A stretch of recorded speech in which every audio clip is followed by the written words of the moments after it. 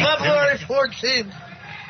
On the day that you were born, the angels got together and decided to create a dream come true. And they think of every dust in your hair. The guy started it again. Why do birds and the way it looked on her. And the grand tally for the necklace? The necklace was $13,900. And how would you describe the couple after the purchase? They were so happy. She was happy and he was happy because I think that, you know, he liked buying something beautiful for her, and it showed. Howard and Beth also took their dog Bianca along to check out the goods. Bianca came in as well. She visited.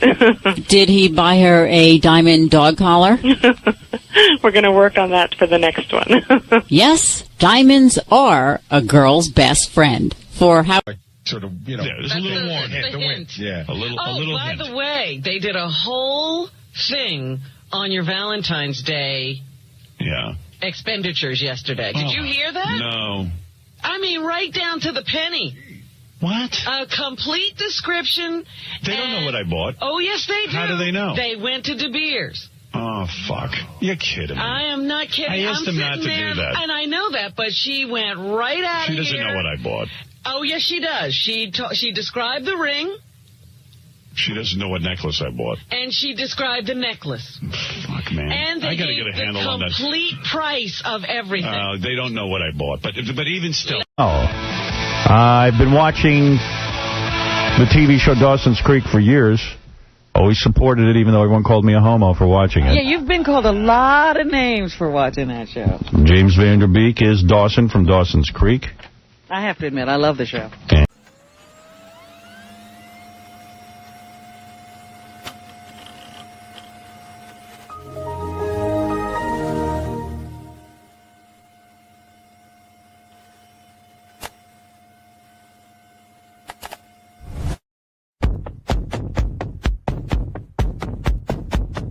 I could sit here and read live commercials and just make tons of money for the company. I could tell you the same thing over and over again. I can't be tagged as the guy who's a dick. They must be so jealous of me. I'm so successful. And they're just kind of not. You know what I mean? I mean, I feel the jealousy. That's why I don't leave my house. Don't you also sort of harbor some resentment, even though it's not logical, but you resent your baby for being in the way of your career? Because we don't want the Japs anymore. Because I want respect. Some people say our show was the first reality show. I don't think there's one thing I've ever said on the radio that would have been found indecent or obscene. The secret to my show is honesty, reality. That I will say the truth.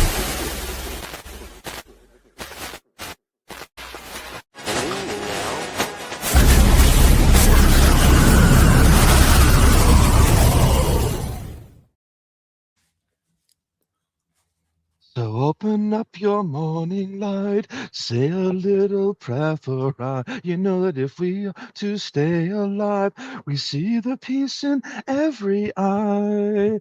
She had 2 babies, one was 6 months, one was 3. In the war of 44, every telephone rang, every heartbeat stinging when she thought it was God calling her. I would her son to grow to know his father. I don't want to wait for our lives to be over. I want to know right now, will it be? I don't want to wait for our lives to be over. Will it be? Yes, so will it be? Sorry, David. Jesus, rest in peace, James Van Der Beek. Yes. God damn, David. Let's 48. He's half your age. Yeah. Which is crazy. Yes, I know. I didn't realize you were almost the same age as John Williams, the composer. Yes, right. Yeah. Got him with 3 years, I think. Are in our 90s. I know. He's my... Oh my goodness. But yeah, no, it was really shocking to hear about James Van Der Beek, and he had 6 kids, and did he have 6 kids? I think so. And I had read that even someone like him had to do some like crowdfunding for the medical expenses, which was shocking to me. I thought he would have had somewhat of a nest egg from Dawson's Creek, but I guess that money got blown through pretty quickly.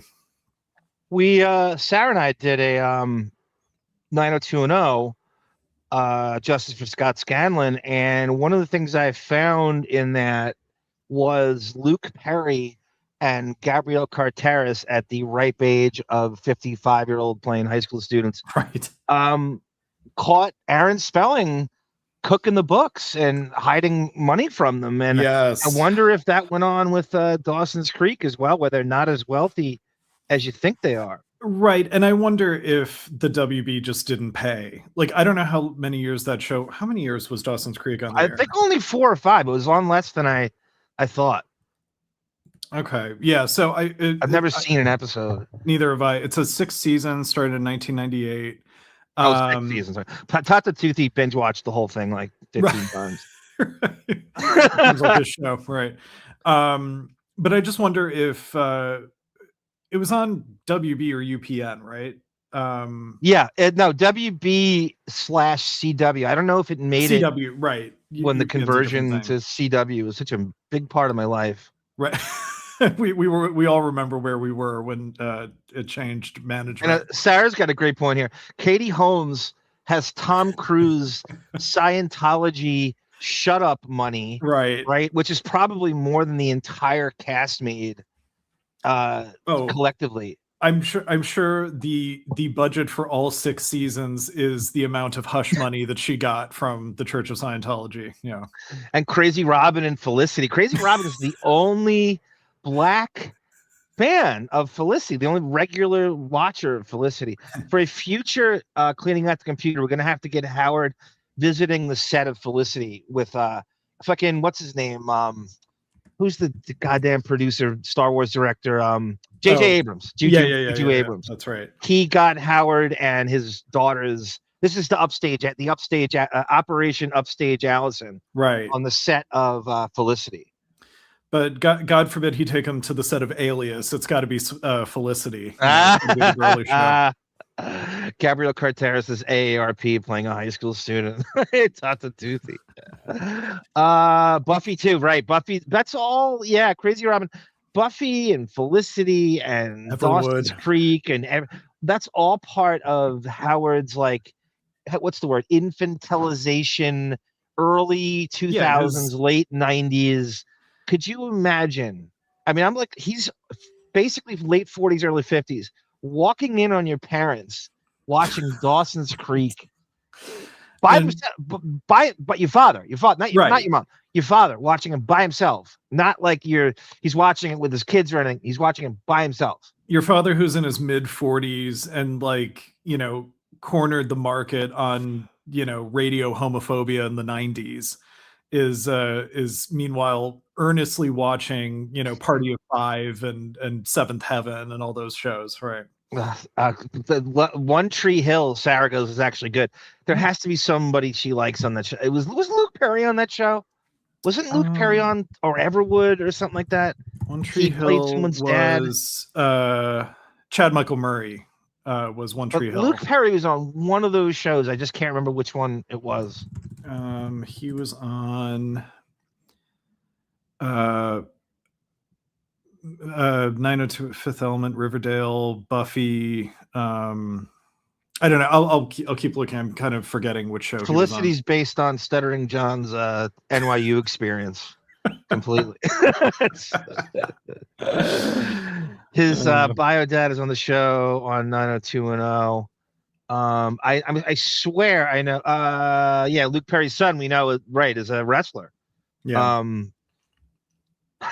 James St. James says, my sophomore year of college, roommate got me into Dawson's Creek during season 4. I have no idea what happened in 1 through 3. I just watched one season. That's funny. That's really funny. You just watched one season in the middle. I don't know why I find that hilarious. Like, he just watched the season in the middle.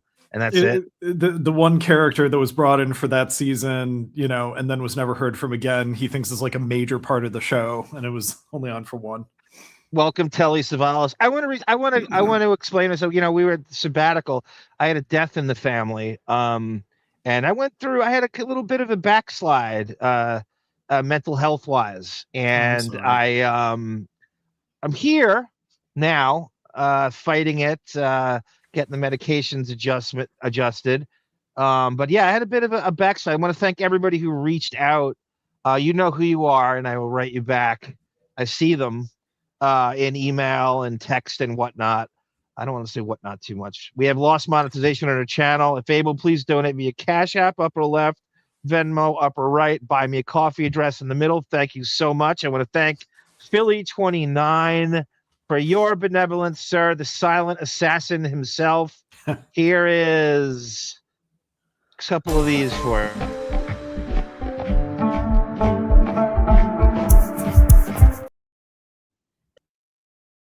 Welcome to the greatest podcast with your host, the king of critique, and my best friend, Arm.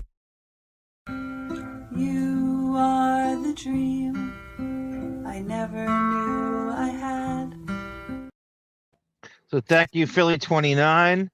Officer PC23. G. Officer PC23. Drop you. What's up, Larry David clip? That's so good. This is my favorite. Good to see him in there. Here. D, Officer Crop D. Crop you. That's the same guy. That's gonna have to be PC23's like official video drop. Yeah. Where was I with the Beak Man? Well, say the Beak Man. 48. You think all these years that would be Howard's nickname, right? Wouldn't Van Der Beek be a great nickname for him? That would be, actually. It is self-effacing about his nose, and at the same time is kind of like, it has this like sort of super villain sound to it. And then it's Dawson's Creek, and he's homo. James Van Der Beek's kind of the avatar face of Howard's, gay TV. He's almost the male avatar face. Him and Freddie Prinze Jr. are kind of the avatar faces of that. That sort of late 90s pretty boy, but we're sensitive at the same time, good-looking white guy thing. Yeah. Sarah made a great Photoshop. She combined Howard with that. It was really meme, one of the original memes that was going around for a really long time, with Van Der Beek crying. Yeah. And having the Varsity Blues. Yes. And the hell was I going to say? And so I tried to time my sabbatical with a lot of people were connecting it with Savannah Gutherie's mom, Nancy Guthrie, like somehow have to do with it. And I was saying yesterday on our 21 Arm Street, we did the fucking Jesus Christ, Weintraub. Weintraub bites the big one. That Savannah Guthrie should trade Matt Lauer for her mom. That would be the ultimate thing to do in that situation. Is there any way we could combine? Like, is it possible that maybe Rob Reiner's son kidnapped Nancy Guthrie? That's a whole pop culture spider web that I would have to design in order to figure that out. Yeah. Savannah Guthrie is a great interviewer when she wants to be. She did a great job moderating a Trump Biden debate. And it's funny because there was a guy, the suspect they picked up who he was like an Uber driver or a Uber Eats or something like that. And he didn't know who she was. Oh, funny. And they interviewed him. And I understand that network TV is not what it used to be. I mean, I don't know how well I knew Savannah Guthrie other than Jennifer Aniston's character is based on her on the morning show. Right. And so and then she moderated a debate. And I thought she did a great job. I didn't know a hell of a lot about her just from her work. And by the way, her husband worked on the Depp trial. Her husband's a lawyer. Oh, that's right. He was in the trenches on the Depp Heard trial, which a lot of people don't know. She interviewed Camille after the fact. Camille, right? and I think Amber Heard. Oh, she did. Yeah. Where Amber Heard made some ridiculous statement about how scissor hands. Yeah, the scissor hands thing. Like, believe a man had scissors for hands? Like, no, I don't. I don't believe that he's an actor. That's the point. Do you believe a man from Owensboro, Kentucky, and Miramar, Florida, has a British accent? That's what I would have said to her. that's a better, right. Sarah's on the case. She knows everything first. I saw the news. DoorDash that's delivery to us was wanted an attempt for frappe. Okay. Frappuccino. I don't know if she's like making a pun on rape or if that's frappuccino. Sarah goes, "You stole my joke without once again." What joke did I steal of yours? What joke? I always give you credit. You're one of the fiercest, quickest joke writers I've ever seen in my entire adult life. I would hire you in my writing staff in a second the next time I do my monologue and write my memoirs. Memoirs. Chauncey finished his memoirs, by the way. He did. Oh, did he? Oh, the book, right. You talk about an oxymoron. If you ever told me in like 2002, Chauncey Hayden and memoirs were going to go together. The guy who did with the typo after typo and Stepping Out magazine. The misspelled back tattoo or whatever he has, right? How do you think he spelled memoirs? Right. How much do you want to bet? It's MEMWYA. I think it's MEMWAHS. That's what I think it is. Van Der Beek nerd. Did she make a Van Der Beek Howard joke? If you did, I didn't. Jesus, that would make sense. What do they call it? Parallel thinking. I don't know. About FBI informant. That's between you two. I don't know. I gotta catch up. Have you watched all of the morning show? No, I like all TV shows, I can usually do the first season and then just more pile up in my list of recommendations. And that's how you know a show really catch. If you could stick with it and not be diverted, that's how you know a show is great. Yeah, definitely.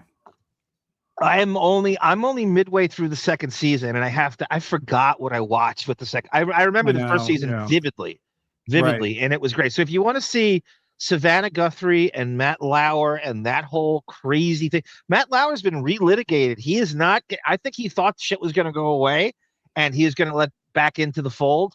There more coming out on him. He raped this chick. As interesting, the Olympics are on now. That was the Winter Olympics of 10 years ago. Right. Crazy rape. That woman's come out again, and she's like, "Nope, he did it." Yeah, it's funny because you were saying about how like network TV doesn't have the pull it once did. I didn't even realize Carson Daly is now on the Today Show. I had to remind myself of that too with him. God damn it! Is it like I think Congress passed a law that Carson Daly must have a network gig at all times, no matter what it is. Like they constantly throw. He's the boringest motherfucker. Yeah, and part of that amendment is it can't be on at a watchable hour either. It has to be in the middle of the night or like at the crack of dawn. You know. Yes. Well, he replaced Craig Kinnear. Yes. And that later show that was at 1:40 in the morning, and he was trying to make it all MTV looking and stuff. He is one milquetoast motherfucker, right? Yeah. Guy makes Ryan Seacrest look like Bill Burr, for Christ's sake. You know? That's great. Old Spice Tiger Claw. I wish I could be I know. I'd love to be an informant too. I've always wanted to be a Donnie Brasco type informant. Like to sit in silhouette on 60 Minutes and have your voice distorted for the broadcast. I love that.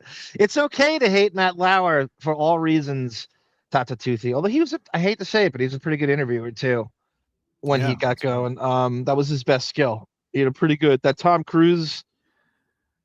Sarah goes, "You really can't read. That's embarrassing." I'm the only show that gets trolled by the partner, one of the cast members of that show. I'm the only one that gets trolled by their own partner on the show. Speaking of which, Bon Jovial just produced a 60 Minutes Australia piece on one of the Epstein survivors. They love saying survivors over and over again. And that's he might be on later to talk about it. I can't wait see how that went. The whole thing. He's burning the midnight oil. He really is.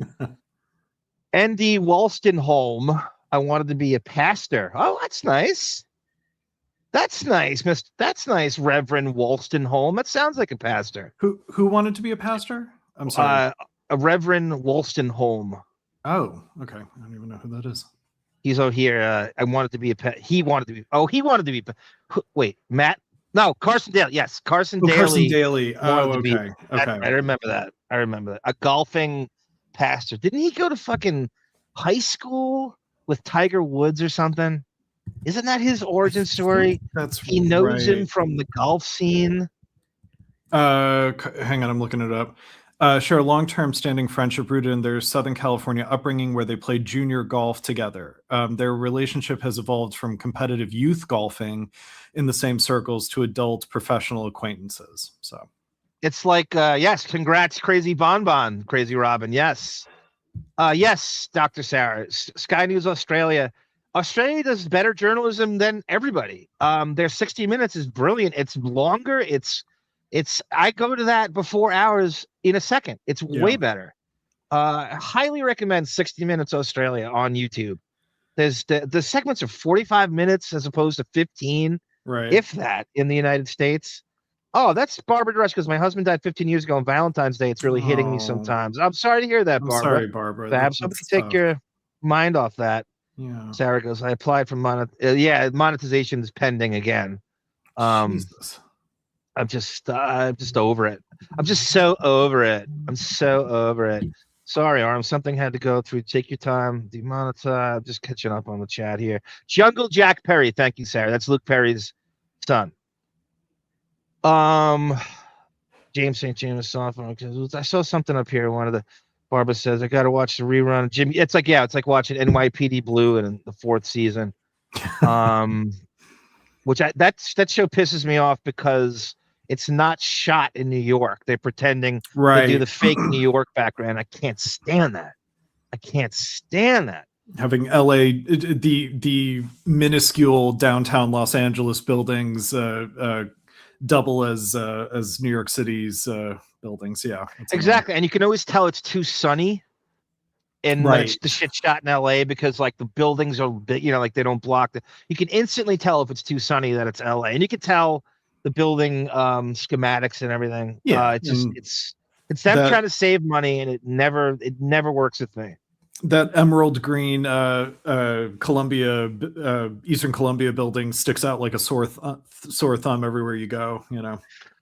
Carson Daly's reputation never recovered after Tara Reid dumped him in the 90s. Johnny Randa. Jennifer Love Hewitt dumped him. There's a Howard story there. Carson Daly learned he got dumped by Jennifer Love Hewitt on Robin's News. Really? I swear. He has a rap. He said he's listening to the show and Robin's News, and Robin did a story on Jennifer Love Hewitt dumping Carson. And the first time he heard of it was on the show. Wow. I swear to God. And he tells that story.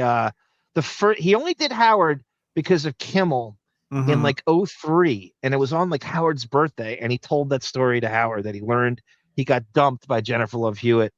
How does he, even in the 90s, how did he have that kind of game? Like he's, as you say, he's so milquetoast and kind of, because when you work Total Request Live, it's like fish in a barrel. They just bring these young chicks to you every day. Every day, you have young Hollywood traipsing through there promoting shit at 4:00 in the afternoon. You're right. So I don't know why you're some idiot would go. Some idiot broad would go for that. Would be allured by that in some way. Everything wrong with chicks is being attracted to that, right? That they just have to be reprogrammed in general. Totally. Oh, his personality sucks. Show sucks, but. I don't know. He's famous. He has access, tempted, so I'll go out with him. Sure. It's like, who thinks like that? That's one advantage guys have over. I hate men, but that's one advantage men have over women is We don't think like that. We don't think in terms of power structure and crap like that. Right. Let's see here. Okay, I'm gonna launch into this. Let's play this story about the death of James Van Der Beek, just to give people some background. Of 48. Actor James Van Der Beek has died at the age of 48 following his battle against colorectal cancer. He was best known for his roles in Dawson's Creek and I want to give everyone a public service while I super chat. Like I said, we have temporary lost monetization. If able, please donate via Cash App, upper left, buy me a coffee in the middle, or the Venmo on the upper right. Thank you so much. And speaking, because it made me think of medical. Everybody get that fucking asshole checked. I was scared to death by Prince T'Challa himself, Chadwick Boseman, who had the same thing and passed away. This fantastic thespian. He's much more than just Prince T'Challa, the Black Panther. And he died like that. I don't know. Oh, Chadwick Boseman's dead. I'm like, what? And they don't talk about it. They don't. If you have, and I pray you all have benefits, and we all agree. Have the proper benefits. Get that colonoscopy or however you get your asshole checked. Yeah. Because I would hate to lose anybody in this group. We have some of the best people on the face of the earth in this chat. You can get to that early. I was circumspect about it too, and I was lazy. And then Chadwick Boseman passed away, and I had a colonoscopy. Everything was great. I spend hours on the toilet bowl, and I read AJ Benz's book. I told him on the toilet itself. So everything was great, but I was scared to death because of Chadwick Boseman, and I didn't vibranium coming out of my ass, right? Like he did. Yeah, right. And I got it checked, and everything was good. But again, it's easily preventable. Please, within the sound of my voice, get your assholes checked. Yeah, and you don't have to do it every Tuesday like Howard does, But, don't they have home screenings now? No, he has that. If you go on Mark's friggin' every other week, when I go looking for the archives, he's getting a colon. I don't think it's real. I think he's lying half the time. But yeah, well, the part of the book promotion was he had like a thing on his kidney or something, and I don't know if I believe that. No, it's part of the life. The only thing he knows how to talk about are assholes, right? Wiping assholes duties, and that's part of it. It's unbelievable how many times he talks about getting colonoscopy. It's crazy. He loves that topic, and he makes it up, and literally 10 times. It's like my doctor said it's not even necessary. It's every couple of years or something, or until I don't have to get it for a really long time apparently. Yeah, Howard is. The hypochondria, I do think, sort of intersects with like, I need an excuse to put something up my ass, and so I'll just get colonoscopies all the time because I can't, fully give myself over to the idea that I want to be a gay man. That's as close as I get to anal sex, right? Right, exactly. And I have Ralph knock me out with ecstasy, right, with propofol. Yes, that was weird. It was like that thing when you snap your fingers, they knock you out, and I was out in seconds from the thing. So I recommend everybody get your assholes checked because again, there's no life is very random. Things can get it's very precious, and people pass away, and you don't know why. And this is someone who suffers from depression saying this. So that is not that. Don't give it that power. Don't let any kind of colon cancer take you. There's better ways to go. David's 97, and he's got another 97 years ahead of him. So yes, your mom is so dumb. Yeah. This is Johnny Rando's joke. Your mama's so dumb it takes her an hour and a half to watch 60 Minutes. I've heard that. That's a good one. Andy Rooney's right there. The cat Daly is never cute with his bulgy eyes. Something tells me Sarah liked him at one point. He also had Eminem. That's right, Telly. That's a great call by you.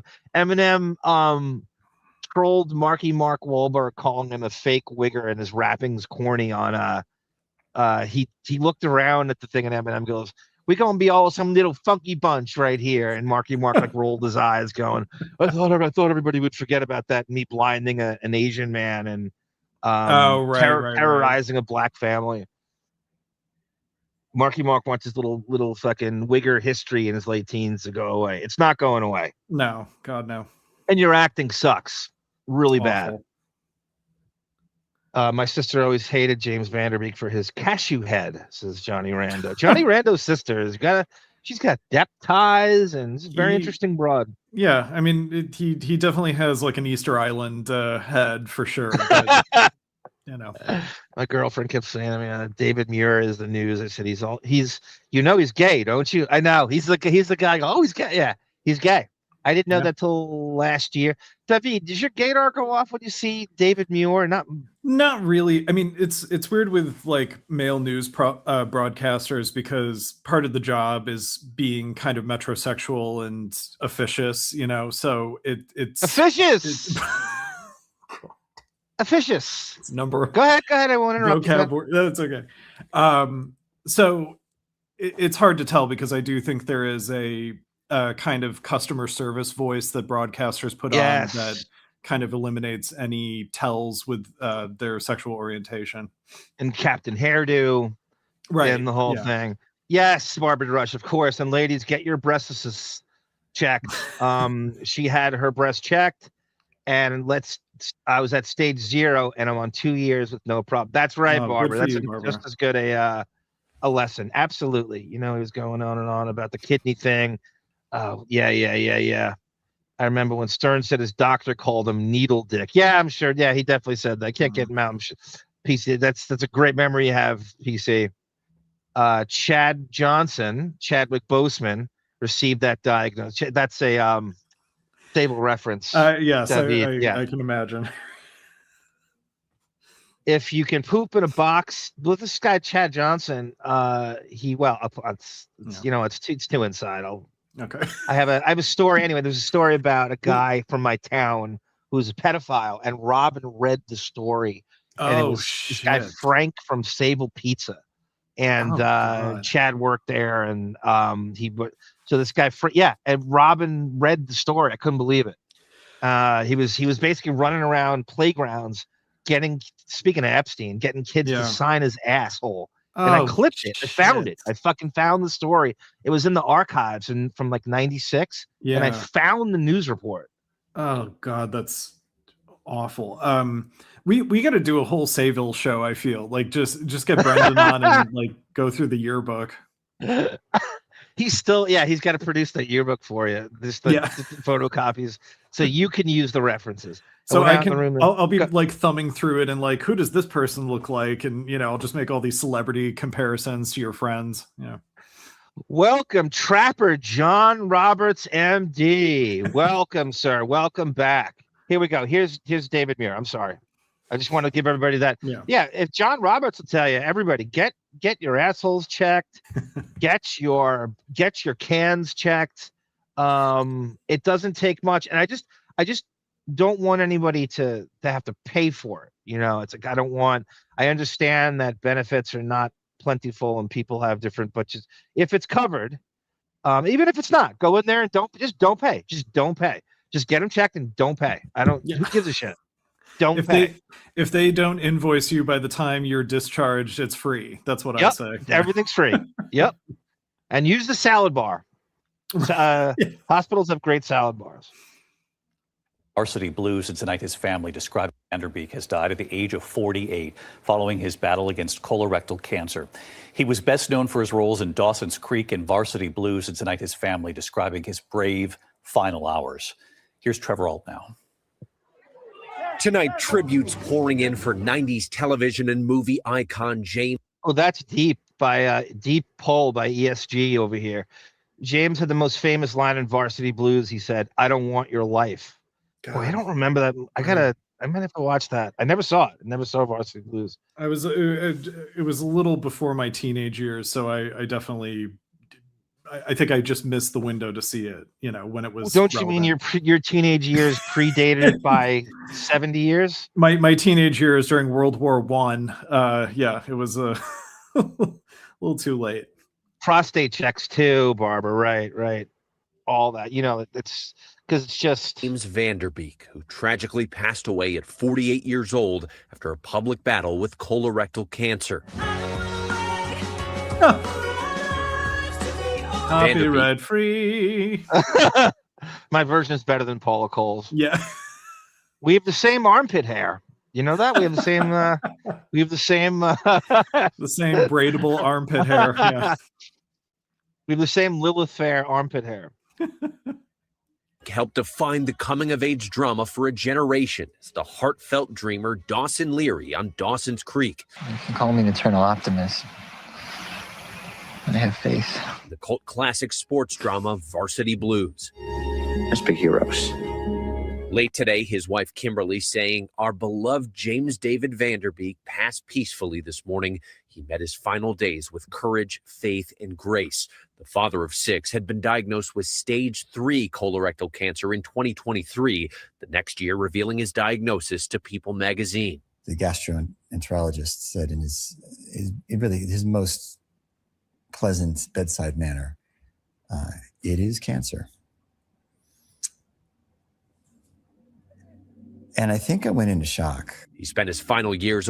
That's 22 years ago. It says 04. It says November of 04. And he detected it early, I guess. I mean, man, that's rough. He's doing it. I mean, he did everything he could to catch it and fight it. Away from Hollywood on a ranch in Texas, devoting his life to his family, his wife always by his side, thanking her in this tearful exchange with our Robin Roberts. Your wife, Kim, she was there. You said that she has been. Robin Roberts had cancer too. That's right. Yeah, I remember that. She's still your rock. How has she helped you? She's. This is where I'm going to lose it. She's been amazing. She's really taught me what unconditional love is. And he became a fierce advocate for early detection. My message would be, first of all, get tested, get scanned. Wherever you're at, wherever that diagnosis is, there's always hope. And David, James Van Der Beek bravely sharing his cancer journey has already inspired so many to be more proactive with their health. Tonight, he's being remembered not just as a talented star, but as a devoted friend and family man. Yeah. David. Extraordinarily brave in this fight. Trevor, thank you. Yeah, that gaydar, it's so weird with Muir. Brandon, I missed your Matt Lauer. I didn't see, write it again if you could. Write it again. I know you copy and paste your jokes and write them over. You got to do it. I didn't see it. Yeah, rest in peace, James Van Der Beek. So maybe a lot of people don't realize he was on the Howard Stern show once, and he came in with Shannyn Sossamon to promote this kind of indie movie. Let me see if I can get this now. I'm going to skim through it. I'm not going to play the whole thing. It's like a 30-minute interview. It came in 2002. Okay. And Howard's still in hard-hitting interview phase at this point. Here he is. I've been watching the TV show Dawson's Creek for years. Always supported it, even though everyone called me a homo for watching it. Yeah, you've been called. Is this the joke, Brendan? My gastroenterologist always insists on the cash up front. Is that your Matt Lauer joke? Dawson's Creek, ironically, was this. It is a Sable show, Brendan. It does feel like a Sable show. It easily could be. You're right. It easily could be. A lot of names for watching that show. James Van Der Beek is Dawson from Dawson's Creek. I have to. How many black kids are in the yearbook, Telly? 0. I'm the blackest thing in that yearbook. The blackest thing. Yeah, there's 0. We had 0.0 black kids in our graduating class, if not the entire school. Wow. At one point, there was one girl, and I think she transferred out of there. It is, to this day, like the whitest town in Suffolk County, with like Smithtown West or something like that. Right. Man, I love the show. And Shannyn Sossamon. From A Knight's Tale. A Knight's Tale. Very hot chick who got this. Yeah, Rules of Attraction. There's Jessica Biel. Kate Bosworth is in it. Wow. Okay. Interesting. These movies, like what happens to these in quite a peculiar way. And I wonder if it's true. Sometimes these things become, they're just... Hey, guys. Come on in here. Shannyn Sossamon. They look Whose like they're birthday? walking to death row. It's my birthday. You guys look like you're ready to kill yourselves. It's not that painful. Look like you're ready to die. It's interesting with the show. You get these little movies back then, and they would, a good way they got people in to do the show is if it was a small movie and they had big names doing the movie, they would force them to come in because it'd be some kind of bump. But I to this day, I don't know how this show ever helped a movie. I mean, his own movie got 2 years promotion and didn't even crack. It was $41 million completely internationally plus domestic altogether. $41 million. So I don't know. It's very hard to say that this show helps any movie move a needle. I just don't think it does. Well, that's why I think they go with like small budget movies, So Ryan Phillippe goes on the show not to promote I Know What You Did Last Summer. He's promoting Igby Goes Down. He's promoting the indie movie because it's like, maybe we can get a little bit of recoupment on our tiny budget from Howard Stern's audience, Shannyn, why the hat? Why the coat? Everyone all excited about your sexiness. Shannyn Sossamon's this exotic looking. Apparently, she's like a DJ at the same time. I'm just gonna jump around. With you're overdressed. What do you mean you hungover? Did you have a party last night? Yeah, we had a premiere. Who's the tall chick? No, we weren't dating. We were like all 20 years old. What's the matter with you? Why are you talking so... Not all about you, baby. James, first of all, I'm a big fan of Dawson's Creek, and let me talk to you about that before I talk to you about the movie. All right.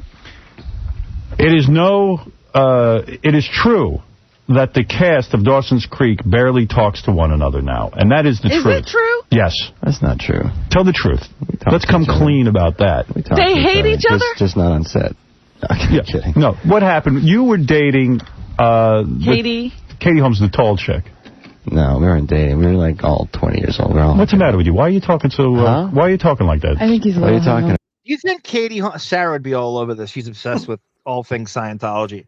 As a lot of people are. Do you think Katie Holmes would be a great documentary? Her modern day Katie Holmes, and just she obviously has some crazy gag order on her. She has like Bigfoot, Sasquatch sightings if you get shots of her tooling around fucking Soho or Tribeca. I don't know. I can't remember the last time I saw her interviewed. And the Tom Cruise stuff just sunk her into like obscure. I mean, she loves it. I think her father like rescued her out of Scientology or something.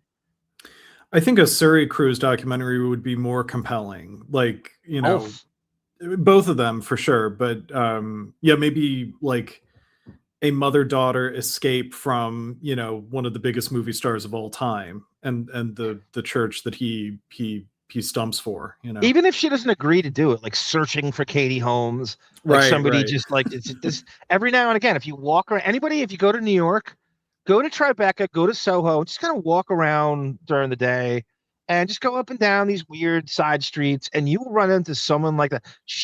I think the shots of her, it's like the West Village or Soho or the Meatpacking District.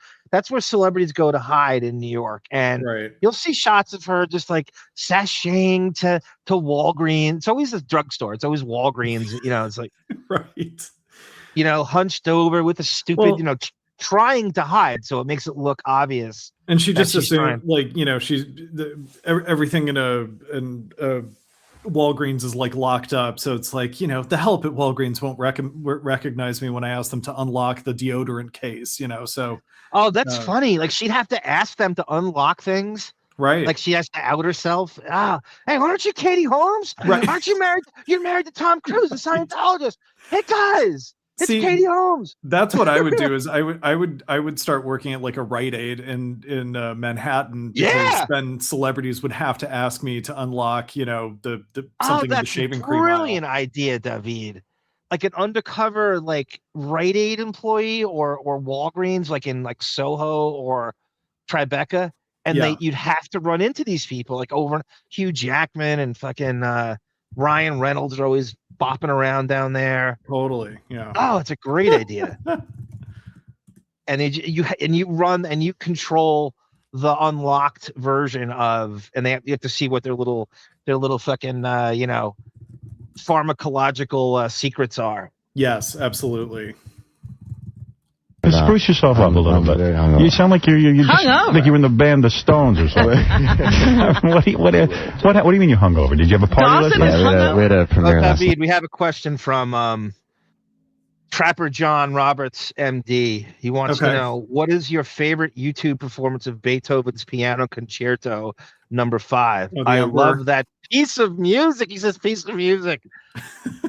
I love that piece of music, especially the how do you say this? Adagio means slow. Yeah. Okay. I love how I'm in an adagio foot up your ass. Yeah. Slowly inserted in. Yeah. I don't know. I'm trying to even think of a record. I think there's a Christian Zimmerman recording with Leonard Bernstein that I like from maybe the early 90s. Oh, Zim's good. That's a good choice. Yeah, like good, yeah. Love the Zim, right? I prefer number 6. There's only 5. Yeah, there's only 5. I should have said 4. Should have done an earlier number. 4. I knew I should have said 4. Oh. Is this part of your new image to be hungover? Yeah, it's all an image. It's all an act. You're now the bad guy. I got to try and be cool now. You know, I probably saw you in one of your first performances ever. I saw you in a play. Yeah, I remember that. What was that? It's a small theater. Mary McCormick. So James Van Der Beek is in a play. Howard's dragged there by Mary McCormick. This has to be like the beginning of fucking Mad Terror phase. Yeah. This is 2002. So he's dating Beth. He's out that he is. And Mary's with that like British producer who cheated on her. Yes. Mary, meet me at the Howard Johnsons in Times Square. Remember Artie and Howard? No, Nanette.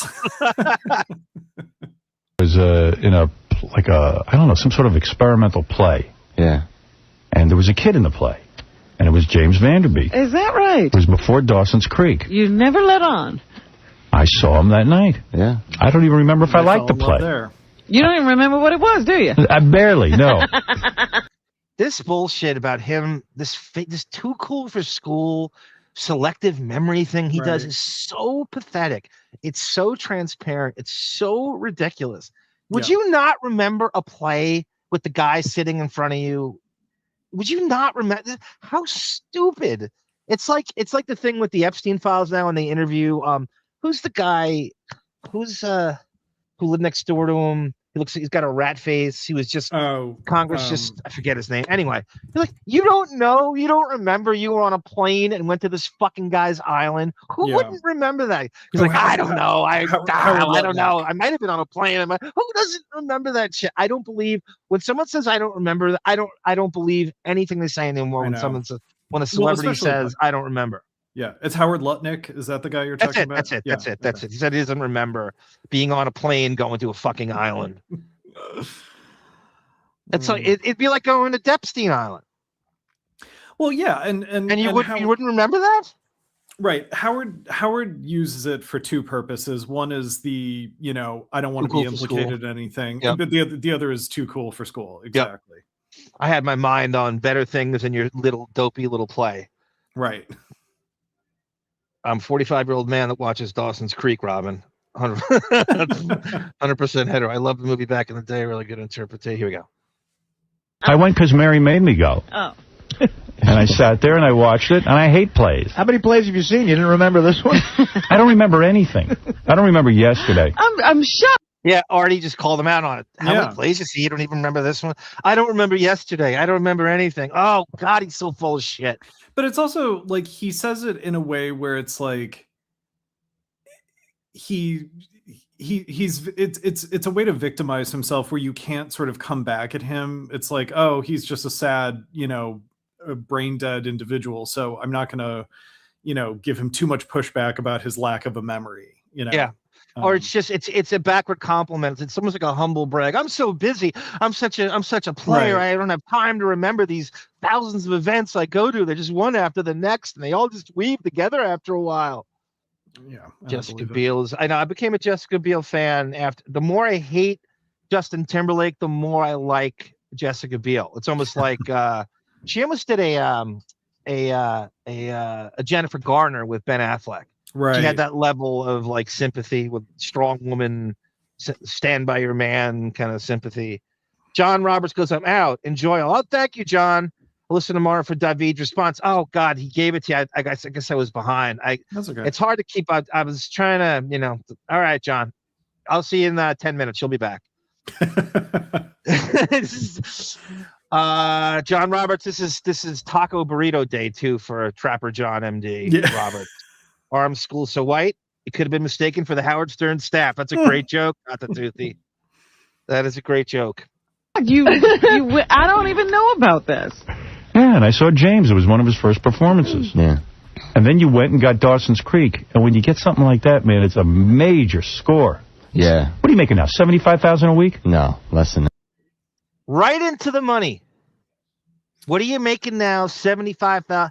Now that would be reasonable. Johnny Depp made $60,000 a week on Jump Street in the late 80s. Wow. This show, we're talking, this is 13 years later. Wouldn't it stand to reason that the lead actor on that show would make that much?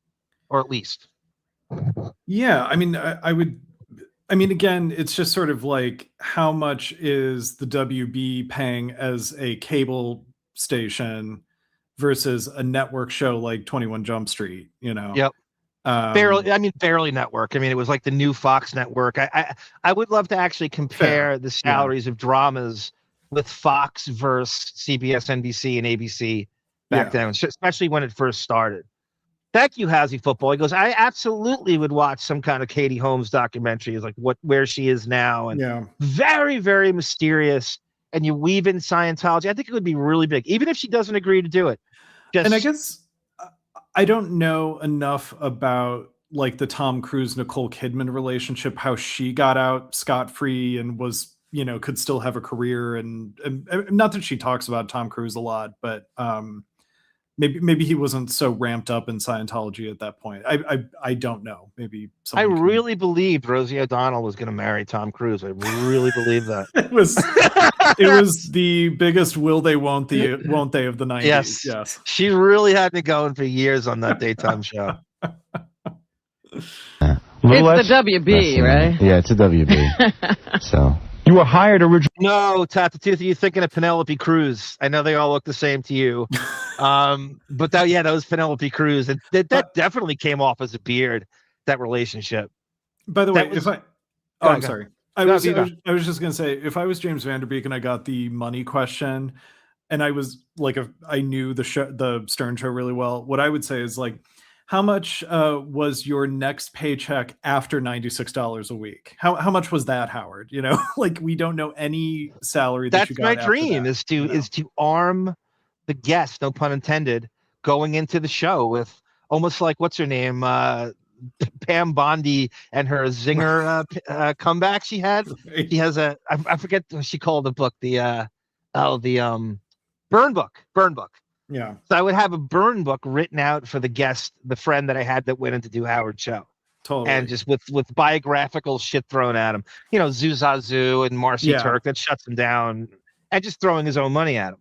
Unlock the toothpaste, lock up the shoplifters with a pain in the ass. The news anchors. God, I went to what's the other pharmacy in Manhattan? It's a name.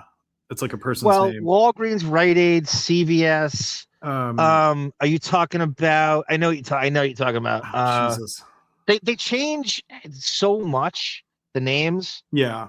There used to be Genovese. There used to be, which is an actual mafia name. Right. That's not it anymore. That's an old one, Genevieve. Something. Oh God, it's on the whatever. Anyway, but I went last time I was in Manhattan. It was like I had to have an employee take me to like 5 different shelves. You know, I mean, it was so crazy. I felt bad. I was like, sorry, I need to pick up sundries for the trip. Sundries.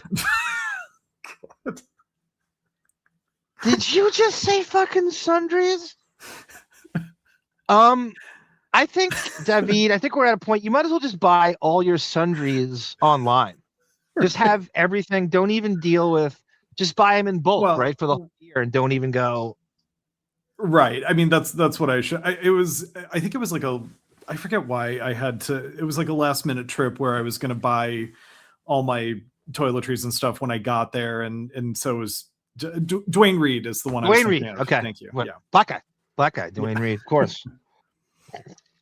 When you see Dwayne Reed, isn't that a black name, right? Don't you think immediately? There's a Reed Street in Manhattan too. It's very, very downtown. Yeah, Dwayne Reed. Exactly right. I still have to send you there's a clip of John Mulaney in character as like an old 72-year-old man. And he's being interviewed by Willie Geist, and he's like, I would think that Willie Geist was like a black guy's name if I didn't know who you were. All right, John. Do you jerk off to John Mulaney? Do you love this guy? I do. Yeah, I did. You love this guy. Yeah. Oh my God. Post 2020. I love that David brings me up every time he does a Lotus Notes. He finds a new way to get John Mulaney in there. He's the Ganji of stand-up comedians for me. I would love to watch David do. He actually, David's reaction videos to Iron Maiden songs. How's Football says he wants to see that. Yeah, that's a great idea. Yeah. Julia Louis-Dreyfus was supposed to play Allison. There is a Julia Louis-Dreyfus Howard interview. She did the show once in 2004. Is that and they true? Bring that up. Sarah Jessica Parker was another one up for the role. Really? I swear to God, that is a good. When we do we kind of do it on Armfeld anyway, but we need to do a Seinfeld series with Howard. Yeah. And that would be a really good one to play. A lot of people don't realize Julia called in to promote. I think it was Watching Ellie. Yeah. Could have been old Christine. I think it was Watching Ellie. It was Watching Ellie. Back to back. Yeah. Well, and that's the one where kind of unrelated to her, but Howard was telling Julia Louis-Dreyfus about he took Beth to Vegas and referred to her all weekend as this dirty little Vegas whore, like in front of Gary. And it was just, really revealing of what an upstanding guy Howard is. Yeah. That's exactly right, House. It really is. To translate it as your play you were in is too unimportant for me to remember it. Even though I do, I'm certainly not going to admit that to your face. Right. Jessica Biel is very natural look, not made up. I agree. And she has those yoga arms too. She actually has triceps. Angela Moni Lutnick. Yep. Thank you, Johnny. Holly Robinson. I need more of Holly Robinson for everything. Yeah. For everything all the time. I agree with that. Hey, John and Sarah. How are you doing? Hey, John and Sarah. It's Holly Robinson Pete. How you doing? I'm proud of myself. I got the exact intonation of her voice just from memory. Are you kidding me, Tata Toothy? Sofia Vergara also dated Cruz? I don't know. Is that true? It couldn't have been long. Okay, I believe you. I just what a dance card that brought. Jesus Christ. Here we go. Tom Cruise and Sofia Vergara had a brief high-profile fling in 2005 after meeting at a pre-Oscar party, but the romance ended because she was reportedly unwilling to leave her Catholic faith for Scientology. Wow. Jesus. And that couldn't have been more than 6 months? Yeah, I'm sure it didn't. Arm, did you know that Dad on TV series Seventh Heaven is a crazy pedo? Yeah. Who is that, David? It's oh God, what's the actor's name? I mean, not that he's famous for any. Stephen Collins is his name. Okay. I didn't know that. that. Yeah, he got busted. That's right, Johnny Meyer. James, all you can do is go, I'll tell you how much you make in a week after you tell us what you make for a week. Exactly. That's all you got to do. That's all you got to do, Johnny. John Roberts, thank you, sir. Thank you, David. I thought you were an expert on classical music. Ha, ha, ha, ha. I know you are. John Roberts is saying this to you. Oh, yeah. Horowitz is great. Sarah. Yeah. Just kidding. Horowitz is great. Yeah, that's great recording. Yeah, I'm not as. Yeah, I haven't listened to the biggest variety of recordings of that concerto, but yes, I agree. Thank you, John Roberts. Here's some for you. Maze and an emphatic stroke of Byzantine whimsy. Guess who?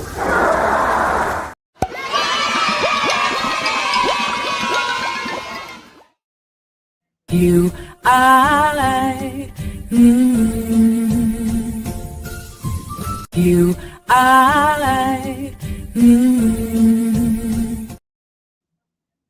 Okay. Back to the Beek Man. Only at what, $7,500 a week? Little. Oh, before I do, I want to thank everybody for having the Dwayne Reed references.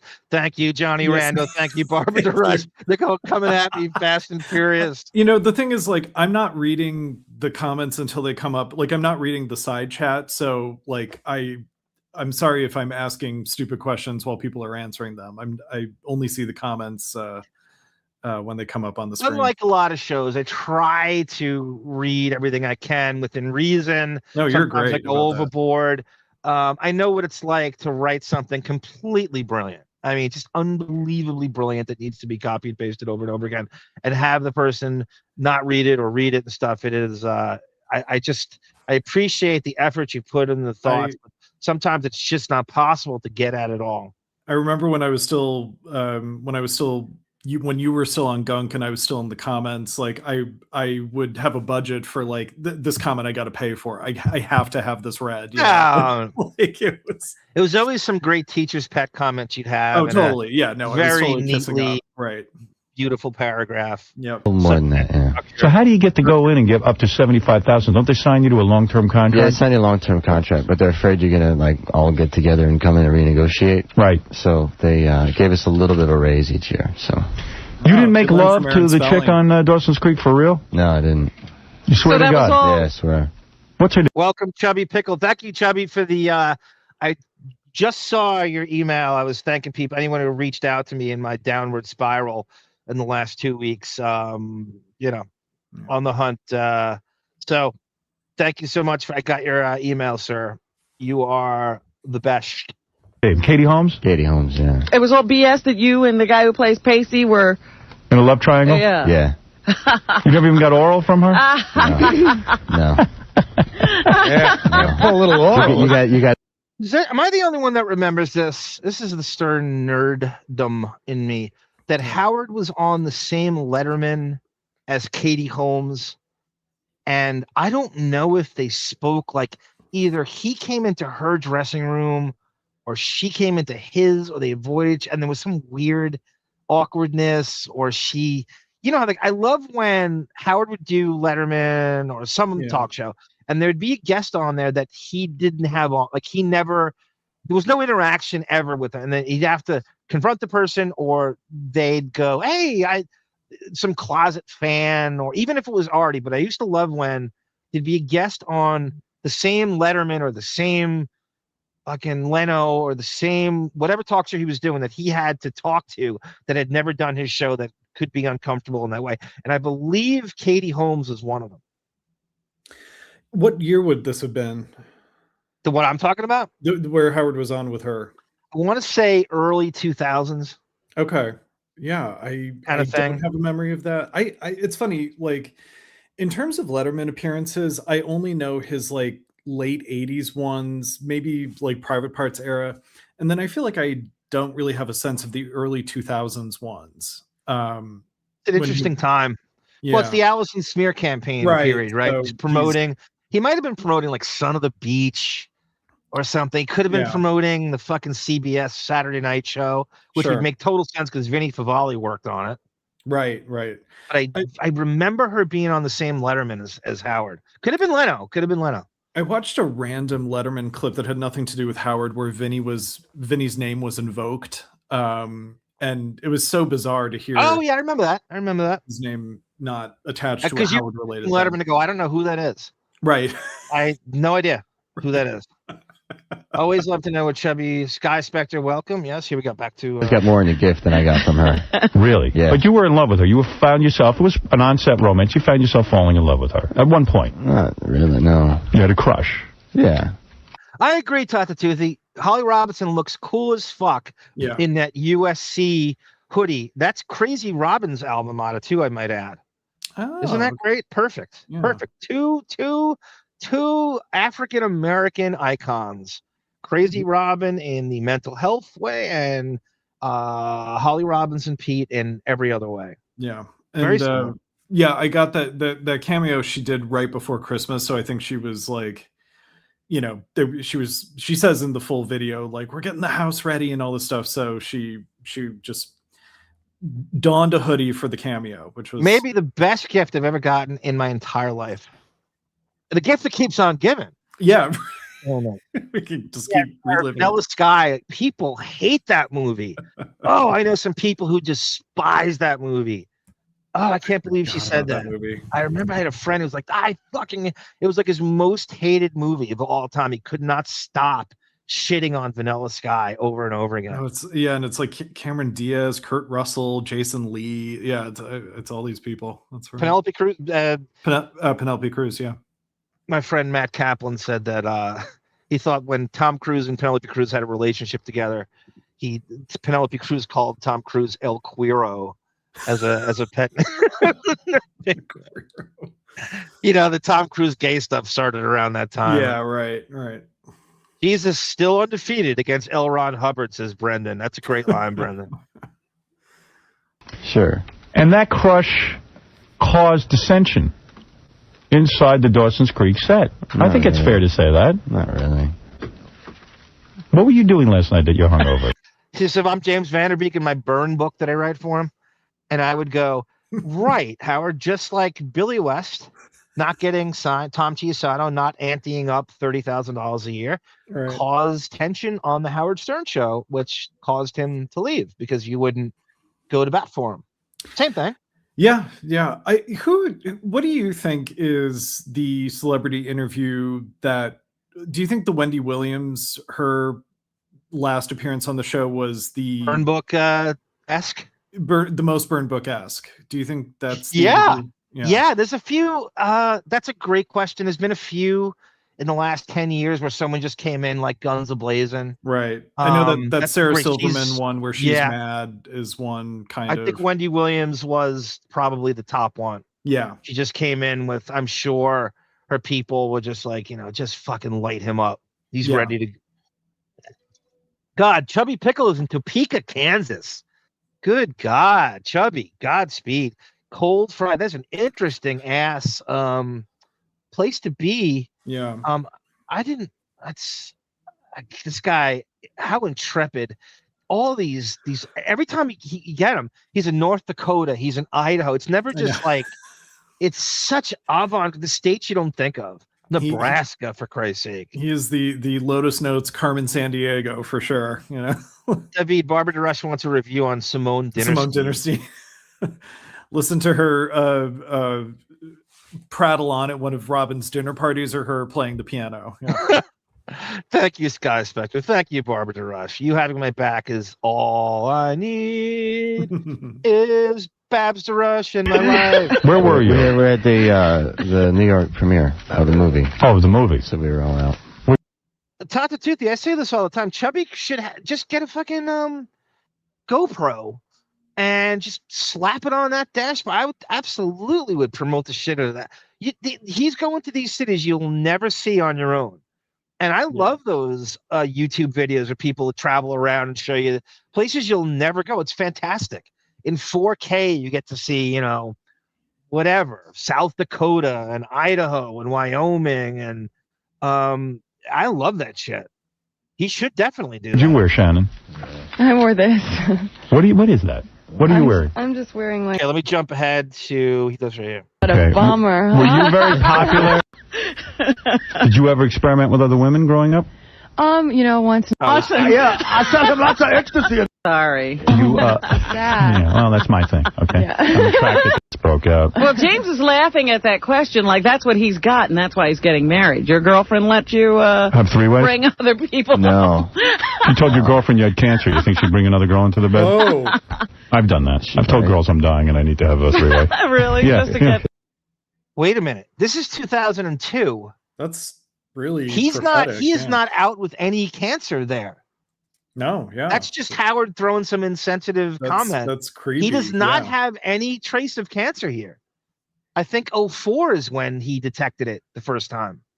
This is 2002. That's crazy. A question like that's what I just jumped to that. I don't know. I'm jumping around in the interview. Yeah. Holy shit. Well, there's a bummer.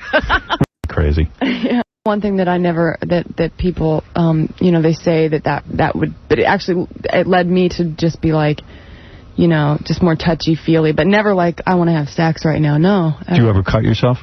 Do I ever cut myself? Yeah. No. No, you're not into that. I like chicks who are really crazy. Yeah. There's nothing worse than goth emo Howard with fucking Marilyn Manson in the basement with Ralph and 9 Inch Nails talking about cut this. Yeah, oh, sorry, go ahead. No, go. You go. I was going to say, I call that arts and crafts Howard Stern, where it's like you're in your art class and the goth kid is trying to say something really deep in front of you while you're trying to work on some project. Yeah. Goth blackface is what that is. Sarah goes, used to say, I said, you want credit for that, Sarah? You easily could have said that too. So let's say you said it, Sarah. El Queero would definitely be something you would say. Chicks who cut themselves. Right, okay. So they can feel. Sorry. You, yeah, well, that's my thing, okay? Yeah. I'm attracted to that. Sorry. So, would you consider ever bringing another girl into the bed with you, with your boyfriend? Ooh, at this time in my life, no. Little does Shannyn Sossamon realize it's not you, Howard's pining after. He wants the details on your boyfriend. Yeah, exactly. She has no idea. Maybe later in life. Yeah. He's listening right now going, damn. I know. If he asked you for that and it was important to him? I would just be like, well, gosh, why is it so important? I mean, well, there's a bummer. Would you ever wear a vial of blood around your neck for your boyfriend? Oh, God. No. Yeah. I understand. It doesn't, whatever. I get it and stuff, but it's just a little silly. It's a little too much. Obviously didn't work, so. Right, exactly. Well, can you pause it? What is, this is the goth blackface thing. It just kind of came out of nowhere. He's misdiagnosed her as some like goth, kind of emo chick. And he's trying to go down this road. Right. And they're in this movie together. That's true, Tatatoothy. So like Chubby Pickle, it's like the last time, really Danny Manning is the last black guy they saw in Kansas. So they're thinking maybe Danny Manning came home. The prodigal son. Let me tell you, you two could have had tremendous chemistry together on the set. I'm surprised no romance broke out. Well, James is laughing at that question like that's what he's got, and that's why he's getting married. Your girlfriend let you have three-way? Bring other people No. You told your girlfriend you had cancer. You think she'd bring another girl into the bed? I've done that. I've told girls I'm dying and I need to have a three-way. Really? Yeah, just to get that? Yeah. Then I say, I got chemo. I'm cured. Absolutely. Isn't that crazy? That's insane. So let me reiterate this. That comment Howard made, there's no cancer in Van Der Beek yet. Some creepy, insensitive foreshadowing to that. This is 2 years before that. Holy shit, is that crazy, that clip. Also, it just confirms I know he's kind of joking, but it also confirms my suspicion that he was lying about his own cancer when he was promoting Comes Again. Yeah. Reflexively, just whatever can get me, make me a professional victim or a martyr or sell something. I will sell my soul. I will make up any lie in order to do that, including give myself some fake cancer diagnosis. And what an insult to the likes of James Van Der Beek and Chadwick Boseman, the real people who have cancer. It's like, he literally sold his book on that lie. Thank God it did absolutely nothing. We'll know less about that book as we do about Sirius's ratings, his listenership. Wasn't Beth trying to maybe do a cancer scare thing like 6 years ago too? Am I misremembering? Okay. Yeah, she would pass out. She would come down and every time she came on air, she would faint. She would faint, during COVID. I'm working. Have you ever seen this ne'er-do-well hasn't had a job ever? I can't think of it. Has she ever been gainfully employed? Is casino cinema the only regular gig she ever had. I mean, apart from the sort of like, show business related things that Howard got her, I think she was probably just an escort girl. She was a call girl. Just working one the step Mercer away Hotel. from an Epstein. Yeah, I think without question, there was like glorified. Not you're not a prostitute, but you're paid to go to award shows and be beards. Yeah, guys like Kevin Spacey. Kevin Spacey will take you to an award show, that kind of thing. Yeah, that's a real thing. That's a real occupation. I forget the term for it, but it's there's tons of quote unquote actresses in LA who will go on reality like I played with my string quartet on Millionaire Matchmaker on Bravo like 15 years ago, and the millionaire was courting this woman who was just an actress paid by Bravo. He was there to promote his album, but they wanted to make it look like he was actually trying to woo this woman, and it's the type of thing Beth would do had she never met Howard, in my opinion. Yeah. Yep, as long as she could, probably into her mid-30s, right? And then it would be that's a great Marvel Comics. Like, what if? What happens to Beth if she doesn't meet Howard? Like, who's the next grift? Or maybe she can't latch on to. Does she move back to Pittsburgh? And just like that's a great what if. What happens? Yeah, I do think that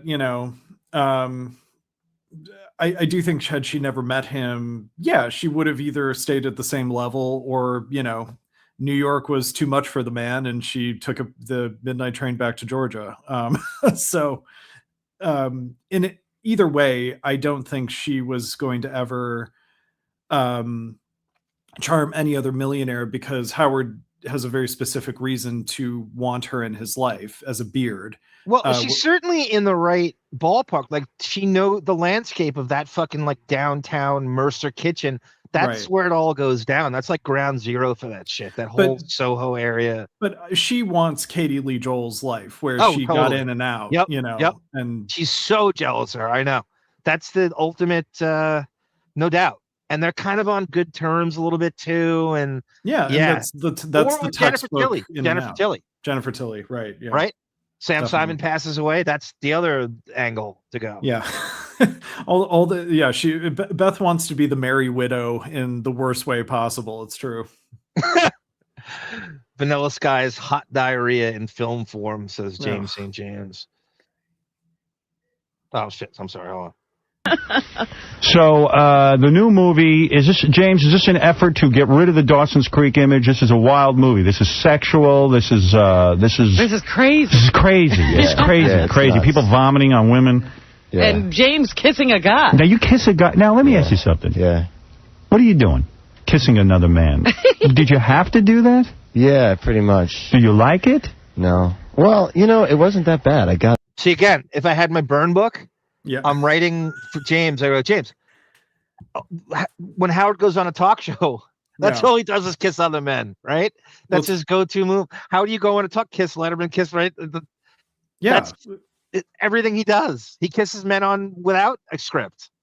Oh, definitely. I mean, beyond Letterman, there was it Bob Costas he went on and he kissed him or something? Lauer, he gave Matt Lauer a lap dance. I think you name it. You name the host, he's kissing him. Yeah, it's true. He went on dressing in drag or kissing the host. Yeah. Oh, two guys kissing each other is so crazy. Oh my god. What do we think of next? Right. He's dressing in drag. God, has dressing in drag ever been funny? It's so lame. I mean, Bosom Buddies is the last time I may have laughed. I don't even think I laughed at it then. Well, Peter Scolari in drag. Like drag to me is unfunny if it's all based on they're trying to get away with not being recognized as being in drag. You know what I mean? Like when it's like a comedy of errors. Yeah, there's actually a function for Peter Scolari and Tom Hanks. Right. Like a Mrs. Doubtfire type of premise does not make me laugh if the comedy is just based on him trying to be convincing. There's plenty of drag queens who are really good, kind of stand-up comedians, and they're funny, but the drag is not the reason that they're funny. No. Howard's last book is purely an ego job, original missing in action. No, it's just a lazy cash grab. I think more than anything. He didn't even write anything. He had 3 people transcript his fucking interviews and nothing, and then wrote, and I don't even think he wrote 17 pages of new material with a font that's 55 or something. A total money up front cash grab, because that thing did nothing. Sarah wrote a great scathing review on Amazon on it. She just eviscerated it, really, really excoriated it. Sarah, I don't know if you're in there, if you can copy and paste your review of it. It's a great read, or send me the link or something. It was excellent. Well, I think you're the first one to write a scathing review too. The premise of the book, the premise of Howard solely profiting off of that book is ridiculous to begin with, because he doesn't have any of the answers. The celebrities have the answers. So that's so true. Why doesn't Conan O'Brien or Gwyneth Paltrow get a cut from the book? Right. That's their material. That's a great point, Debbie. Exactly. Right. And Howard is providing no material even in the questions, because Howard's basically saying, like, I need to be paid to reveal how I would form a question to a celebrity, as if we couldn't do that on our own. You got to realize, and I'm sure you do, and I'm sure everybody here does, and we all agree, Howard's entire trajectory in show business is to do the laziest thing possible, the next thing he does. Whatever the least amount of caloric expenditure I am going to do. So whether it's write a book that I'm not going to write, I'm just going to transcript it, or I'm going to have a radio show that I don't do and show up for. I'm just going to show throughout. I'm going to work. His whole goal in going to Sirius, how can I get all the money and not lift a finger? Right. And it just gets worse and worse and lazy. And don't give me this shit. He's 72. I don't want to fucking hear it. He has been a lazy piece of shit and retire. He has been a lazy piece of shit for 30 years. This is going back to the CBS show. Is anything lazier than the CBS show? Yeah. No. The Saturday night CBS show? Right? Yeah. And there's, the idea that, I'm sorry, just the idea that, like, he's physically exhausted. It's like he's doing a lazy. Exactly. From what? He has no domestic responsibilities and never has had. From what? He doesn't move a muscle. He is a veal. He's walking. He's getting moved around on a velvet pillow for 40 years. Yeah. There's no sympathy. I don't care how old he is. I don't give a shit how long this has been going on. It's a grift. It is the grift that keeps on grifting. Yeah. And you have these suckers in his audience that sometimes, but that's gone away. I mean, even the densest among us aren't even falling for this shit anymore. Right. I mean, the ones who still hang on, I think, are paid, like your Marianne from Brooklyn's and stuff like that. I think they're on the payroll in some way. MIA, whatever the beards are us is right. What Beth would be right. Whatever that is, whatever the colloquial term to make that sound like it's some kind of, but it's all I know it is a thing, and I've seen evidence of women who have gotten out of that talk about that. There's a long history of complicit women, marrying gay or bi men to protect their image, when that was a problem. It's true, Rupert Pumpkin. Howard does not kiss other men; he assaults them. Exactly. TV. Yeah, he does it non-consensually. Got to bring back the rape whistle. Yeah. Got to bring back the rape whistle. I had I used to wear my referee whistle on gunk on my and I would blow it every time Howard did something creepy. That's right. And I have to go back and listen to how that sounded. Maybe Bon Jovi as a drop, because I never got to hear how it sounded. Right. Because I had headphones on. It was just distort the whole thing. Let's say I thought it was. What does that mean if it's not that bad, Howard? It means you're gay. We need the guy from North Carolina to chime in now. Yeah. No, seriously, you have enough money now where you can call the shots. You could have said to them, listen, I'm not kissing a guy. It's not going to happen. No. And kissing Howie Mandel on America's Got Talent was like, and the supposed germaphobe. Yeah, Howard's jealous here, so he's going to make fun of him because he wants to have the opportunity to be a good-looking guy kissing, I assume, another good-looking guy. Or Miss Curlew from Sable High School. David, as Brendan brings up here. No, it was honestly, it's like one of the funniest scenes in the movie. So you went for it because you felt. Yeah, and we only did one take, and it lasted like 10 seconds, and that was over. Who's the dude you kissed? Ian Somerhalder. Oh, him? You get it? Yeah, Beth modeled Pittsburgh Penguins crap too. Right now, right? Yeah. Her vagina's called the penalty box in Pittsburgh. Got the tooth. Katie Lee's now husband, Ryan, a superhand. Howard's last book is a ripoff himself. That's Howard's motto: no work and pay. Sorry, this is John Roberts' full message. This is from Sarah. Horowitz is great. Bernstein Zimmerman versions are great. Leonard Bernstein famously, probably, gay man who was married to a woman, Bradley Cooper made a movie about it. I'm sorry, but I'm more of a Peter Bernstein man myself. The 21 Jump Street composer. The racist Aoki themes keep you a fan, right? That's a good call, PC23. It was the Goo Goo Dolls and Jon Stewart. And I don't want the world to see me. Any tongue off him or what? No tongue. How giving was he? He's hot. Right. No tongues. Take a couple of phone calls. The new movie is called The Rules of Attraction. Yeah, The Rules of Attraction. It opens. Phone calls back then in the 90s and early 2000s are a minefield. It is some of the most racist, craziest shit. And the more edgy you were, Howard's got that. I don't know. Artie had that joke, right, about Chris Rock. And yeah. 5 guys want to call Chris Rock the N-word. He said it was actually lined up on Howard's screen, and he went to those calls. So when he tries to back away from the racism, right? There's your evidence. There it is. My favorite brand of rape whistle is the Matt. Yeah, every one of these Me Too guys, Brendan's right, should have their own rape. The Matt Lauer of Fox 40 rape whistle. That's really funny, Brendan. Katie Lee is pretty enough to make it on TV. That's why she's able to become her own celebrity.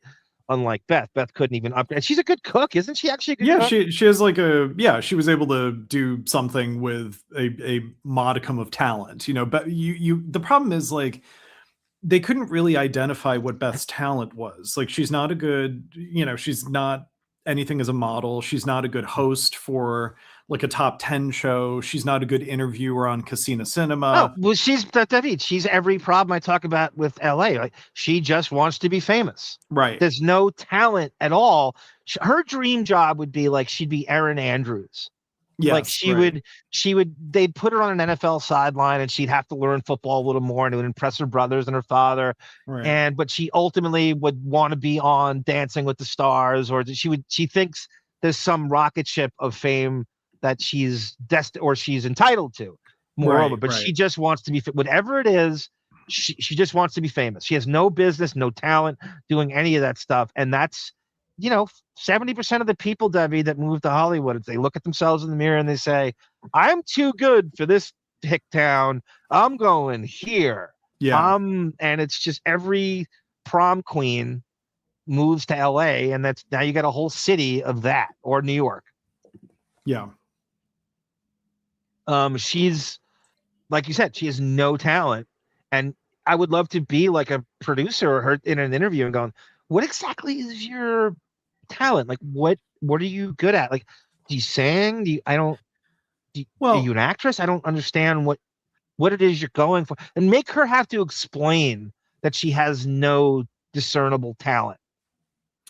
Yeah, I mean, it's funny because a couple months ago when we listened to J-Lo come onto the Howard Stern show, Howard said to her, I think it would be very hard to be married to someone who had a talent. I mean, he said something that sort of directly sort of assaulting of Beth's abilities, and so even Howard isn't keeping up the charade that Beth has any sort of marketable skills in show business anymore. Oh, he knows full well. Yeah, he knows absolutely what he's got. Yeah. Didn't Beth release another cat cartoon book stolen from Eric the Midget? Says quit her now. I'm not. Yeah. She's trying to. It's not going. She's not an animal person. Yeah, it's how Howard foists her on the general public trying to promote this shitty book. I have not seen her promoting. Again, I'm going to keep a small eye on that, Quitter. Thanks for the heads up. I forgot about that. PC. Oh, okay. Thank you, PC20. Jon Stewart's show, the MTV and the UPN show or Channel 9 show he had the Gin Blossoms on, and Howard is humping a string. Oh, okay. That's a great recall by you, PC23. I don't even know about that. Was that the first show he did, and Howard was his first guest? The MTV show. I believe it was. I think it was. was. Yeah.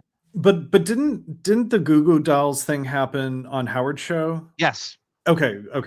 But he's talking about Jon Stewart's show on MTV. Right. Howard was his guest, and the Goo Goo Dolls were the musical guest.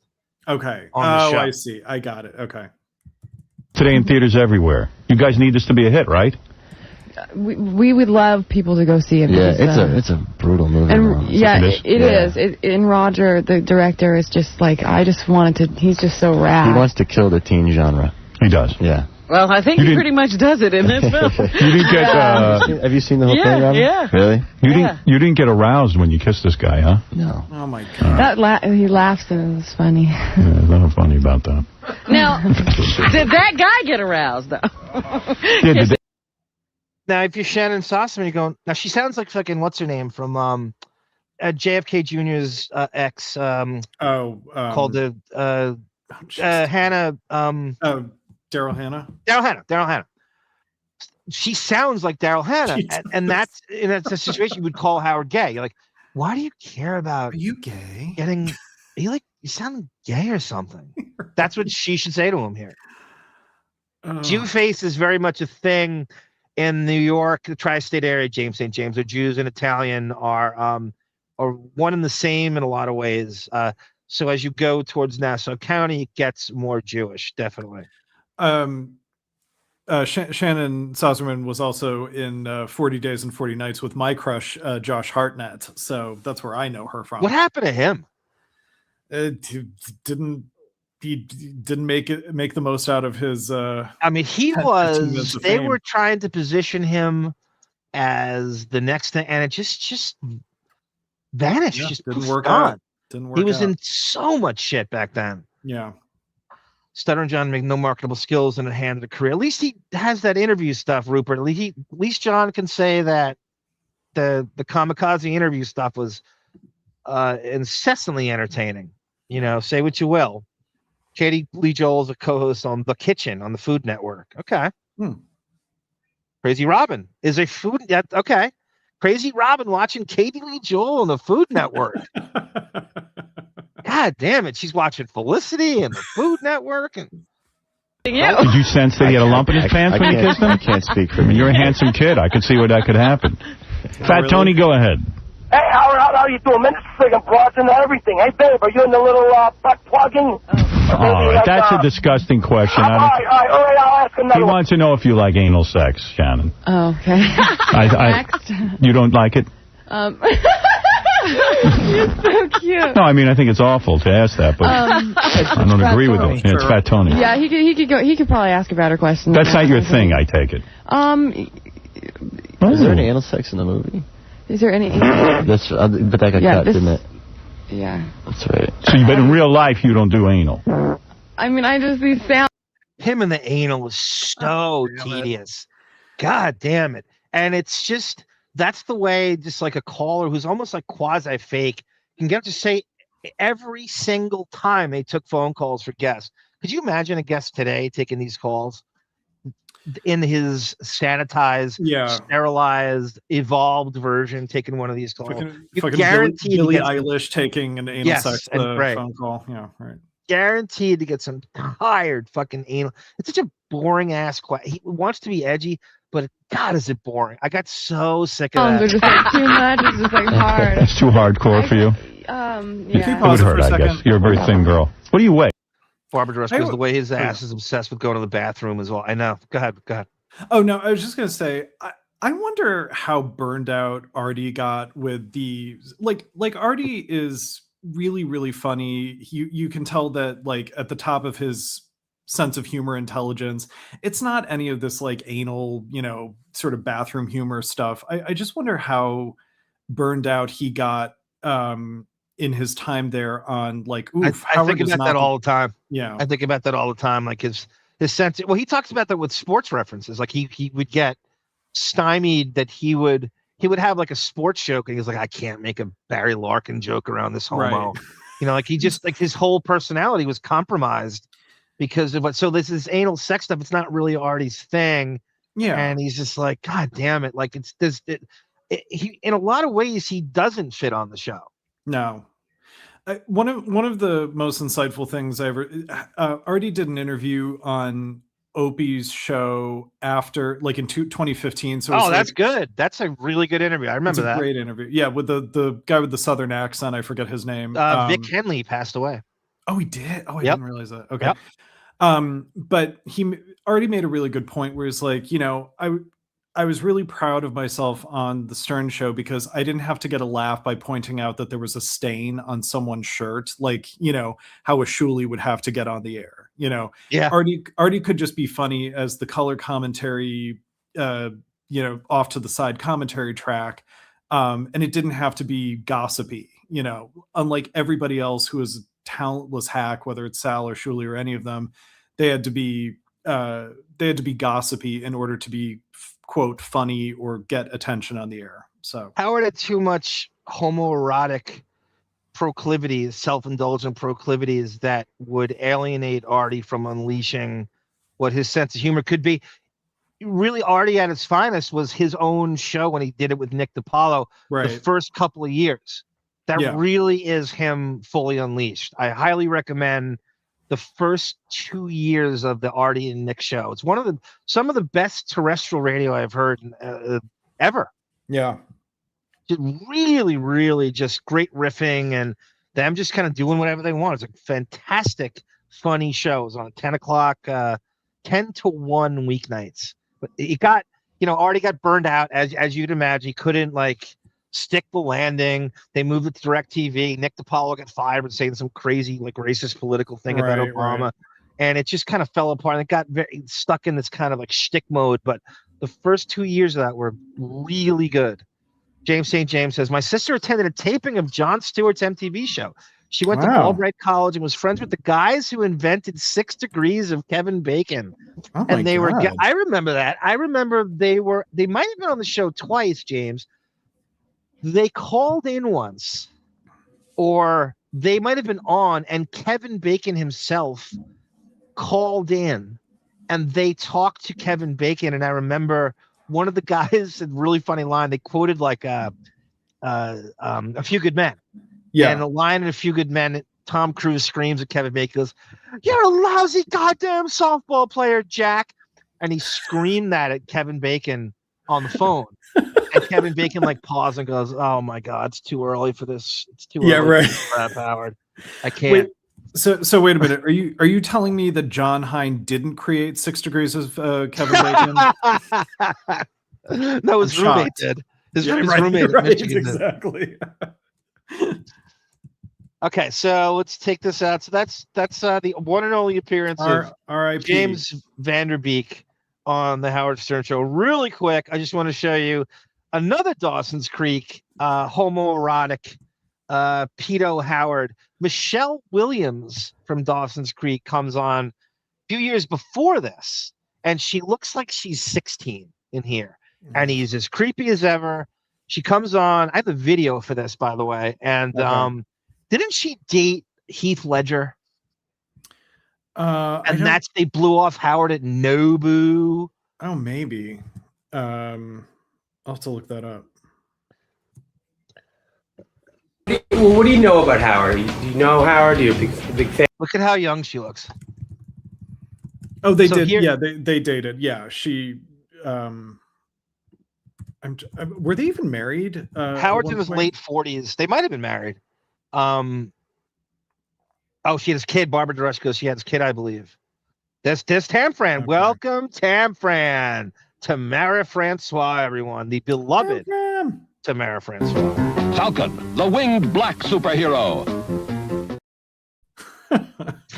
Michelle Williams and Heath Ledger were a high-profile couple who met on the set of Brokeback Mountain in 2004, sharing an instant connection and welcoming daughter Matilda Rose in 2005. They split in September 2007 after a 3-year relationship, with reports citing struggles with Ledger's party lifestyle and drug use. Wow. So, I mean, and I know that there's a story of Howard running into them at Nobu. Yeah. And some intimate moment, and he claims they blew him off, and then Heath Ledger had to apologize to him. Oh God. Do you remember that? I do remember that, actually. Like, but early 2000s. Can you just imagine if like Letterman or Leno went on their show, and before the guest even comes out, like part of the desk bits, they say, ladies and gentlemen, I have to bring something up. Heath Ledger didn't say hi to me at Nobu. And I demand an apology. He's in his mid to late 40s at the time. Look at her. He's in his mid to late 40s here. Look at this shit. The Haitian sensation. That's so great, Tata. Tamara Francois, the Haitian sensation. And not a fan. I'm familiar with the drunk, angry midget. What's his name? Hank? Hank. Are you really? He happens to be here today. Does he really? Yeah. Wow. What a coincidence. Wow. So you seem to be a fan because you know some of the show. She looks like she's 14. She does, yeah. She's a... Okay, so I mean, what does that mean? Are you nervous about meeting Howard? 7 in the morning, and I'm about to talk to them about my sex life. Of course, I'm nervous. No. No, you should be nervous because I think she just turned 18 here. Oh God. And Yeah, she's she's still. Have you ever heard Howard talk about you before? No. Not at all. This is your Mike Ganji moment. I was going to say, David. Does Ganji think he can get it on with Michelle Williams? Yeah. What a hard hitting interview this by Ganji. No, what does he say? Oh no, he just says you're really cute. Does he say bad things? No bad thing. Because that's one of his favorite shows. So he doesn't say any bad things. All right. Now, what are you expecting today? Did anybody sort of give you any warnings or? Yeah, I'm gonna do impression. I'm gonna talk about my breasts, my boyfriends, my vagina. And, oh, that's so funny, David. If she started quoting Emily Stern, even though it like predates that. My breasts, my vagina. Sexual, spiritual, sexual, offended, spiritual, like hell. In the name of God, my breasts, my white shining legs, my vagina, my ass are all godly. What a freak show. God damn it. Whoever that Opie and Anthony fan was that went into that theater and recorded that. What a debt of gratitude we owe you. Where is that guy today? Why can't he? We need to dedicate a park to that person, whoever they are. My dream is that somebody pops up in the chat and goes, that was me. I'm the one who recorded that. She looks like, I know, she's everyone's teenage niece, Tata Tuthi. This is so creepy. This is, I don't remember, like, I had this video and I think I heard it, but I didn't. She's so young looking. I think she just turns 18 here. Yeah, he really is a freaking pedo. He really is. Got her baby fat still. Yeah, she all those things that. Yeah. Or all those things like. Yeah, how'd it go in there? How'd it go in there? Oh, how'd it go? Things you don't want to talk about? I don't know. I guess we'll find out. Michelle Williams is on Dawson's Creek. I watch it every week. She's only 18. So gay. Oh, God. He's the bad girl. Hey, Michelle, how you doing? I thought you were like 20 or something. She's cute. Good actress. Yeah, even Robin's like, what are you doing? She's fucking barely 18. Brent's creepy too. They're all in, birds of a feather. They Robin also kind of like called them out the first time they had Andrea, Miss Howard Stern, on, because she was 18 and she was like doing a table dance for them, and it was Ken disgusting. and Edward get a table dance? Right, yeah, exactly. When they would play that over and over. Thank you, Rupert. Okay, so he writes, this is from Mark's Freak. Rupert just penned this off the top of his head. Michelle Williams, Heath Ledger snub Howard. This is June 5th, 2006, 9:20. Howard said he went to Nobu one night and they were starting their vacation and Beth pointed out that's Michelle Williams. Heath Ledger are there. Howard figured out Michelle would come over and say hello because she was on the show. This predates this by 7 years. One time, he said he went out of his way to say hello to them and was getting up to leave, but they just blew him off. And he said that Heath just kept eating and didn't say a word to him. He also said that Michelle had a great time when she was on the show, so he figured that she would just have to come over and say hi. Wow. Thank you, Rupert. Yeah, that's a good future. And then apparently, like the next week, Heath Ledger apologized to him. Yeah, this is babysitter porn, right. This is babysitter porn. Barbara Rush. Yes. Where's Gary? Yep. Matilda Ledger, Sarah calls her, looks exactly like her father. Holy shit! Sarah's obsessed with like kids of like Francis Bean, Cobain, and like what they look like now, and not Pamela Anderson's. Yes, Brandon Lee.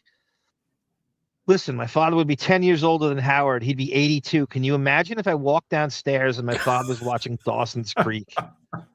Not all heroes wear capes. How about if this was your daughter and Fred's playing that What a Piece of Ass?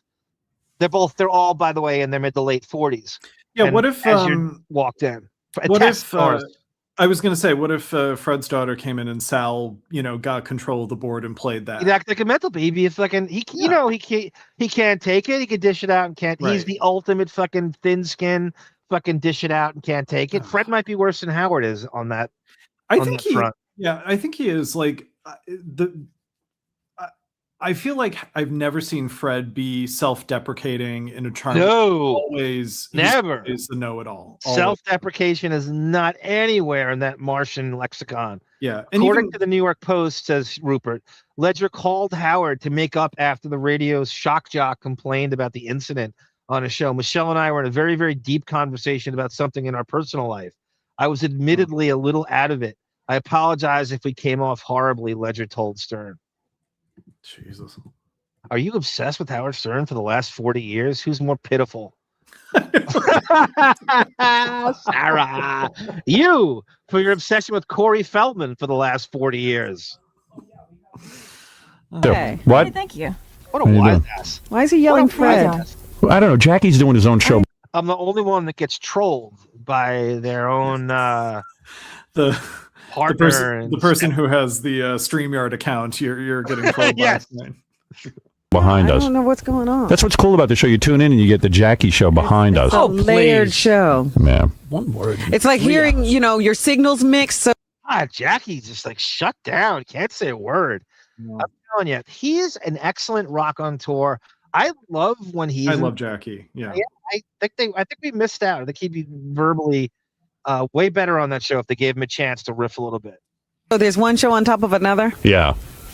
You're only 18. Well, this is middle finger, Jackie. The finger up. Man. Look at that. Oh God, that's great. Oh man. One word. It's like hearing, your signals mixed. So there's one show on top of another. Yeah. You're only 18. There he is. There it is. We gotta I gotta screenshot that. Yeah. I gotta screenshot that. 18? Well, this is so exciting. Is it really? Yeah, I didn't expect it to be this exciting, but it really is. It is exciting. Yeah, this is quite an atmosphere. Soak it in. Go ahead. Feel free. I'm really enjoying it. I'm really digging this. Yeah. Oh, you'll dig it even more once I get done with you. Ugh. God, is he creepy. Hell. Where were we back then? Philip Seymour Hoffman died of a young overdose heroin. Yeah. I mean, I don't know how much Heath Ledger died after that. It wasn't that. It was kind of.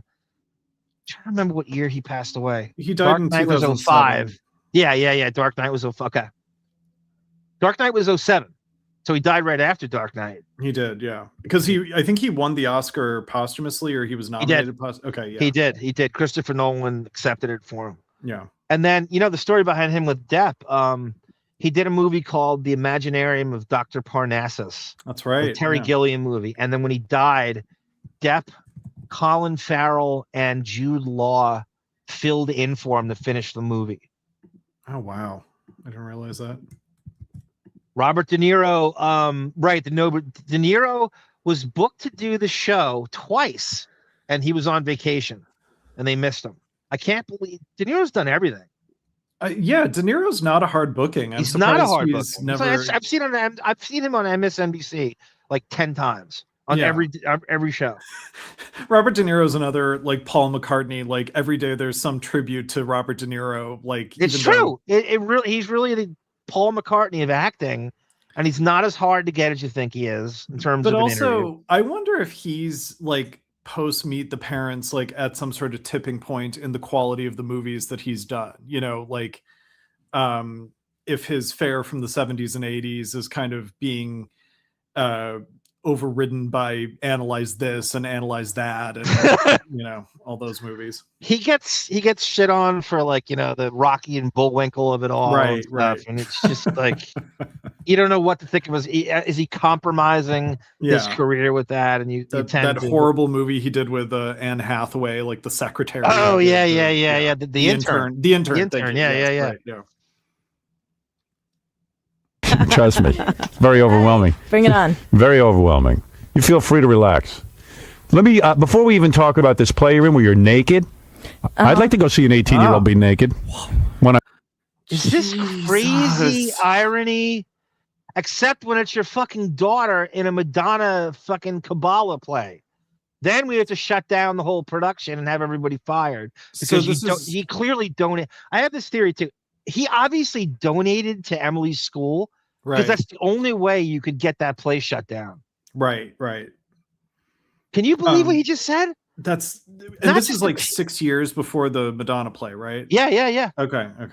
You feel free to relax. Let me, before we even talk about this play you're in where you're naked, I'd like to go see an 18-year-old be naked when I watch on TV. I almost said the worst thing, but I'll never say it. Say it again. No. Say it. Nope, not going to say it. I want to see you naked. Oh, come on. Let's send this clip to everybody. Yes, I mean, honestly. she could be 7. He doesn't care about 18. It just happens to be her age. This could be. He is a legit. The whole Millie Bobby Brown stuff. I don't know how much evidence. Olsen twins. I have Olsen twins clips. I mean, no, it wasn't to you. It would have been to him. A year ago, you were 17. I know, but now it's legal. Yeah. This is so creepy. Please. I'm gonna play this out, and just because I'm almost tempted to. It kind of takes the fun out of it. Are you naked the whole play? Oh my god, it's so I'm thinking about the Emily Stern stuff, and I'm just like, it is so crazy. You talk about dish it out and can't take it. Holy shit. My tits inside God! My tits are godly! My tits are God! Rest in Hebrew, God in Hebrew, Shaddai. Shaddai in Hebrew also means my breasts! God. Rest in Hebrew, God in Hebrew. Oh, dear God, no. How long are you naked for? Do you know the approximate amount of time? At what point in the play are you naked so I don't have to sit through the whole thing? I can just go and like watch you naked. No, really, what is the deal? How long are you? Think of that same thing, Tam friend. Little of both. He loses more testosterone as the years go on. He was probably bisexual for a while, and now he's full blown gay. Can I pose my theory? I think that he's trapped in that Camp Wilmette 12, 13-year-old like sort of amorphous sexuality where it's like it is so much predicated on just being a voyeur, you know, and not about actually having intercourse with someone. And so I do think that if there are women that he sexualizes, they are like barely legal, you know, because that's the last time that he sort of certainly appears to be. Yeah. And it's so Epstein, right? As Andrew Jenkins points out here. And Jackie's in we're going to do, that's my announcement after I play this. I'm going to talk about the next show we're going to do. Naked in this play. It's probably like a good solid 3 minutes. Oh, really? Yeah, full frontal nudity? Howard is tailor-made for the Epstein. Somebody had a great point about Epstein and Trump. And it just, the people, before email was popularized, you don't know what is missing. Like, what were the exchanges before email came around and you pumped, like, how did they communicate before email? What did, because you could have a cyber paper trail from the emails, what were the exchanges Epstein had with God knows who before email was mainstream.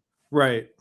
Now you can track all that, whether it's Trump or the likes of Howard here. If we can get a hold of the Epstein faxes, and the Epstein Western Union. Yeah, you can't go back further. So this is like, this is 99. Howard is tailor-made for the Epstein stuff. He's just so, no wonder why he's constantly adjacent and tertiary to all things Epstein. There's some dude on Reddit, I forget his name, had a bullet points of Howard's mentions and the Epstein files, and there's at least 10, I guess including Jackie, but and again, I had that clip of Howard at the Trump Marla Maples wedding when Epstein's fucking photobombing him.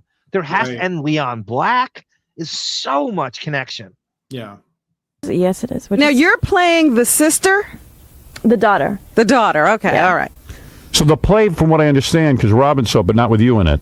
Yeah, I saw it before. What'd you think? I loved it. All right. Yeah. Good. All right, enough.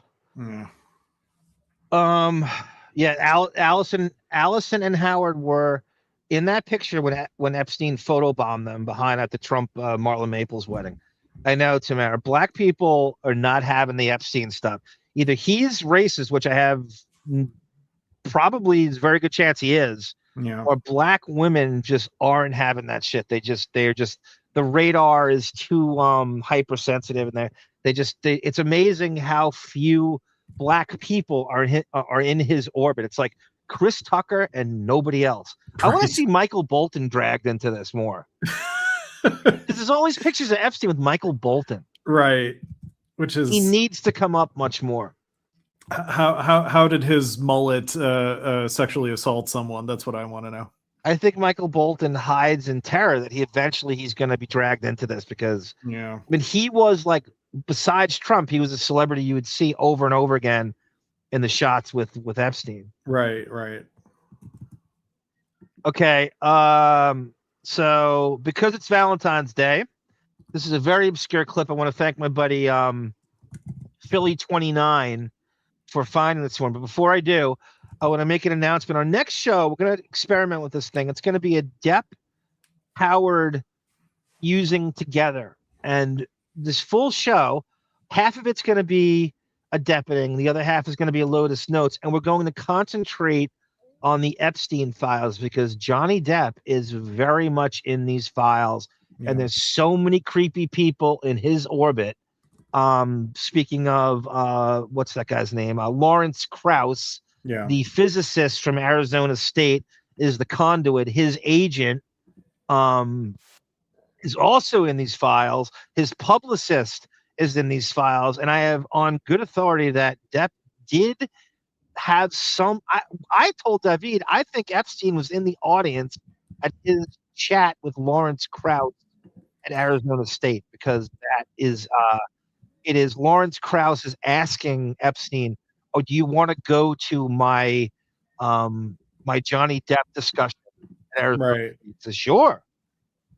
I mean, like we were talking about on Weintraub, I could see Depp, in the same way that he wants these sort of like academic guitarists like Jeff Beck. He probably wants regular academic types around him as well, So the entire thing is going to be centered around the relationship Epstein had with the people in both of their orbits. And this from Leon Black with Howard and the Jackie stuff you're seeing now. And Sarah sent me a picture of Artie being summoned to, what is it? East 71st Street, Epstein's mansion. So he's obsessed with trying to be around comedians, and and even actors. And he uses Woody Allen as the conduit to lure in DiCaprio and all these different comedians. As you get to have dinner with Woody Allen, and somehow that is supposed to lure in all these hard to get people. I know, Tatsu. You would think Leon Black would be a black guy. He is not. It's a white guy with that name. Right. I swear to God, it's a white guy with the name Leon Black and Dwayne Reed. You're thinking of the curb Leon Black. That's fucking JB Smoove. JB Smoove, yeah. High society, wealthy people, says Rupert, do not deal with boys in the hood. They live in a carefully controlled life. Well said, Rupert. Exactly right. And they're just, black women are too strong-willed for the Epsteins of the world. They push back. They're not having it. They call him out on his shit, and he's just not having it. So this is because it's Valentine's Day. This is a very hard to get clip.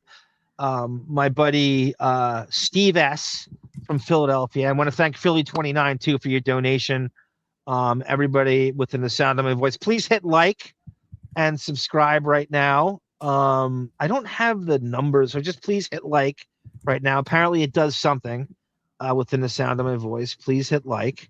We have lost monetization on our channel. If able, please donate via Cash App in the upper left, Venmo in the upper right, and the Buy Me a Coffee Arm Fund in the center. Thank you very much. I love you all. And so here is a clip that Steve S. sussed out for me from Howard 100 News in 2006. This is the last time the news team had full autonomy to cover Howard himself and what they did. I think a lot of you know this story. They went to this jewelry place. I think it's called De Beers. Lisa G, of course, who thinks she's going to be the next Beth. I think she thinks she's going to be Howard's wife. She's going to be the Jewish princess Howard eventually ends up with. So she's, what's the term? Thank you, Sky Spectre. Thank you, Sky Spectre. It's a great compliment. What is the term we talked about where you're vicariously living through other people getting rich and you're way too happy when other people sign that you think it's going to trickle down to you, that you think this is going to be me.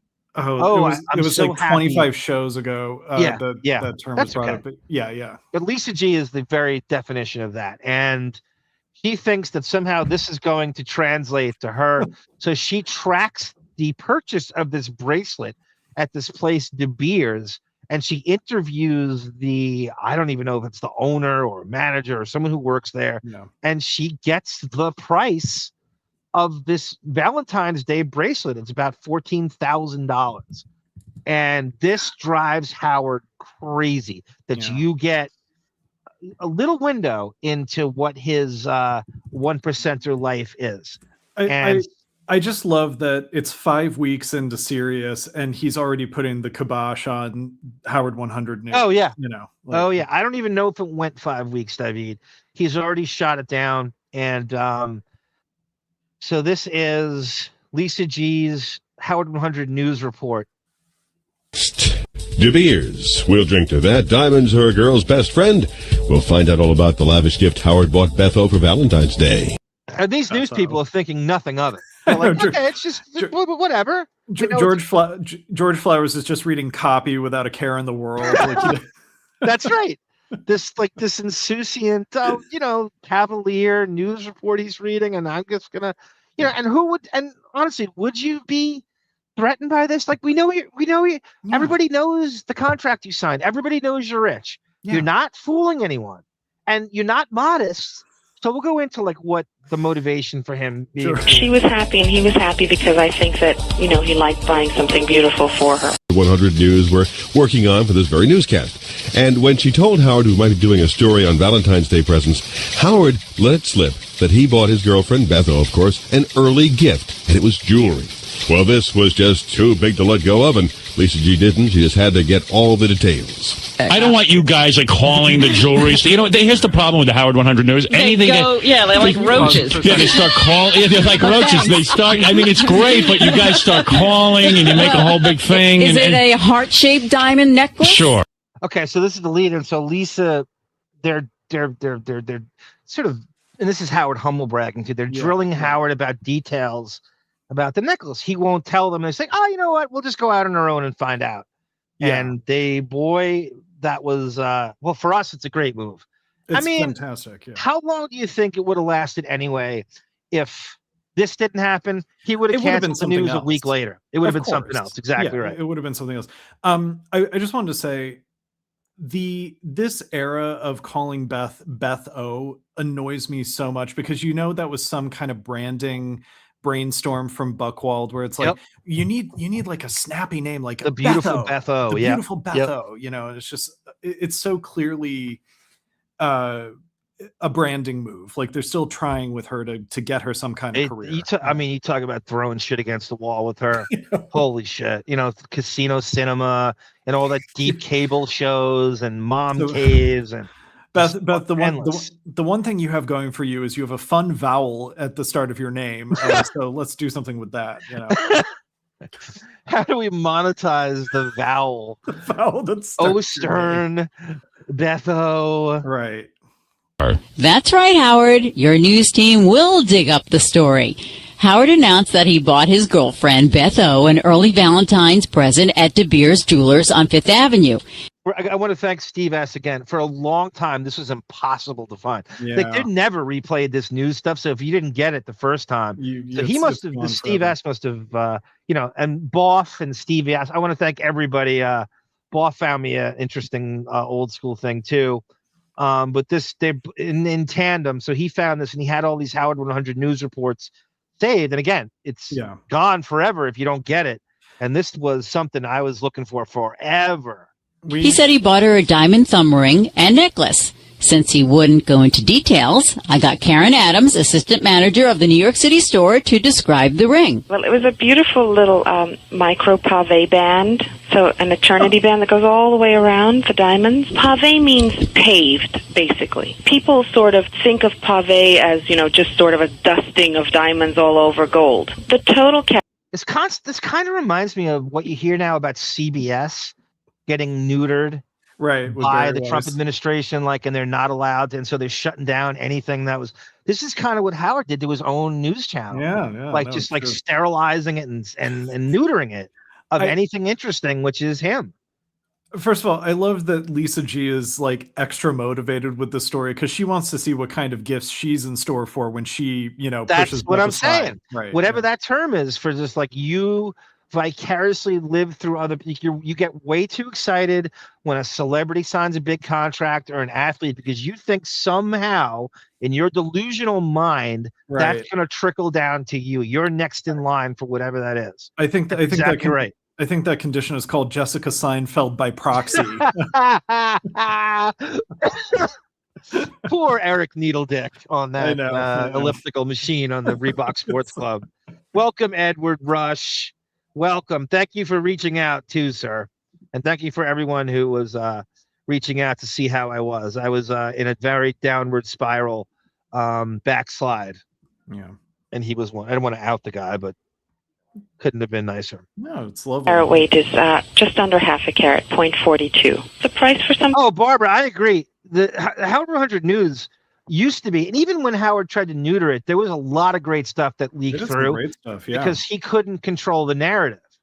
He wanted to have this Wild West crazy channels, but he couldn't take it. For, like David said, for 3 weeks, he's already, no, I can't. So yeah, there was some great stuff that leaked out on the news reports. That the Chauncey thing I played of him threatening the woman making a death threat to him. Oh yeah. And then they took it to the cops, and that shit I couldn't believe. That was a crazy news report. Definitely, yeah. That's the Stern Fan Network. The Stern Fan Network threatened Chauncey's life, and he successfully prosecuted the broad. And I'm so ashamed because I think it was a woman from Ohio. It was. It was my home state. Like, oh god. Dathian was. I don't know how I remember this. Dathian was her name. Oh really? Wow.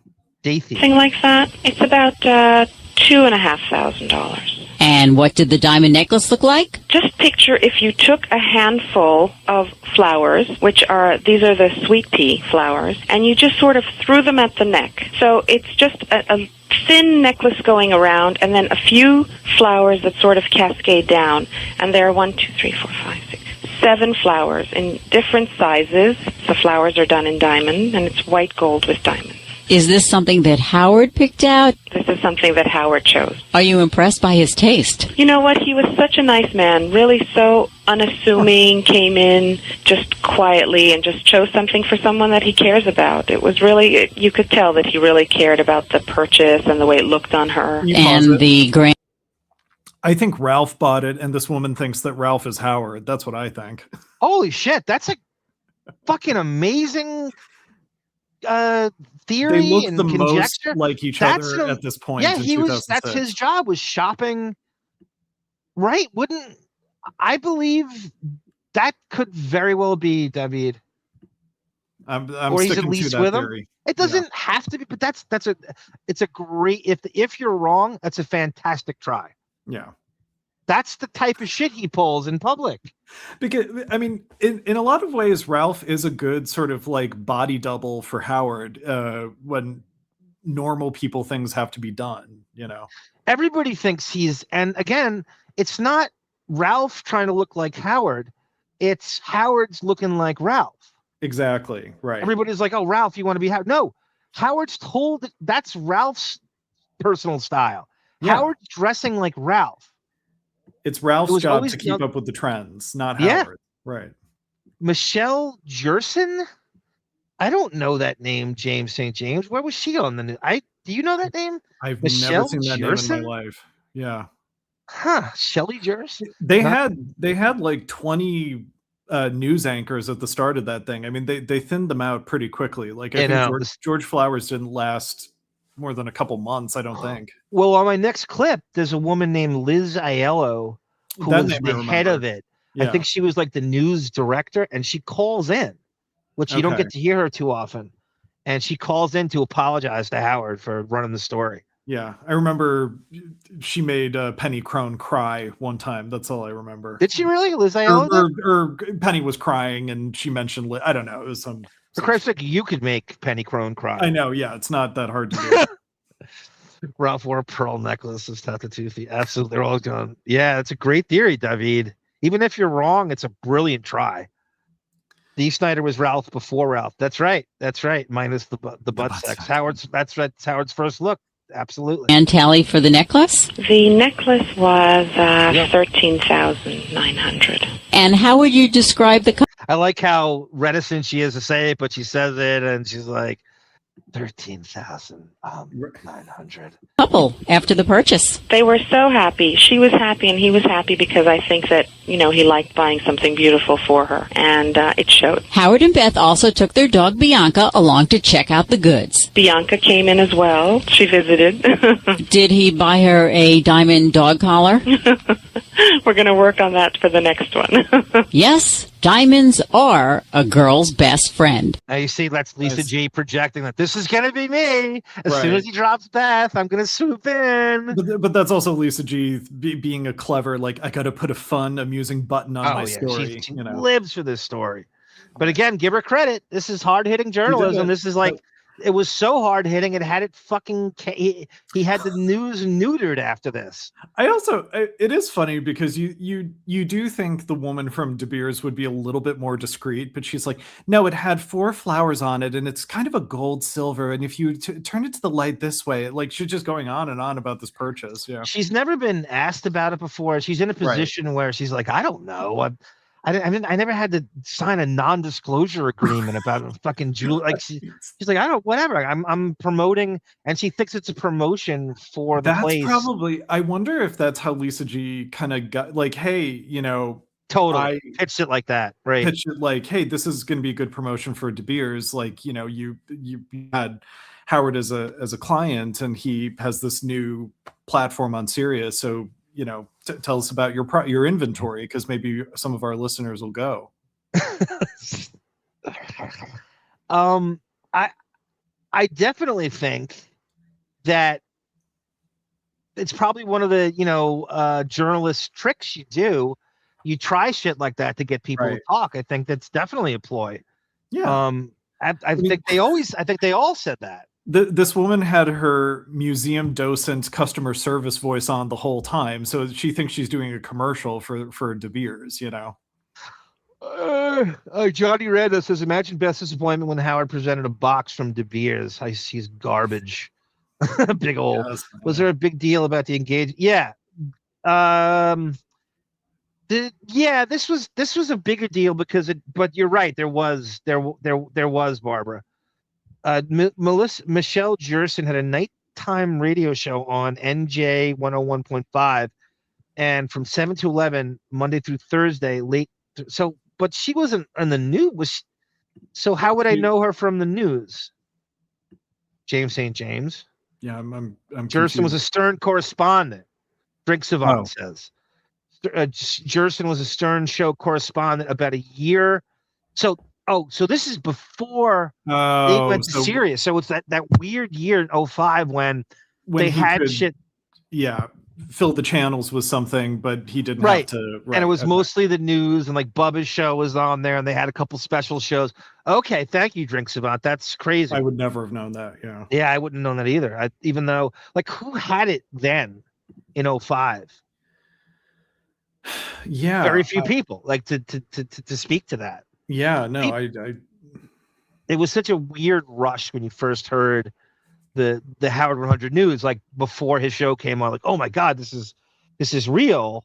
This is going to be, and it just got every year a little bit got taken away, and it got worse and worse and worse. So much potential wasted because he's such a bitter fucking cheat. I know. So much they could have done with that. I just get angry to this day thinking about what they could have done with it. This clip is from February of 2006, right? Yep. Okay, so yeah, within a month they completely neutered it. It's the ultimate bait and switch. Yeah. PC23. I remember adding the value of all the jewelry Howard bought. It totaled $120,000. I figured that would have severance pay when he dumped her. Oh God damn it! That's such a great. I love the tenacity, PC23. That's such a goddamn Officer PCG, Officer PC, crop you. That's a Benjamin level autopsy on that stuff. It is. Oh, totally Tatatoothy, total ripoff of the Onion. That's exactly what they were going. And I think Howard admitted that too. Oh yeah, right. Doyle, what is it? Doyle Redland of the Onion. But they didn't really do comedy bits. The news, you know. I mean, it was sort of tongue in cheek. Yeah, I mean, I just always assumed it's like a living gossip column just for the Howard Stern show, you know. Monique is obsessed with the money on jewelry. Yeah, right. The price tag on all that's a lot of Lisa G in that too. She is obsessed with that stuff. Yeah, no doubt. So this is the next day.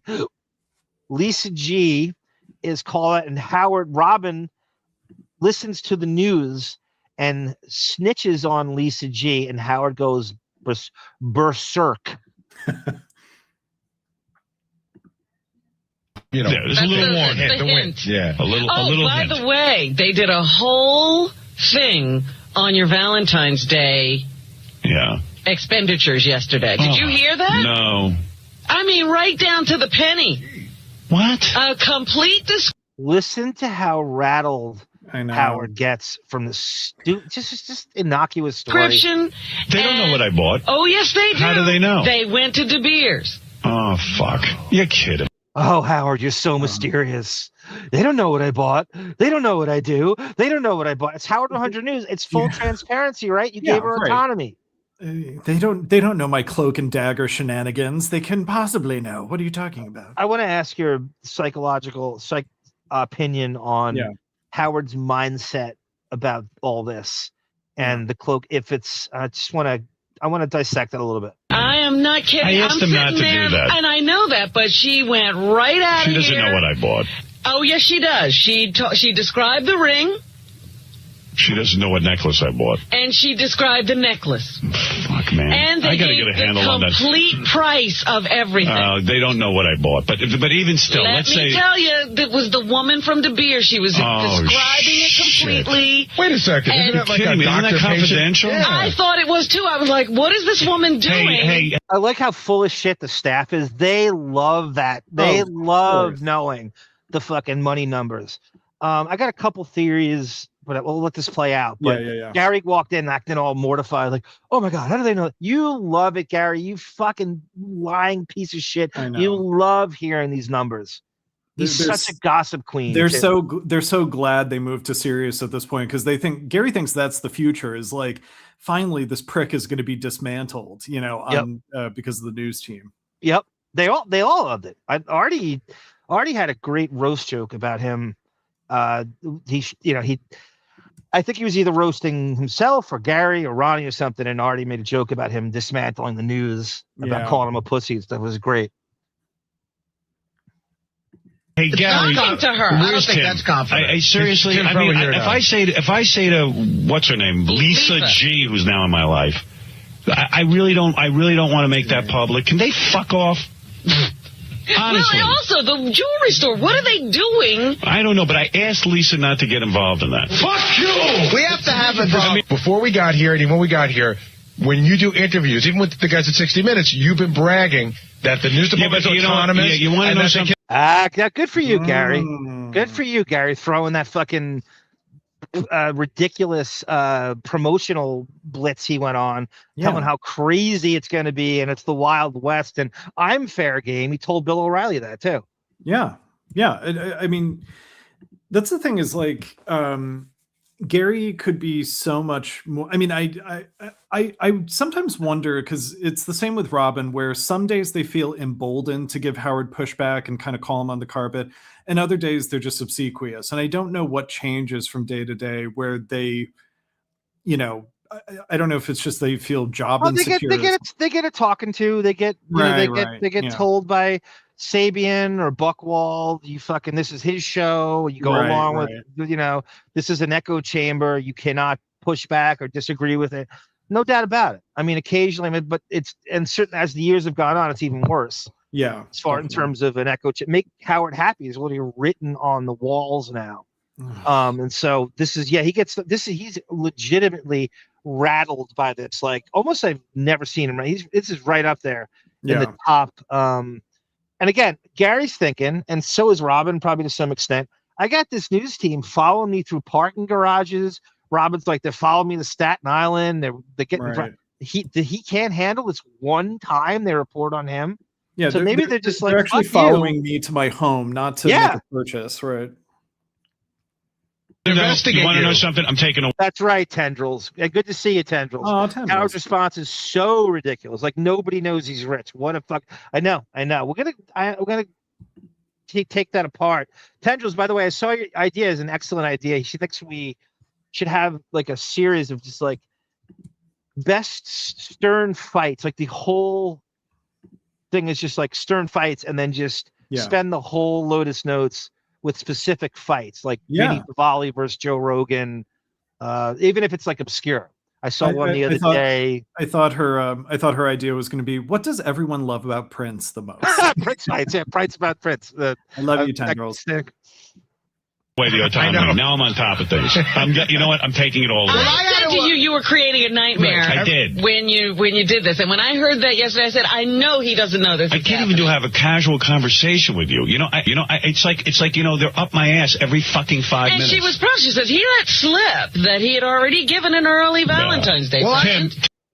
It's called, imagine creating something called Howard 100 News. And you're complaining that they're reporting on you and you get all the money.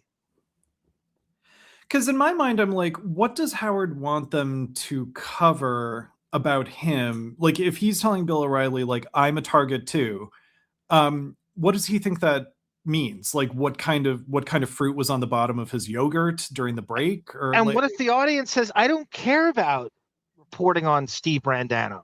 I want to know about the guy with his name over on the banner on the fucking channel, right? On the fucking channels and the brand and this no bullshit thing he's promoting. I want to know about him. I want to know about his fucking 1%er life. That's why it's right. This is all about Howard. He gets all the money. I don't want to know about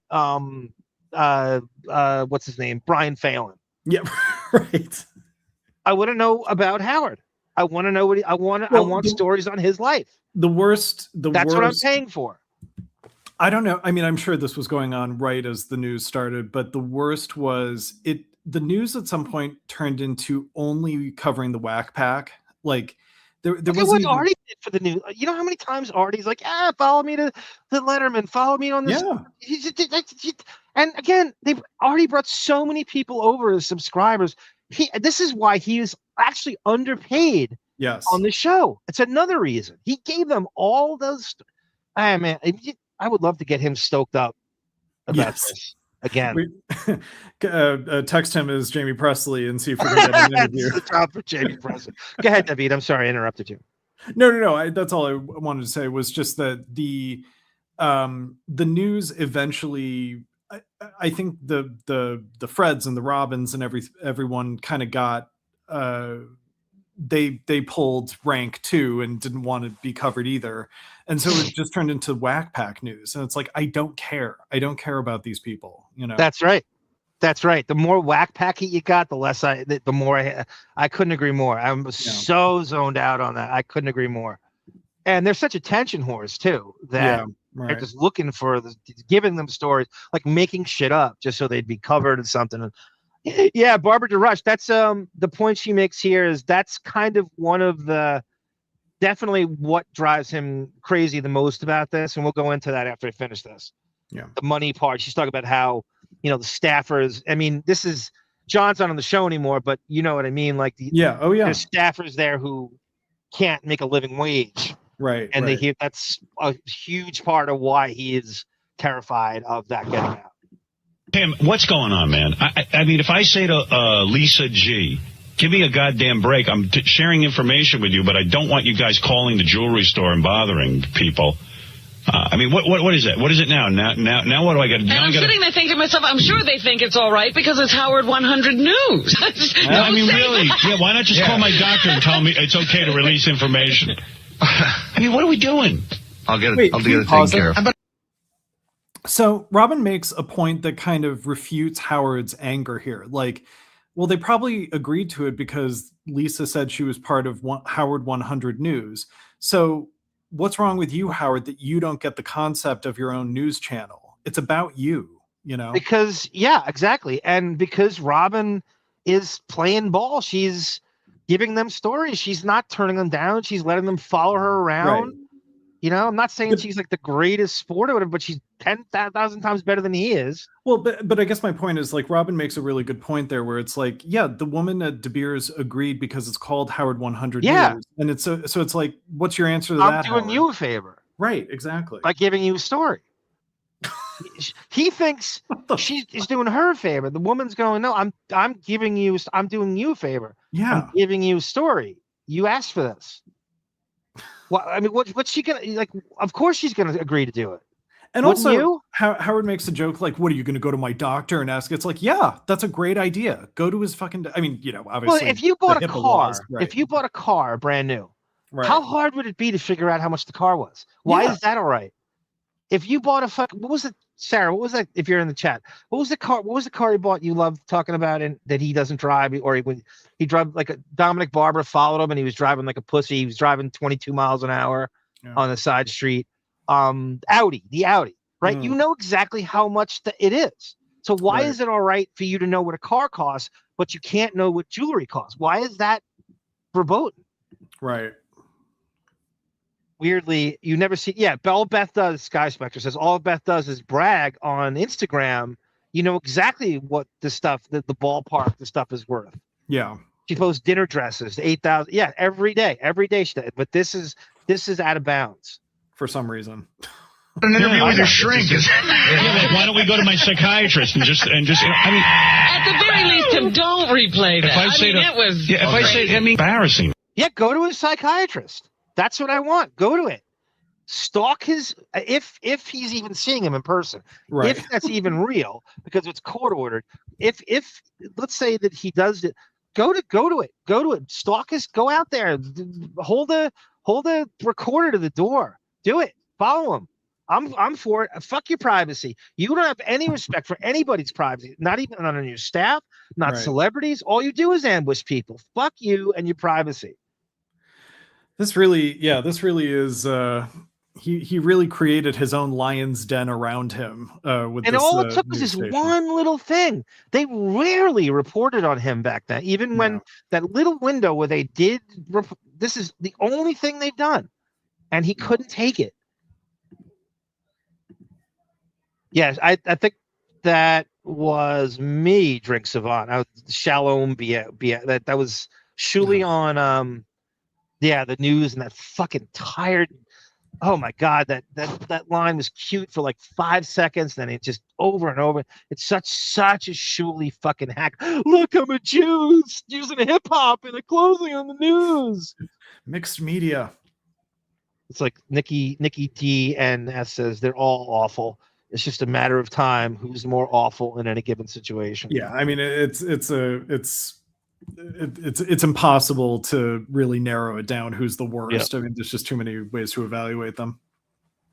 You're so right, Tendrils. Howard comparing a sales lady disclosing a jewelry purchase and hip is ridiculous. I know. That's what I was going to say. So true. I just got to step in and just stop it. Period. End of story. Yeah. Is Liz gonna quit? Well, then Liz is making me afraid to talk about shit to Robin on the air. All right, I'll take care of it. It's like I gotta go. Can you turn off the radio back there? Well, I gotta have. He gave the exact price. Exact prices. I don't know what the tax was. I didn't calculate. Artie, as if you wouldn't blurt out what the price was for Dana. He wouldn't. There's no way Artie would put a lid. If Artie, he would brag about, or he'd be honest, or he'd be bragging about it. Yeah, I mean, I had this theory. This I think was someone else's theory too, but I thought it as well that Artie would lend money to people like Dan the Song Parody Man just so he could talk about it on the air because he knew, like, he lent money to people he knew would never pay him back. So he would have something to sort of humble brag about on the air. Yep. No, he lived for that. Whether it's I mean, why would Artie be transparent about gambling money he owes? Right. Oh, I lost 75 G. I mean, that's way worse than that. Yeah, and he admitted his salary at K-Rock on the air in 2005. Yeah, he's no problem with it. Yeah, but it's just the guy who asks everybody about money is the most sensitive about his own, like the Poonhound, right, Brendan? Like Dan the Song Parody Man. I think he's talking about Dan owing Artie money or something. I think that's why he brought it. Yeah, well, I brought it up. Yeah. Yeah, right. Could you imagine if Dan the Song Parody Man went to Sayville High School and Brendan could have it all come full circle? There's got to be a way to fuse those two together. I'm embarrassed. You know what I mean? I mean, I got a certain way I operate too. I'm a private person. I'm not looking for this. I mean, I don't know how to give them my judgment. I can't sit and listen to the news all the time. I'm sorry. I know this he's a private person because he's rich. Right, but also, like, the irony, he doesn't even recognize the irony of saying, like, but I'm a really private person, and then proceeds that's to what makes it entertaining. 100 News. Yeah. That's why they're new. That's why they're sussing the information. If it wouldn't be a story because you would have talked about it. Yeah. That's why it's entertaining. Because you're so cloak and dagger unnecessarily about it. And let's get into why, right? Yeah. I think what Barbara said before, right? You have Steve Brandano borrowing clothes from John Hine and can't make a living wage. And it comes out that you just spent $14,000 on a bracelet, which is basically Brandano's salary at Sirius. Right. That's what he's worried about, right? He's worried about employees that can't make a living wage at this Sirius explosion, and he's hyped for 2 years. Is that the reason, or is it he thinks you plebeians are not worthy to know where my 1%er money goes? Right. Yeah.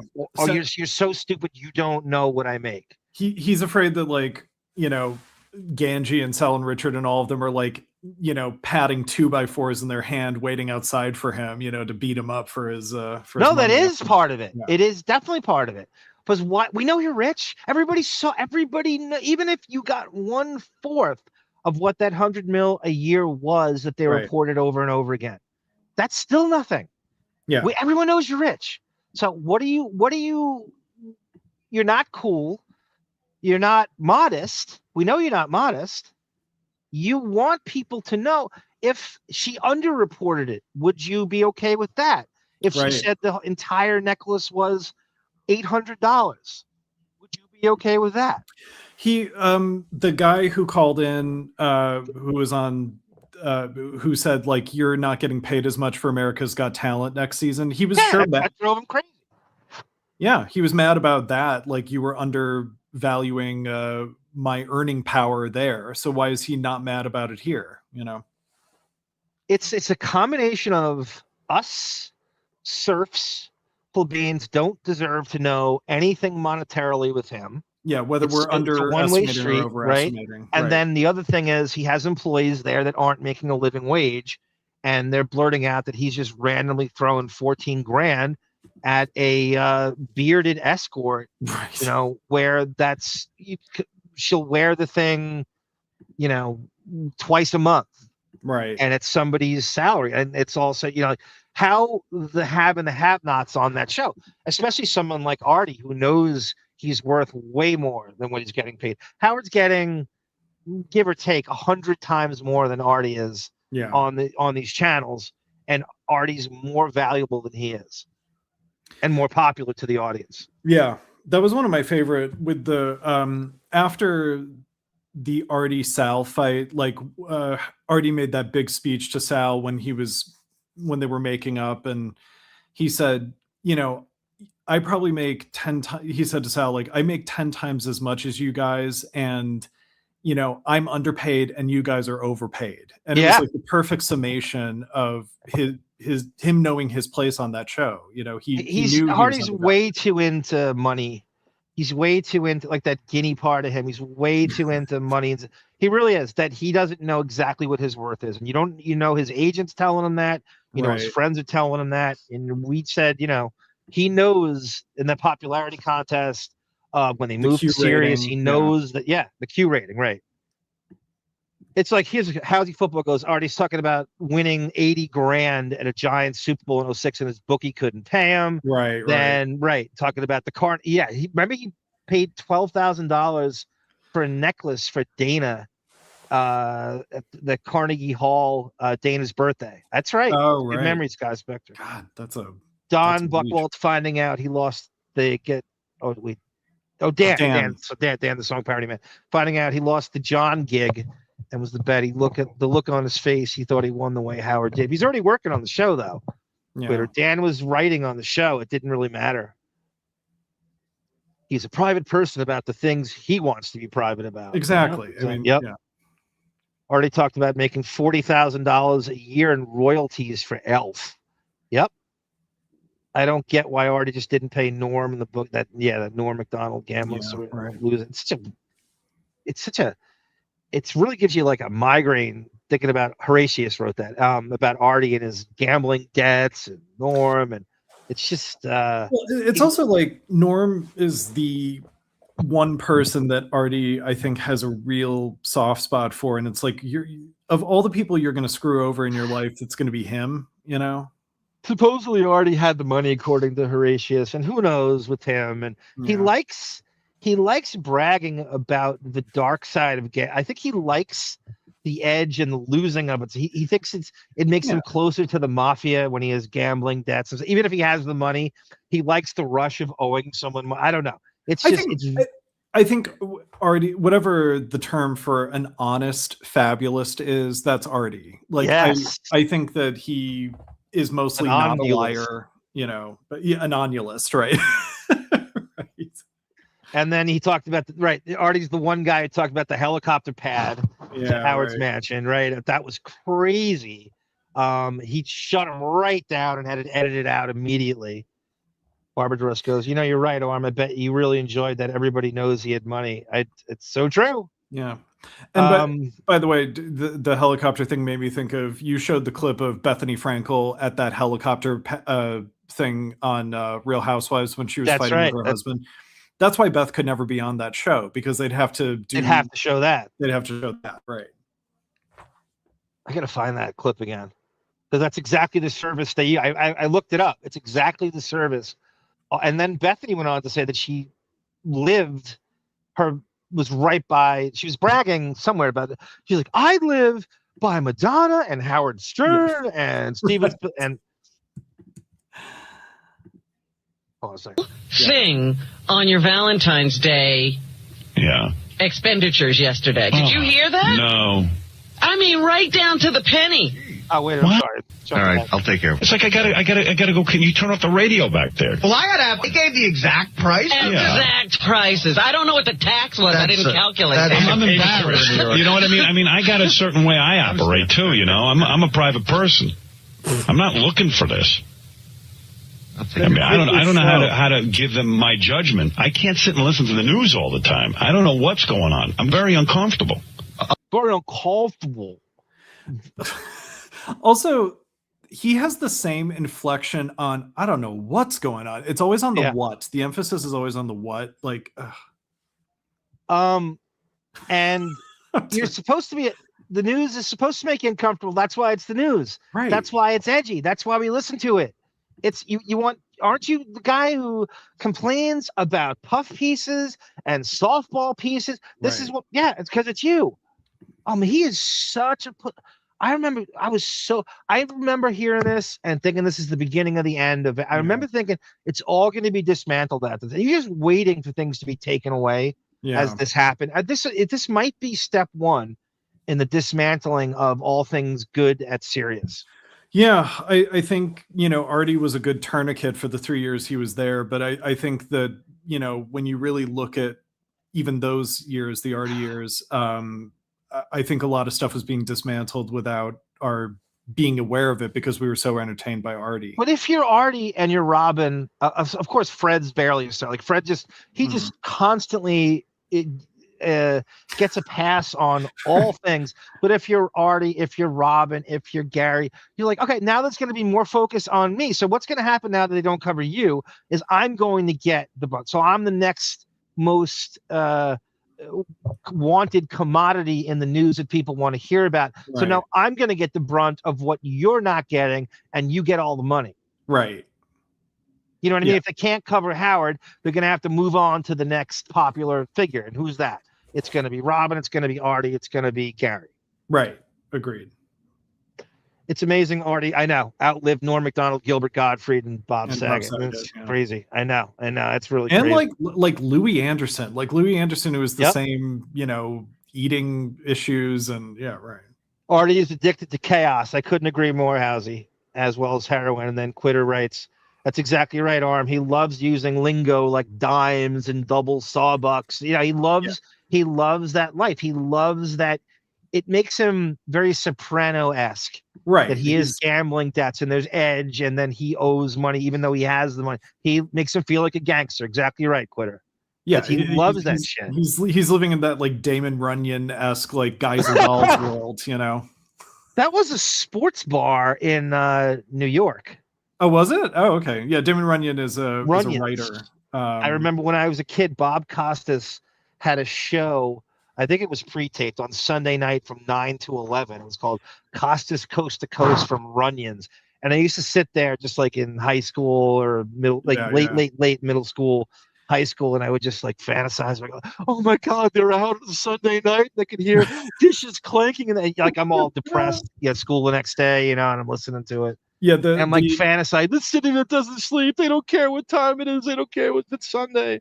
That's so funny. Yeah, the sort of conceit behind the writing of Damon Runyon, his dialogue, is that there's no contractions. So instead of saying like it's a sunny day, it's like it is a sunny day out. Like a mobster would say that. Right. They never contract any two words together.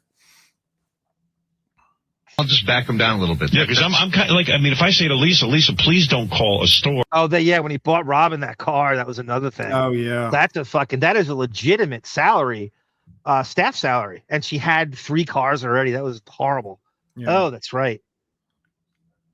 Where I've been and start getting prices. I'm not comfortable with that. And then she just does it. Please don't call the store. Please don't call and announce the money that I spend. I'm freaking out here. I just heard, but I thought the tone of your voice was more like, I know you guys are going to call. Don't you go and call. No. That's exactly how he sounded. I agree with Lisa 100%. That's exactly. He was goading her into doing that. That's exactly how he sounded. In the same way that he trapped Richard into streaking.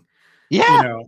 It's the same tone of voice. Yeah, totally. Well, there's a term for that where you're making a suggestive It's like you're not telling the person to do it, but you're suggesting. Right. It's like without there's some directly term for it, telling them to do it. Yeah. That's what Michael Cohen talked about, how Trump would talk to him.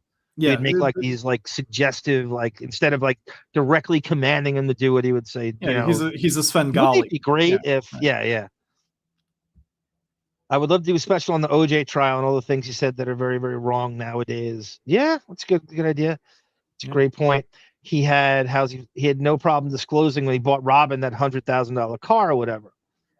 That's right. Mafia chic, Tatsatuthi says about Artie. I said don't call. And then you guys are making fun of us like we were roaches, and I think the store shouldn't have said something. But okay, agreed. So contact me and say, hey, the store's blabbing about. Horatius, are you from the same town as James Van Der Beek?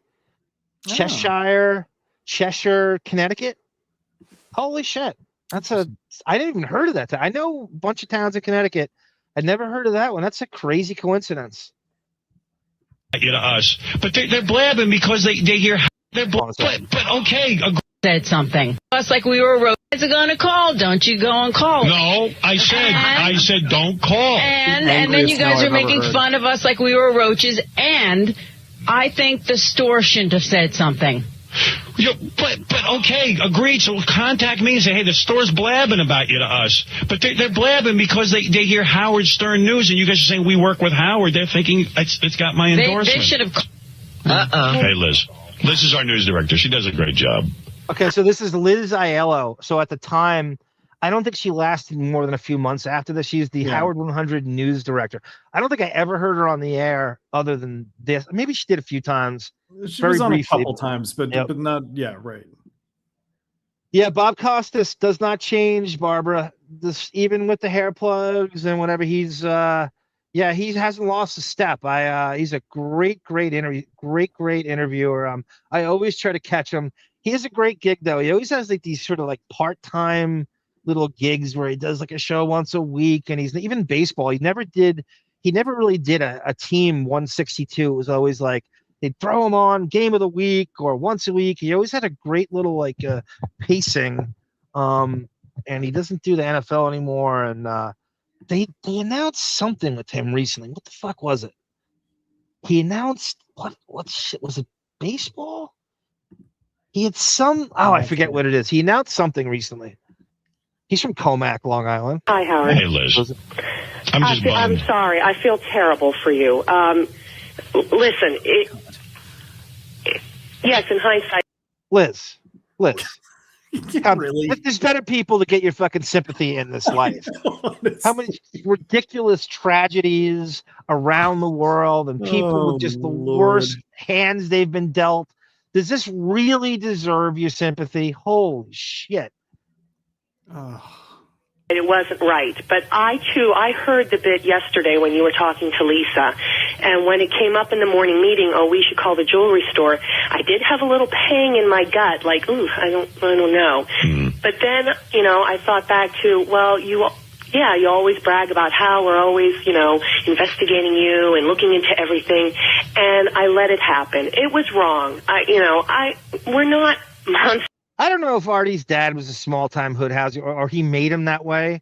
He we call him a fabulous. Embellished. Yeah, embellished. That he wanted that to be, I don't know. It sounds just like a regular working stiff from Jersey. He'd love for him to have mafia ties, but I don't know if I buy that. I love Sunflower's theory that Artie assisted in his dad's suicide. That could be. Like, it just because it is, I mean, listen, it sounds like his dad died in a horrific way. You obviously never get over it, but Artie is sort of always thinking about it in a way that seems like he's guilty, in my opinion. Yep. So anyway, I remember. Brendan has a great point too. Howard constantly bragging about what he spent on Artie's party, the pizza party. Oh yeah, the pizza party. Yeah, right. Yeah. It's just selective braggadocio expenditures. Oh, is it the Winter Olympics, Brendan? Oh, okay, Barbara. Thank you. Yeah, NBA Tuesday night. Right. So NBC brought him back in a minor capacity because he used to do the NBA. The John Tesh NBA, NBC. Yeah, right. That's right. Thank you, Barbara. No, I know that. I know. It's just. I'm just so. I'm uptight about some things. There's some things I don't want. And on a day-to-day basis, I think we do a very good job. No one's saying no. Good stories and bad stories. I'm sorry this happened. I really am. I too thought that you were just kind of kidding around, kind of teasing us, like, oh yeah, don't call. Yeah, I know. I got to just find a system where I can. I misinterpreted that. Because I'm usually. Oddly enough, Beekman Place. Yeah, Chris Russo and Bob Costas. James Van Der Beekman Place on the far east side of Manhattan. It's like, if you get a chance to see it, it's a weird, secluded neighborhood that's way off by the East River. It's like it doesn't even look like it's Manhattan. Right. Harvey Weinstein taught Howard how to wipe, how to weep. I'm very sensitive to what you want and don't want. And, I don't want to have to reach the point that I have to submit a list of stories to you every day. No, I know. I don't want that either, but I just don't want to get tangled in this. Like, I understand. And we're not trying to, make people uncomfortable. Wow. It sounds like she, from that point on, don't believe a word of it, that she was submitting stories to Howard for him to clear. But certainly, this is the last time he got reported on, which Artie made fun of at one of the roasts. This is indeed the last time. Don't think that this like, oh, okay, that's cool, just do like more. No, this is the last time they got reported on. Yeah, 5 weeks into their time on Sirius, and he's done. The Howard 100 News is no longer about Howard ever. And he gets all the money, and his name's on the master name on the company, and there's 2 channels, and yeah, it's just ridiculous. I knew this is the beginning of it. I knew this very marginalization, eradicating of full transparency of the news. I knew this is the beginning of the end. It's just every year, every few months, another cool thing was taken away, and now it's down to rip that. Not even the studs. I don't know what this dumpster fire is now. So Horatio says, I played football against his brother. James went to Cheshire Academy. That's such a Connecticut private school, right? Like in Exeter, those New England private schools. How many black people do you think went to Cheshire Academy? Yeah. Less than Sayville. Why? He goes, why? Why do you feel terrible for him? It's actually interesting and something you wanted to hear about. Exactly. Artie's dad was a hustler, and he did steal the ladder. He fell. Oh, that's right. He stole the ladder. I'm not sure you even believe that. I don't know. Stealing petty cash, right? Yeah. Yeah. Artie made his dad sound like he's fucking Paulie Walnuts. Right. The more he talked about him. That is his dream. Artie said on the air that his father was involved in a little of this, a little stuff. And was like, everybody says that. Yeah, right. Mark Beekman. There's a Sable reference. David. Mark Beekman Place.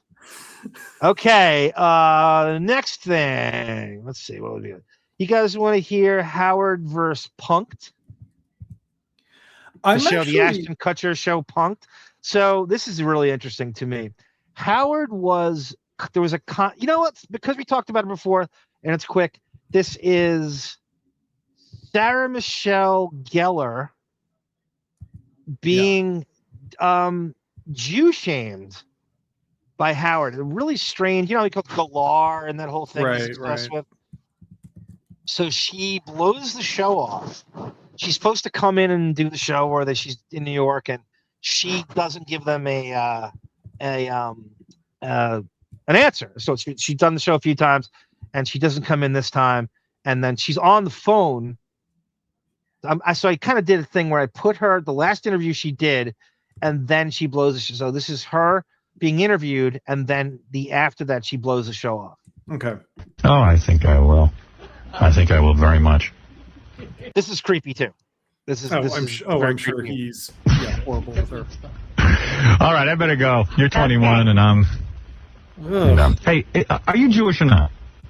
I don't believe in organized religion. So you're Jewish. You see, the Michelle. That makes me anything. See, Sarah Gellar sounds like a Jewish name. But right, it's really Gellar. Now you got to remember, Jackie's writing for him here, and this is his specialty. Right. This, besides Pollock jokes, this is his specialty. This is Jackie in his element, overdrive. Yeah, just finger caught overdrive. Canadian Goose, David wants to know, I think it was in that Opie interview, Artie made a really weird comment about his father asking to help him kill himself. Yeah, that's maybe that's why I'm thinking of it, but it just... Why would he save that for Opie and all these years of telling those stories? He just saves it for Opie in that one interview. Yeah, I agree with you, but I could also see him being protective against like Howard's insensitivity all those years, like that, you know, that would have been used for fodder for comedy when he was working on the Stern Show. I don't know. I could see both ways. Artie's a rare example of someone brutally honest and a serial fabulous liar at the same time, and you just don't know what's what after a while. It's really bizarre with him. I don't know if I've ever seen anybody walk the line like he does with those two things. Yeah. The dichotomy of being a serial fabulous liar and then brutally honest. Right. Gellar? Oh, get out of here. Every Jew does that. Really? Yeah. Every Jew, like a lot of Jews that are Levine now are becoming Levin. Really? Yeah. I mean, by birth, yeah. Yeah, you're Sarah Michelle Gellar, so it throws us up. Why do you always wear a cross? Because I'm a vampire slayer. Why don't you wear a Jewish star? It doesn't really do anything for a vampire. Wouldn't that be great if you had a Jewish star on? And the vampire stops. Right. I don't think it would do anything for the vampires, gotta say. So you left your Jewish in your high school yearbook? What? You stopped being Jewish in high school? I don't believe in organized religion, never have. You believe in God? Yeah. Have you ever My apologies, Housey. He goes, Cheshire Academy has a prolific football program. They actually do have black kids. They can, because they recruit them. Okay, yeah, so it's like in basketball in the old New York. I don't know if it's like this. New York basketball has really gone downhill, but they used to have like, you know, these Catholic academies and these prep schools, and they would basically recruit the best kids from all around the city. And they lived nowhere near where that high school was. And then this school's running around bragging that they're number one. Of course you're recruiting kids. Of course you're number one. Yeah, we had a lot of kids. Yeah. Where I grew up in Cleveland, we had like St. Ignatius High School, where it's like it was the football team in Northeast Ohio. You know, so a lot of kids were bussed in, and et cetera, et cetera. Celebrate the high holidays? What about Pesach? What? What about Pesach? I gotta go with no. Did you have a bat mitzvah? No. You did not? No. Do the words get kakanaf and yam mean anything? Not a thing. Have you ever built a sukkah? On Sukkot? On Simchas Torah? You see Jackie cracking up in the background. Did you watch Buffy? No, I think I've seen part of an episode. I didn't catch it though. Yeah, this is perfect, Tatsuya. I know this is like the timing of that, right? Jew broad who fights Dracula's. Whereas it's too bad we don't have Artie in this interview, that he could have told Sarah Michelle that story, right? Yeah, about his Uncle Sonny, which I'm not even sure I believe. But again, it's funny. It's a funny, fabulous fake story if it's fake or whatever. Totally, it's a funny story. It's too bad he's not there.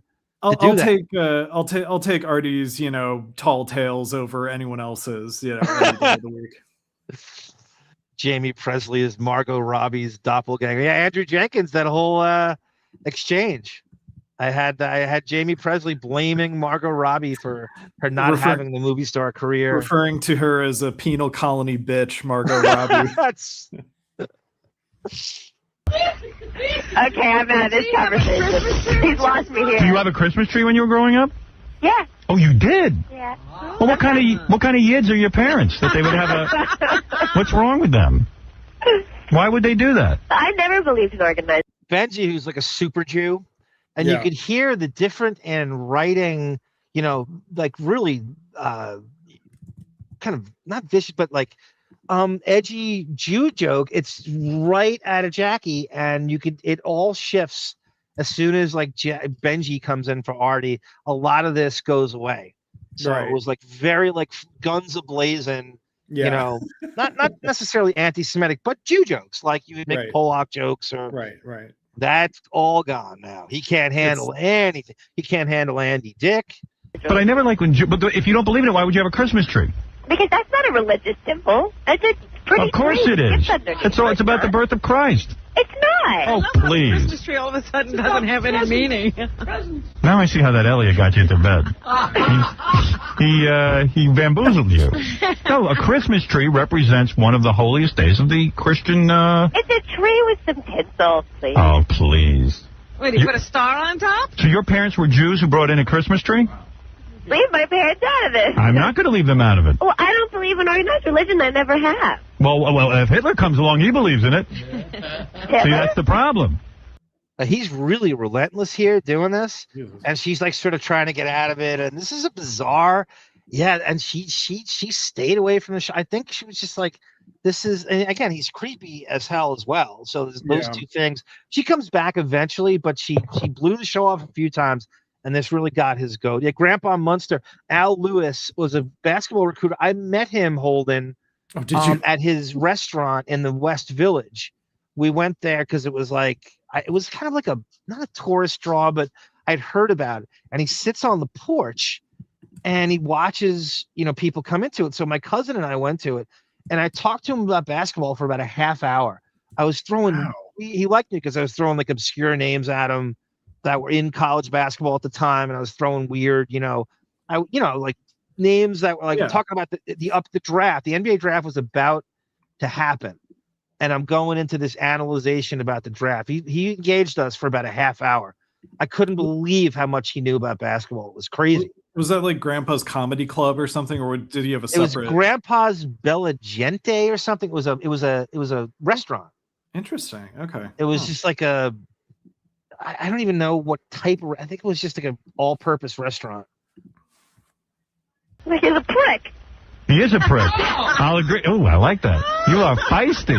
I'm very feisty. Hitler's a prick. Feisty and incorrigible. I hope nobody quotes you on that. There's a lot of people in Hollywood who are fans of Hitler. Fans of Hitler? You might not be able to work again. What? You're telling me your parents were Jews. Were they self-hating Jews that they would have a Christmas tree? You better. My poor mother out of it. Why did you come in here? I think I need to talk to you. It is a religious holiday, and you celebrate.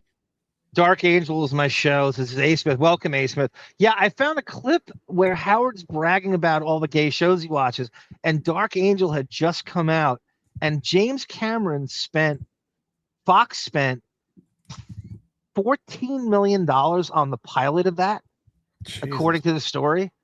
They really thought, because James Cameron directed. Yeah, everything he touches turns to gold, right? Yeah. It was right after Titanic. It was like a couple years after Titanic.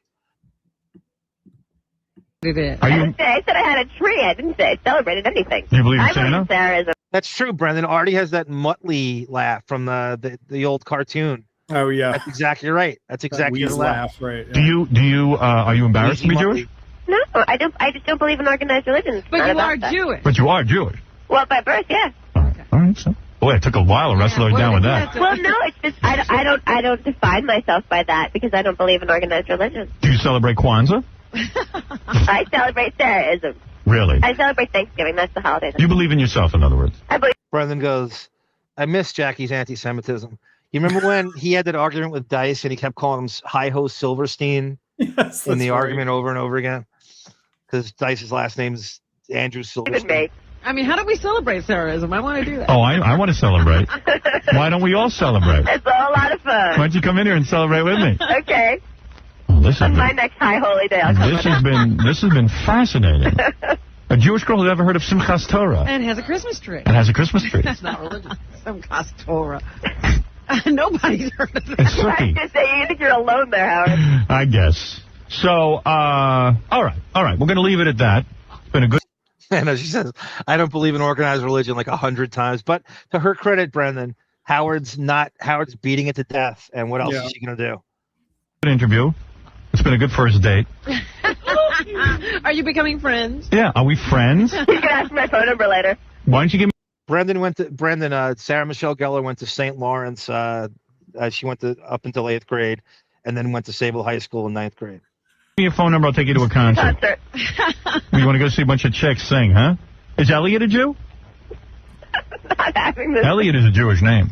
I'm not having this. I don't know too many Christians who are named Elliot. Look at Tendrils Elliot Schwartz. for the rebound comment. Yeah, what is his last name? Elliot Schwartz? I think I did give him my nickname at the time, Al Lewis. You realize in all this you're just giving him free publicity here. Oh, I don't care. I could mention his name every 5 minutes. No one would listen to him. I don't have to really worry about him.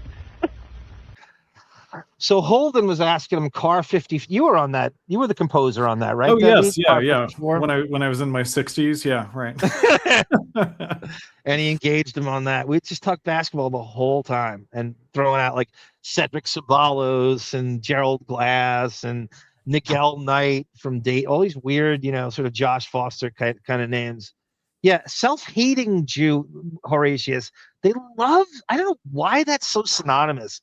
I'm not even sure I quite understand I think it's overused, and I don't buy it when they say that. Yeah. Self-hating. What does that mean? You're honest about your religion? They don't hate themselves. Howard certainly doesn't hate himself. It's interesting that there's not a self-hating Christian sort of in the ether of pop culture. That's not I hate that self-hating Jew thing. It's such an overused. I find that it's not even accurate. It seems like a simpleton phrase too. I always hated that too. I'm with you, Horatius. 252 Bleecker Street. Thank you, Holden. Yeah, that's the far West Village, right? All right, Sarah Michelle Gellar. Sarah Michelle Gellar. Thank you. And Fred said that Grandpa had a Schwoogie button at the restaurant. Jesus. Norris, star in Cruel Intentions. You mean Eric? Actually, I had billing above me, but it's okay. Yeah, whatever. Listen, he's a struggling actor. He's 50 years old. He's a struggling actor. What is it? Just as a Jew, I'm angry, and I don't think so. Oh, Benji found his way into the fucking studio. I didn't even realize that. God, I hate his guts.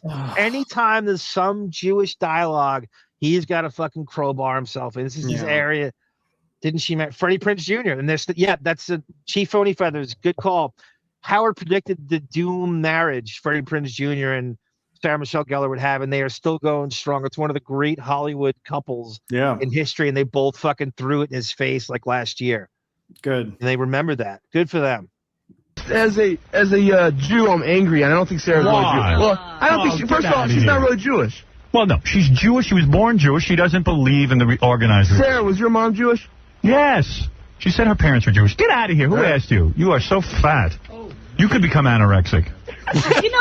Those over coveralls, whatever he's wearing, used to be loose. I don't normally like fat shaming and fat jokes, but when it comes to Benji, I'll take anything I can get.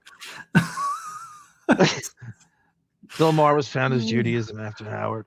On him. Yeah, I know. He's so fat. Get out of here. She would never look at you. He's offended. I'm offended by Howsy Football wants to know what Don Knotts is really like, David. He really talks like that. He really has that gawky. That's really him. Yeah. We have temporarily lost monetization on our channel. If able, please donate via Cash App, upper left, Venmo, upper right, or buy me a coffee in the center. Thank you all. We love you. Hit like and subscribe while you're at it. Right effing now. The way he looks. I'm offended by him, yes. What is it, Charlie? Quick. Yeah, just be quiet. There's those big lips. We want to talk about Sarah Michelle. Okay, so cut to, 6 months later. She's supposed to come in. I guess she told them they would and blows the show off. Gel-LAR? Did you just say that? It's not Gellar, it's Gel-LAR. Now, why are we talking about her?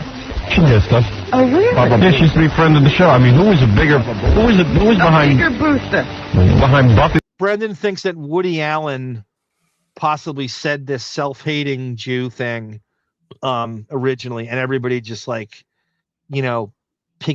on it. And so it's become like, in comedy, it has become like a, that whole baby boomer crew that worships Woody Allen all fucking say that. That's a good theory, Brendan. Yeah. The Vampire Slayer. Surely not Regis and Kathy Lee. Baba Booey. They haven't said a full no yet, but what happened? You requested she come in? It's that whole foot dragging thing where you call a week in advance and then they get back to you and call them back. Didn't they used to call us? Get Sarah Michelle Gellar. Didn't she used to call us all the time to come on? I mean, she's doing Conan. That's a sign that once you're doing Conan, every show should be open. Right. What is she doing? Conan and Rosie, and she was on Saturday Night Live last night. She was on the special. Yeah. Maybe she's getting too big. Yeah, that's what happens with us. Her schedule's getting, schedule's very full. Right, so she's only got time for Conan. And Rosie's sagging rating. So that's what the show used to do. They still do it to some extent, but they used to gauge what other shows are they. So back when they did the show on Friday, that was the big day that they would book guests because the movie promotions were on Fridays. And they would say, oh, he's doing Conan O'Brien's doing Letterman. Why can't you do our show? And they would shame any guest who blew them off. Saturday Night Live was another one. Maybe they're hosting it. Maybe they're, and they would gauge, is the guest available by those other shows that they would do. I love how Conan's still on the downturn, like even in the late 90s. It's he did was shit on him back then. Right. She has some big, you're right, Barb. I know that push-up bra, Muir, absolutely. Looked it up. Cheshires in the 90s won 49 straight games. Thank you, Scotty Yates. Thank you for the Kevin Costner reference. Conan, doesn't he tape at 5 in the afternoon? Right, and Conan, I mean... Conan was the touchstone for the lowest form of media you could do at that time. He's the biggest insult. Right. That punchline is equivalent to like a cable Ace Award reference or something. Yeah. Right. It's the biggest insult to say you did Conan and then blew us off. Right. Arm, when you have time, check your email. Okay, well, thank you, Holden. He's got pictures of him and Al Lewis. Oh, cool. I will look at that. I wish we did. I wish we thought to take. See, that's where like not having like the smartphone back then. God, there was so many celebrities. I was telling Fred Durp how like all the celebrity encounters I would have when I was living in the city in the late 90s and early 2000s, and it was just, and if I had a smartphone, god damn it, every one of them, from Baldwin to Josh Charles breaking up with Jennifer Connelly, so Sarah many. Jessica Parker, Sarah Jessica Parker. All Benji has is his fucking Judaism. I know, Horatio. So, and that's like J-Date and fucking Alicia Jordana. And, oh God, is he so what? Oh, I so agree with that. Now that's not fair. He also has What's Happening too to reference. Holden goes, we had an actual camera with us at the table because we wanted a picture of him. Said smoking cigar. There was a porch too. And Rosie, I'm sure they both watch and know exactly what she does. Yeah, I'm sure they're big fans of Buffy the Vampire Slayer.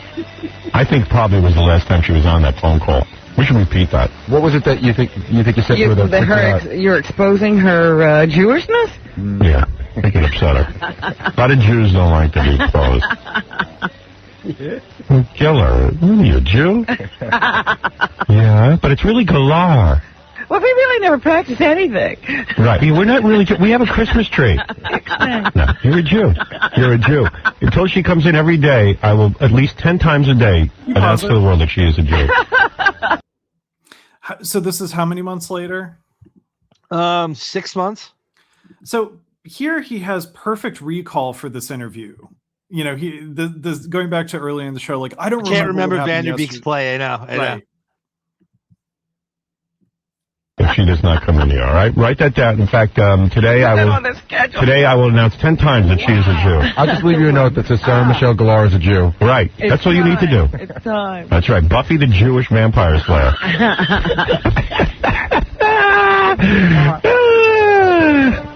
But we really are Jews. Stop! Don't take me to the oven. You're welcome. So after this, you getting offended by Andy Dick or anything crazy, pro-Israel, it loses all of its sting. You're clearly fine with it. There's nothing, whatever, I hate saying that, but and Jackie, writing for you here, like, I don't want to hear any Jewish sensitivity from you. Isn't Andy Dick Jewish or part Jewish himself? He's half Jewish, but he did that whole thing with him on Fitzsimmons' show, and he kept making Howard's a cheap Jew. Howard's a cheap Jew. I just, because I feel like, is Gilbert wrong for doing bits about how Howard's parents were spared in the Holocaust or something? At the Friars Club.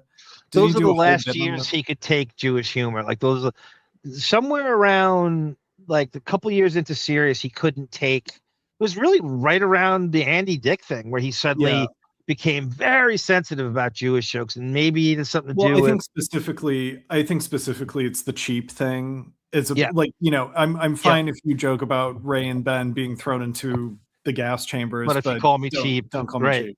Right. You're right.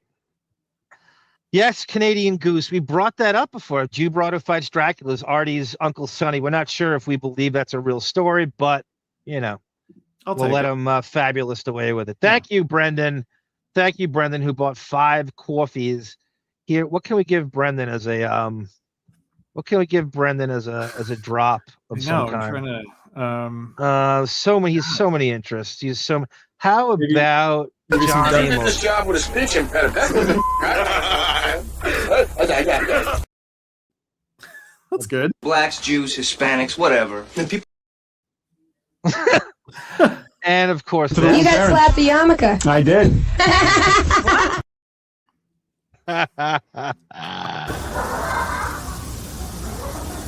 Howdy.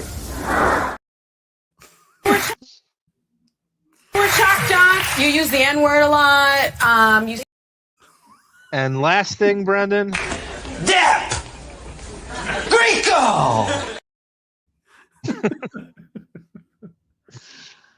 Sarah Michelle Gellar! It's Gellar! No, it's Gellar! Gellar! You are Gellar! Please. Or Fred's Kurt all-time character at the same time, right? All that was fine back then. Elle McPherson, right? Remember that? Elle McPherson, what did she say? Yeah, your Jewish face or your I forget what she said. Yeah. Oh, God, I forget that too. Yeah. I want you to take this broad and push her up against the barbed wire, Hogan. I'm not. All baby boomers love Hogan's Heroes references. You can tell that Benji's on the show with a Hogan's Heroes reference. Yeah, I mean, I know that Howard would come to that himself, but yeah, right. Let's move on to maybe leave it up to you. You want to do the Punk'd-a-thon? This is Howard's being targeted by Punk'd in Ashton Kutcher to be punked, and he is terrified of it. He is constantly putting threats out there that if you punk me, I'm gonna. So I don't know. There's no real order to this, but here's Gary talking about that the punked people approached him to punked Howard. He's like terrified of this. Really? Yeah. Okay, well, it'll be talked about eventually. Eventually. Yes. I have a weird story. Something happened to me yesterday regarding you. Yeah. So I'm at home yesterday afternoon around 4 o'clock, and the phone rings, and it's Kane, who used to work here. Kane, yeah. So I was like, wow, Kane never called me at home before. What's up? Hey. You know who Kane is, David? He's the cabbie's yes, friend, right? Good. Yeah. That's impressed you know that. It's a little before your time. I didn't think you were going to get that. But was he a co-host with Cabby, or was he just another DJ? They had an afternoon. It was like a music show, but occasionally they would talk a little bit. And right. I remember he did an episode of Sex and the City. He played like a man-child that was dating Sarah Jessica Parker, and his parents had this huge like Central Park penthouse. Right. And he looks like one of the Nelson brothers. I remember that hairband Nelson. Oh yeah. Ricky Nelson's sons. He looks like them. And he what was I going to say? They got interviews that Howard wouldn't get occasionally. They got Eddie Vedder before Howard did. They got Ben Affleck before Howard did on the afternoon show. And they were, he was, I don't know what happened to him, but doing Gary. He was part of this punk, apparently. Doing Gary. What is Kane doing? He's working on He's working on Cold Pizza on ESPN. He's doing his thing. All right. Yeah, poor Kane doesn't work here anymore because he was late for like a Metallica interview. Wow. Really? Yeah, he's a real good dude too. He is a nice guy. Felt bad he was late for the Metallica interview. But they were saying that was like the 100th time. So this is like the last days of K-Rock. This is like 2005. Okay. So he just got. I didn't realize that's why he got fired. Kane walked in. Right. He was late for like an important interview. I side with Kane on this. Again, he was one of those people that Steve knew how to deal with, and nobody else does. 2 to 6. He's like a real nice guy. Well, I know is where Kane's working now. Everything's fine. So there you go. Oh shit, that's right. They're both from Minnesota. Scotty Yates. That's right. the great state of Minnesota, which has become quite a tough. ravaged. I mean, it's like the pro wrestling capital of the United States too. Yeah. Thank you, Tendrils, for 5 coffees. What can we give Tendrils, David? Is that all you Italians know how to do? Scream and hit? I was going to say my Prince, my Prince cover. Here's a little Revenge of the Nerds. I'm a college man now. Isn't college great? It's going to be a great year. Here is Elaine Bennis. I hate men, but I'm not a lesbian. And one last one. Here's Beth.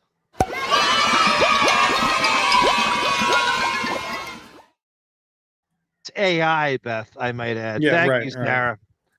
Thank you, Tendrils. We love you. I saw Nelson when I saw Letterman live. Wow, Nelson was the musical guest. Oh, Holy shit. wow. You know, Jesse Ventura was the governor of fucking Minnesota. That's right. Why do I forget that all the time? And I don't know why I don't believe my government for lying to me, Tata Tuesday. It seems So unlike him. I'm sure I did the right thing on this, Howard, but I'm going to run it by you. But I know I did the right thing. All right, what happened? So I guess he's working with a bunch of guys at MTV, right? Okay. So he calls me up and he goes, listen, I'm talking to the guys from Punk'd.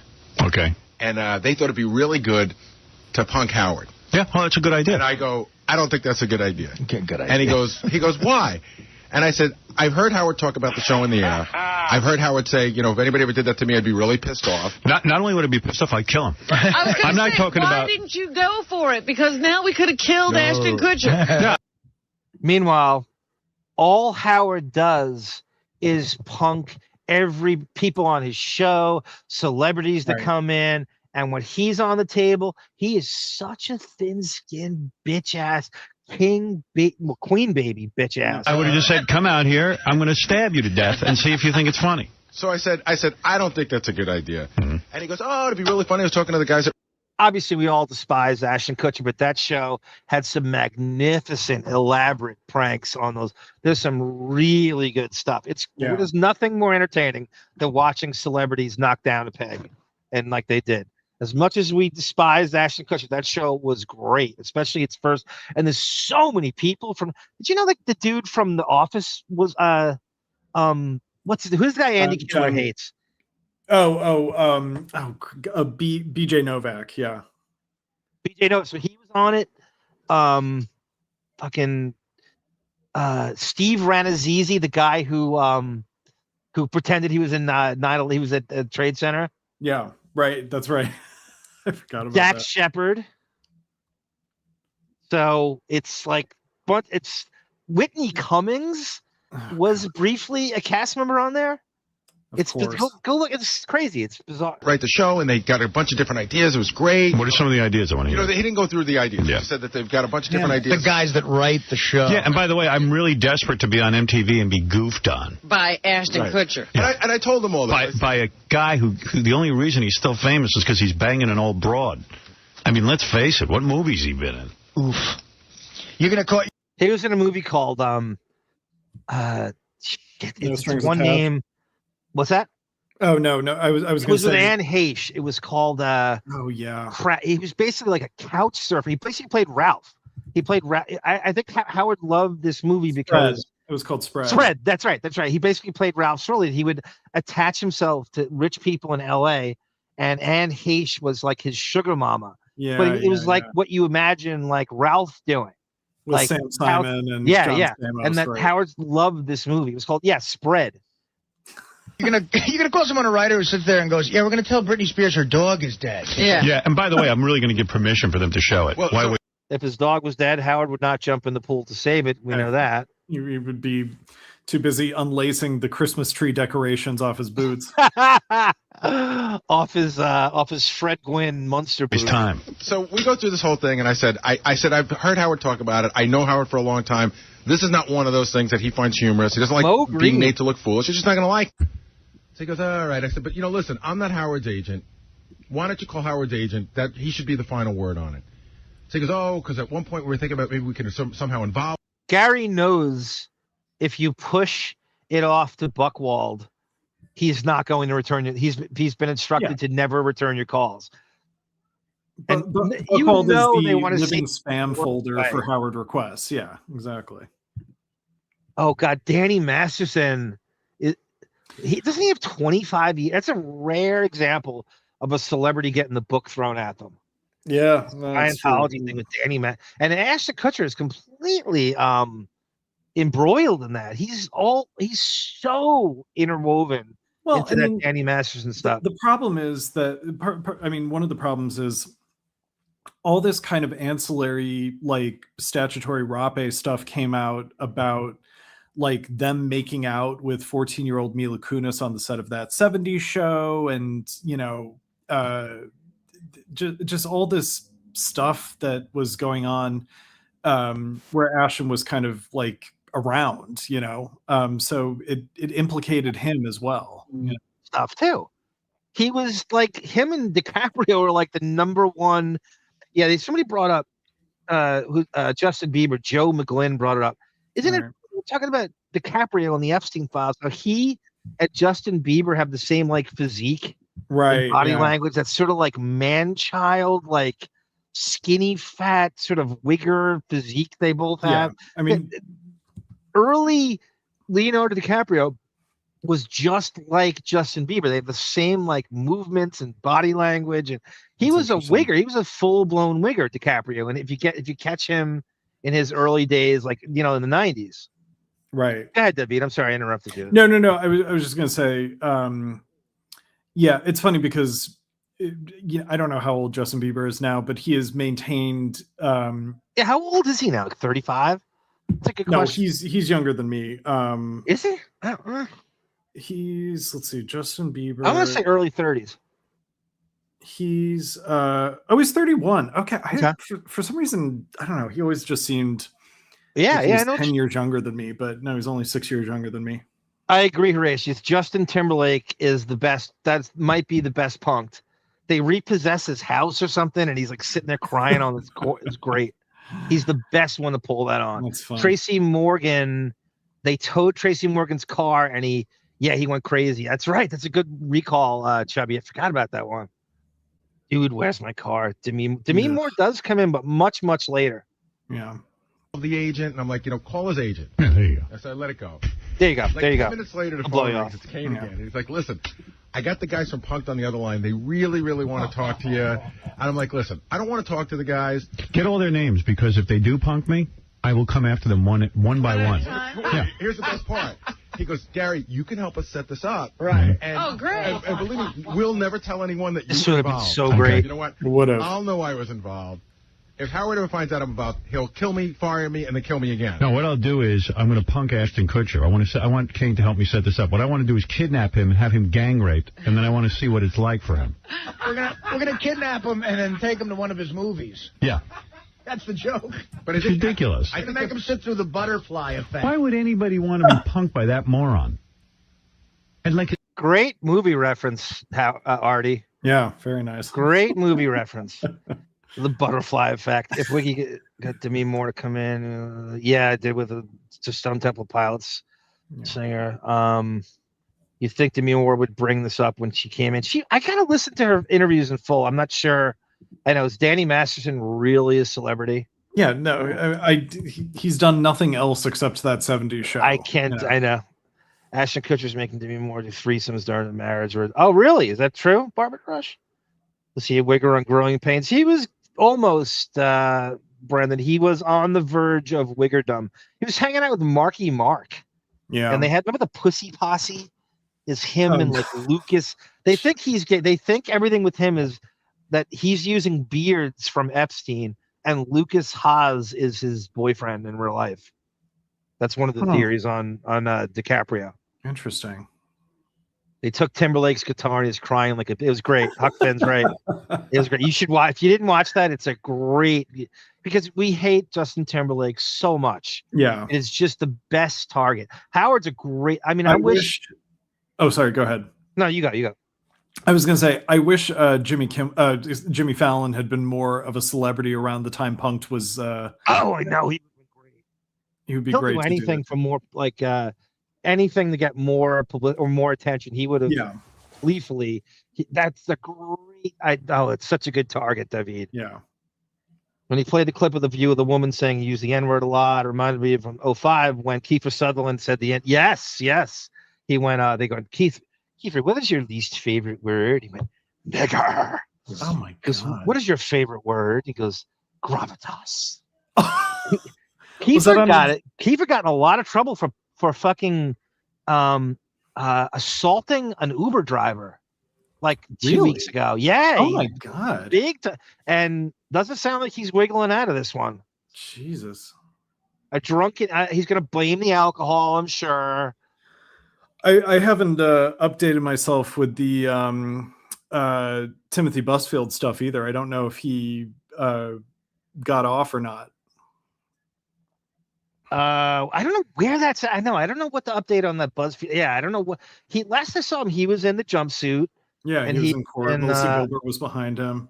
Oh, that's right. How's he goes, it's from the Latin gravitas. That's right.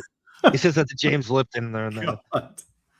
I know Brendan's right. Why would Timberlake even sign the release for that? Yeah, there's no good way to look. I guess he was friends with him, and he said, that's a great point, Brendan. Apparently, there was a lot of them where they didn't sign the release. I bet there is. Yeah, and it's only agita stuff, like they put you in a car accident. He's out on bail, David. Oh, okay. Timothy Busfield was in court the other day, but now he's still in jail and nothing happened. Okay. Interesting. Okay. What's your least favorite word? Nigger. Accuse you of things. That doesn't sound like fun to me. Oh, and I can't wait to start crying on TV so people can see it. In fact, I was reading that Justin Timberlake cried and called his mom. There you go. Yeah. That was great. That's great, Justin. Awesome. Why would you get permission to show that? And I said that was the last. What an idiot. The last thing I said was, Howard's thinking like Brendan. Why would you give permission to show it? Which I never would. I go, Howard's not going to give his permission for it. He's like, oh, yeah, you got to give your permission. I said, he's not. Oh, yeah. Oh, that finally occurred to me. But I think they were. Yeah, what a drag. You just can't. You get Howard in a punk situation. Just basically think about what happened when he found out that, and this is something you could do to him, I guess, that CBS was suing him, right? He just burst into tears because he knows anything you do to him that's not completely glowing and that's not completely, spoiled brat, king baby bitch ass, he's going to burst into tears. Because if the CBS lawsuit is a great example of him. Or anytime there's any pushback in him. Hammer people and just stick it right on television. Okay. So far they've stolen Frankie Muniz's $70,000 car. No, that's fun. They took that Seth Green guy. Yeah, but Frankie Muniz is glad to be on TV. Yeah, and look at who you're going to be with. Seth Green, Frankie Muniz, Justin Timberlake. Tell Kane thanks for putting me in that group. Also, now Howard's thinking he's too big for the show. Okay, that's the real reason. Right. You know what? They took that. Even though there's major movie stars that they got on that show. Eliza Dushku, whatever it is. And Eliza Dushku, they did a Winona Ryder shoplifting thing on her. Who's she? She was on Buffy the Vampire Slayer. He doesn't know. He's such a fucking idiot. He doesn't know who she's like. One of the main characters on and I know who she was on that show. Right. She was the bad vampire. The third one in, yeah. And you know what they did to her? This is like a horrible thing. She went shopping. This is her friend's. They told her she had breast cancer and they cut off her breast? They might as well have. They took her shopping to this boutique, and then her friends go, listen, we'll meet you down at Starbucks. We'll be down the block. And then they put stuff in her bag, so when she goes to leave, the thing goes off, and they're going to arrest her for shoplifting. Right. Why don't you hit the shuggy button, Gary? Yeah. Why don't you get involved with this, right? And the girl's like practically freaking out. Yeah, I'd like to go through that. That'd be fun. Yeah, it's very clever because they do that every week. I saw them do that with Brandy and her brother. Tell Kane thanks for thinking of me. Oh shit, that's her brother is fucking Ray J. He's responsible for the Kardashians fame for the most part. Right. He's got weeks to live too. He came down with it might have been the same cancer as fucking Van Der Beek. Van Der Beek. Oh jeez. Look it up, David, if you can. Yeah, I will. Ray J. Norwood, Brandy's brother. Well, I think they were pressuring him because he knew you. I could tell he was under a lot of pressure because he called twice. They kidnapped Kane. I'm under a lot of pressure. Yeah, I think Kane is being punked. Why don't they punk Kane? But anyway, Kane says hello. He's a good guy. Yeah. But I did the right thing, right? He's a good guy. Yeah, you did the right thing. I would have fired you. I know, of course. I found out you were in on that. Would have been the end of you. But I like the part where they go, listen, we'll you set it up and we'll protect you. I'm laughing at the thought of your agent and on one of the meetings with them. I can't wait to hear that call to Don. Who would have been the best person? I think Stuttering John would have been the best person to contact. I agree. John's enough of a loose cannon who wants attention to that degree. I think John would have done it. Yeah. They should have went for John. Totally. John could have used it as a springboard to some MTV show of his own. So the Ray J thing, after sharing that he was recently hospitalized for pneumonia, the artist further detailed the current state of his health, saying that he doesn't believe he'll still be alive in 2027. Let's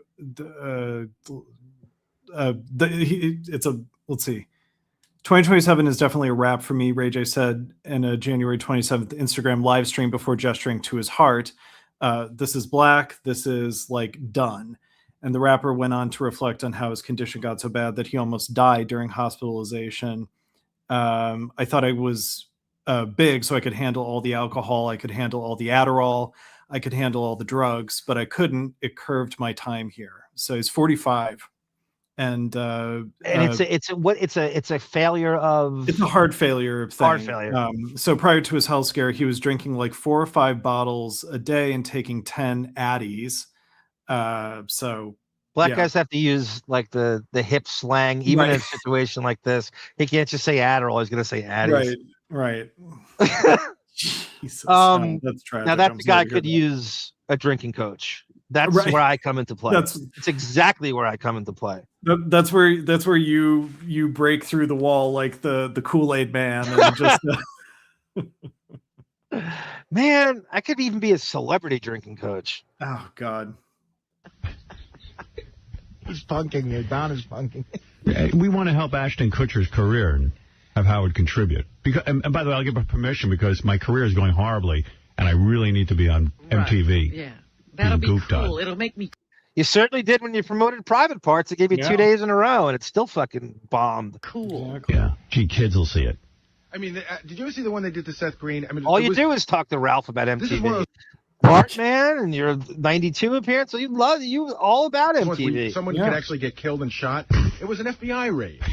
Like the FBI raided. They threw him on the ground. They handcuffed him. Yeah. No, Seth Green should have taken the FBI guy's gun, found Ashton Kutcher, and blown his brains out, and said, I thought it was a fake gun. I know you can make a case that Malcolm in the Middle is bigger than Howard was at that time. Yeah. If you really, really wanted to cut it, I honestly. I didn't know. Unfortunately, it was a fake gun. Too bad. How's you know what? Let's punk them back. Call Kane, say, I'm into it. I mean, you're into it. Right. Set it up. And then let's have them arrested while they're doing whatever it is they're doing to me. The only thing you did wrong is you should have found out what they wanted to do to me. It sucks that we thought of that on the air. I wasn't even sure. And then I was even thinking, like, maybe that would have been great. I should have come back to you, and we should have, like, punked them back. But you don't want to be on the show no matter what anyway. Counterpunk. Yeah. Right. No, we counterpunk. That's all the show does. Is it's okay when it's in your studio, and you can ambush people with John interviews and Gary Garver, and that's okay. That's completely out of bounds. But this is just he's and we use it. And we use it. You've been checkmated. We outsmarted you. By the way, you pause it. It would be funny if, like, they did this. They were trying to, like, counter espionage film Howard getting punked on Punk'd in the same way that Howard K. Stern wanted to bring his cameras up for Anna Nicole Smith. How about the best punked of all is Dana Plato? Right? Right. They literally planned that. Let's have Dana Plato in, and then we'll have callers call in, and we'll tell her to kill herself, and we'll make all these right. I mean, he knows exactly. That's what's the difference. There is no difference. She committed suicide from your show. You are the cause of it. You are the direct cause of it. That is punked to the degree you're talking. Way worse. There's nothing they could ever do to you that's equal to Dana Plato. Yeah. Nobody could ever punk him. Maybe you should have come to me in private about this, and we could have figured out how to, like, go along with it and then screw him up. Right. Right, but then they wouldn't use it. So that Ashton Kutcher, like, ends up either, like, weeping in the corner in a wheelchair or something. You know what I mean? Call them back. Tell them you were wrong. Yeah, Howard had Dana Plato deleted, as Holden puts it. It feels like. Right. Tell them, Howard, I'm going to go in on it. But you're all for it. Yeah, Howard pissed me off today. And it's time he got punked. It's time for payback. Yeah, because I want to be Ashton Kutcher's bitch. I love when he goes, it's time to take Howard Stern down a notch. Yeah, come take me down a notch, you. Come on over. Yeah, I want to be in your mousetrap. Oh, is that true, Horatius? He had insider trading. Yeah, there's no. I had something with Howard, I found an article on this. This is for Chauncey when he comes back on. It's not for this. Got to have Chauncey because he got confronted about this. Yeah, he got the SEC and went after Chauncey asking about insider trading stuff. There's an article on Howard's lawyers got arrested for insider trading on Sirius. Wow. So how does his lawyers get arrested and he doesn't? Right. How do you get that information if it's not from him? He had a legal team. I had never seen this article before. It's like in 2006. And I found it by accident last week. And he had a fucking lawyer get arrested for insider trading. You had a fall guy. Because of him. Yeah. The Sirius stock on him moving there. I swear to God, it never got out. That's crazy. Oh, I can't wait to see that. Bob Murphy calling a Mets game on the radio, the West Coast late night. Dude had the most comforting. Oh, he's talking about the Costas thing. Yeah, I agree with that, Josh. Anytime there's like a Mets San Francisco Giants game, you fall asleep to it. Has Ashton Kutcher ever done Howard? Yeah. Oh, yeah. Oh, he has. Okay. He did it in the early 2000s twice. He came in at Sirius twice, and then he got invited to the Kimmel party. So he's friends with him. So he's okay. Legitimately friends with him. Right. Now, certainly. Yeah. Yeah. Right. Thank you, Barbara. Everybody, please hit like right now and subscribe. And we have temporarily lost monetization. If able, please donate via Cash App, upper left, Venmo, upper right, or buy me a coffee, arm fund in the middle. Thank you. We love you. Thank you, Barbara, for reminding me of that. Time to take him down a notch. She loves that line. Yeah. I've never seen the show. I don't know these He's references. retarded. Bullshit, you haven't already. All your friends were on. I admit I've tried to watch it. I can't look now at it. Now the truth comes out. I'm going to rip your balls out and use them like earrings. I'm going to wear them on my TV show. You've been punked. Yeah. Who the hell would go along with that? I don't know why Justin Timberlake signed the release. I mean, the guy sat on his front steps crying, calling his mommy. Yeah. What a fruit. And then he said, okay, use this on the show. It'd be great. I'm proud of this. And they only replay it 9 times a day on MTV. Well, he was a Mouseketeer. Even stupid Britney Spears people were like, no, you cannot punk Britney. Right. Of course. Yeah, Chauncey, something happened with him and that insider, which is one of the reasons he claims he got banished to Ireland. That he got into, there was a real like threat. I'm going to get to the core of it again next time. Like he was driven out of the business. So Howard had enough pull with the gossip people. Right. That he was like being alienated by the Post and the Daily News and stuff. There's a channel here on YouTube, Classic Baseball on the radio. So I've seen that, Tata Tutti.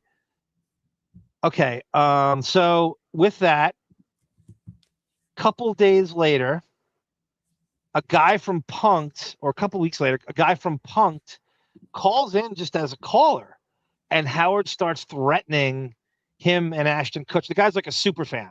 Right. And I went and looked this guy up. What the fuck is his name? He was not a guy I knew that well from the show. He was just one of these like backup characters who was an actor on the show. And he called in, and it's like the beginning, like the first hour, the 6 o'clock in the morning hour. Where is he? Yeah. Where is he? Doomsday, Rollins, caller defends Howard. Where the fuck is this? I do this once a month. Howard sings. Hold on, Punk'd. Oh, here he is. Adam Logan from Punk'd calls into the show. June 8th, 2004. Okay. Yeah. Yes, Adam. Howard? Yeah. Hey, brother, it's Adam Logan from MTV's Punk'd. I'm trying to work your name into every bit I do, brother. Is Rupert Murdoch punking me, maybe? Maybe that's what it is. You're here to tell me I'm being punked because the word rape in my picture... That's not even a real paper. So when I listened to this, getting ready for this show, I went and tried to find this guy on the different socials. He's so... I can't... It's such a generic name, but I can't find the guy. And I wanted to ask him, what was the punked sketch you were going to do on it? Because they didn't say it in that whole time. Right, yeah. Gary wouldn't tell Howard what the prank was. I think he didn't even ask, yeah. He didn't want to tell him. He barely, asked him for it. So I was trying to find this guy so I could ask him what was the prank. Right. What would it have been? And I just can't find it. Really, I try to live a pretty moral life. I would certainly like to know why I have to be... Ashton Kutcher's going to come out and say, awesome, that's awesome, you're punked, Howard. You work on Punk'd? Yeah, my name is Adam Logan, and I'm the lead on Series 3 of Punk'd. Did you see the Shannon Elizabeth episode where I mentioned your name as many times as possible? Yeah, she goes, the Shannon Elizabeth got punked, and I remember her bringing up, she's like, we'll do Stern. We'll do, she needed a comeback because she was, her name was fading. And I did not see that. They're rerunning it a bunch of times this whole week, but I've done about 10 episodes, and in every episode, first of all, let me tell you, it's an honor to speak to you. You are an absolute genius. No, thank you. Every morning. Let me tell you something, Adam. Yes. If you guys ever tried to punk me, I'd kill you.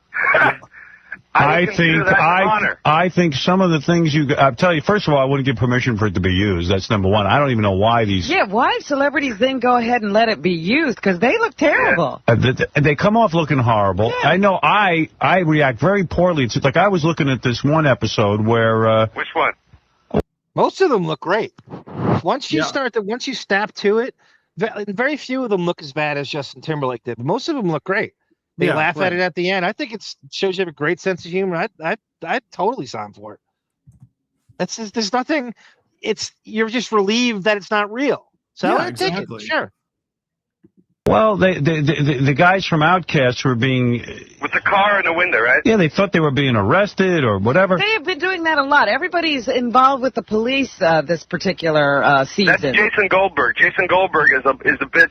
he's the prankster. Now, if that happened to me, I'd freak out. I saw one episode where Usher was told that his brother was shoplifting in a store while he was shopping there. And he was really pissed. Yeah, I don't understand why they give permission. Well, I'm just an actor. They hired me. My agent. This would be a great gig for Johnny Meyer, right? I could see him working on this show. This is such... this guy is Johnny Meyer in a lot of ways. That's what I was thinking of when I was listening to him. Right. He can, in the same way that Johnny Meyer did the, Make-A-Wish Foundation bit for Howard, he could do on-camera stuff for Punk'd. That's what we were saying, Housey. If Howard was punked even in close to the level that Timberlake was, he burst into tears about lawsuits and the stupidest shit. So how thin-skinned that's what he's afraid of. The most innocuous prank would send him bursting because his life is so charmed and he controls the environment and the narrative about everything all the time. Right. And it's just great to watch him not have control over something. Andrew White's and Endeavor were all huge fans. Let me tell you something. If Ashton Kutcher punked me, wait till you see what I do to him and Demi Moore when they're out on the town. I'll punk that pussy's ass. You understand what I'm saying? I understand. I'll give him a person. I know. Violent Howard is the funniest thing in the world. Funny. Yeah, no. You tell them from me.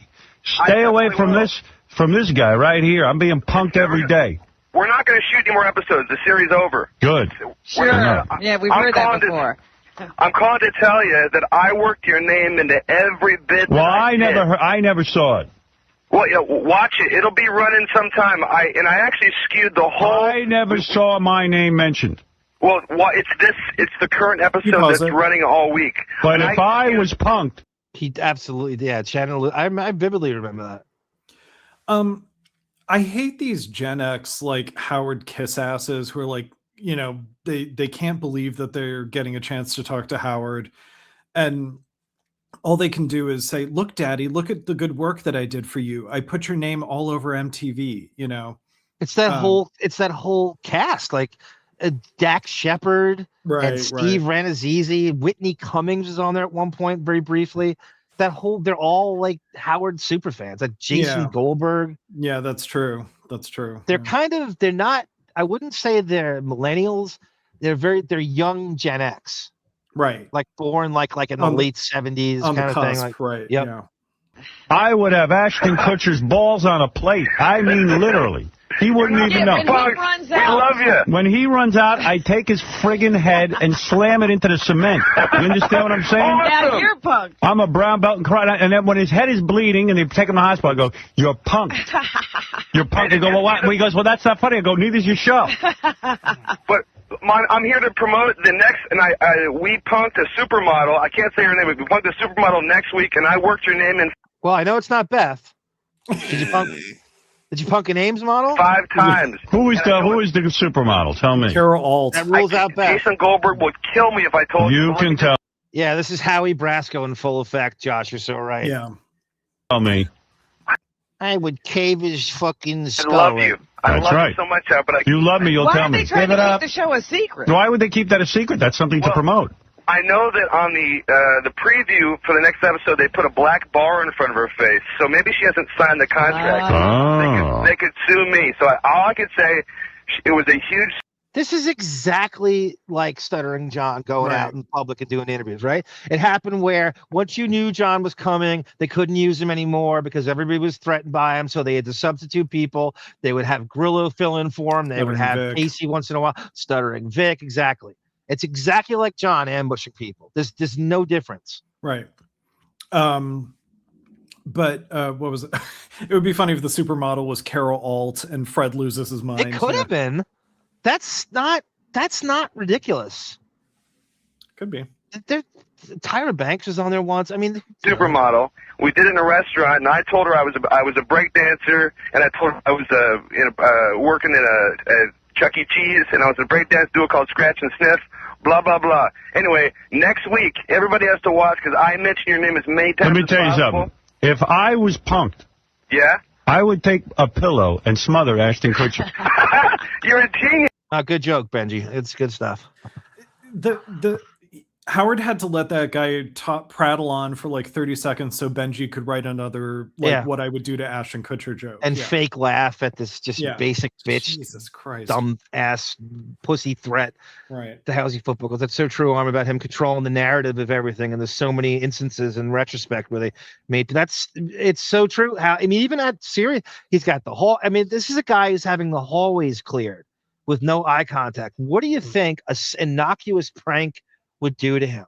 Like I said, when he was confronted with the fact that CBS, he burst into fucking tears in Les Moonves' office with those guys. It's just like, it doesn't take much. And he knows the best Howard threat was when he threatened Magic Johnson's producer. Tell Magic if he screws me over on this appearance, having AIDS will be his second worst problem. Jesus. Oh, God, good memory you have, PC. You know he's the biggest asshole when you can't even walk down the hallway. I know. Yeah, exactly. I know. Well, that's why pranking him would be so great and so glorious. And I really believe that Stuttering John is the only one that would have the balls to execute it. I really do. I don't see anybody else stepping up.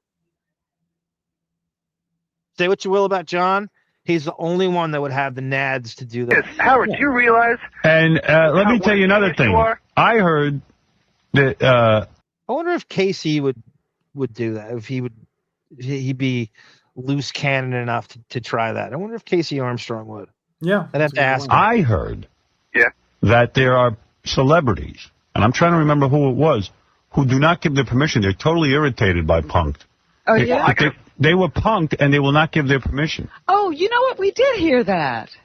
Well, the Black Eyed Peas, I'll tell you a story. The Black Eyed Peas, we were punking them, and they actually pulled out, it became a little, well, let me just say it became a little. Here's what he's talking about. So I went and found this. I don't know how I found this. So here's Dave Navarro and Carmen Electra talking about getting punked. Okay. And what happened with them. He was great. Everything was great. Tell me a story. Tell me about a story I heard. Okay. I'm not a fan of the show Punk'd. I watch it. I don't get it. Right. I heard you guys were Punk'd, and it never aired. That's true. It's true. What happened? I think we were one of the first punkies. Yeah, we were. At that time, the show was supposed to be called Harassed. Well, that's what it seems like to me. It doesn't seem like there's any humor in it. Exactly. So what happened to you that they you wouldn't air decided it? not to air it? What happened? It was. How much is Tendrils river dancing on the keyboard right now with Prince? She's trying to work Prince into this somehow. KC Armstrong and Marv Albert was great. That press conference is excellent. You're right. It didn't have anything to do with us. I still don't understand. Yeah, we still don't really completely understand what happened, but a lawsuit was involved with MTV and someone who got punked in Las Vegas. So the whole everything that happened, it was like a lawyer that. And it was like strippers and like hookers, something to do with this guy was a lawyer and he flipped. Wait a second. What happened to you? This is what happened to you guys? No. I know physically all Howard's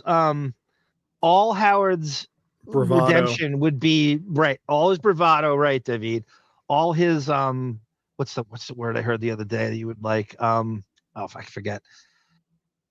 It would be completely legalese retainer lawyer fucking rock'em sock'em robots behind the scenes. Howsy, you're so right. There is something so wimpy about suing, just the act of suing. Well, that was Howard's thing all the time. He's like, we have too many lawyers. We have too, everyone's legal. Everyone sues all the time. You are the king of the fucking petty lawsuit. Yeah. No, he's and telling on just the himself. ones we know about. Just the ones we don't even know. We don't know a quarter of who he's suing behind the scenes too, by the way. Right. I mean, because if he was public about everyone he was suing, he would have to give the reason as to why. Right. So, and maybe the reasoning is something he wants to keep private. It's the same with I wonder if he sued De Beers after Lisa G revealed the. Who knows? Maybe. I would not put it past him. Yeah, I would not. Private information bellicose was the word I was thinking of, David. Yeah. Bellicose, yeah. Good name for a rapper, I might add. Oh, thank you, Fred Durp. Thank you, Fred Durp. Thank you. For that, Fred Durp, thank you for the dono. You get Joe Judice. Talking to me? Wow. He ain't talking to me anymore. Now he's holding his lip. You get Sarah's cartoon cat, Camilla.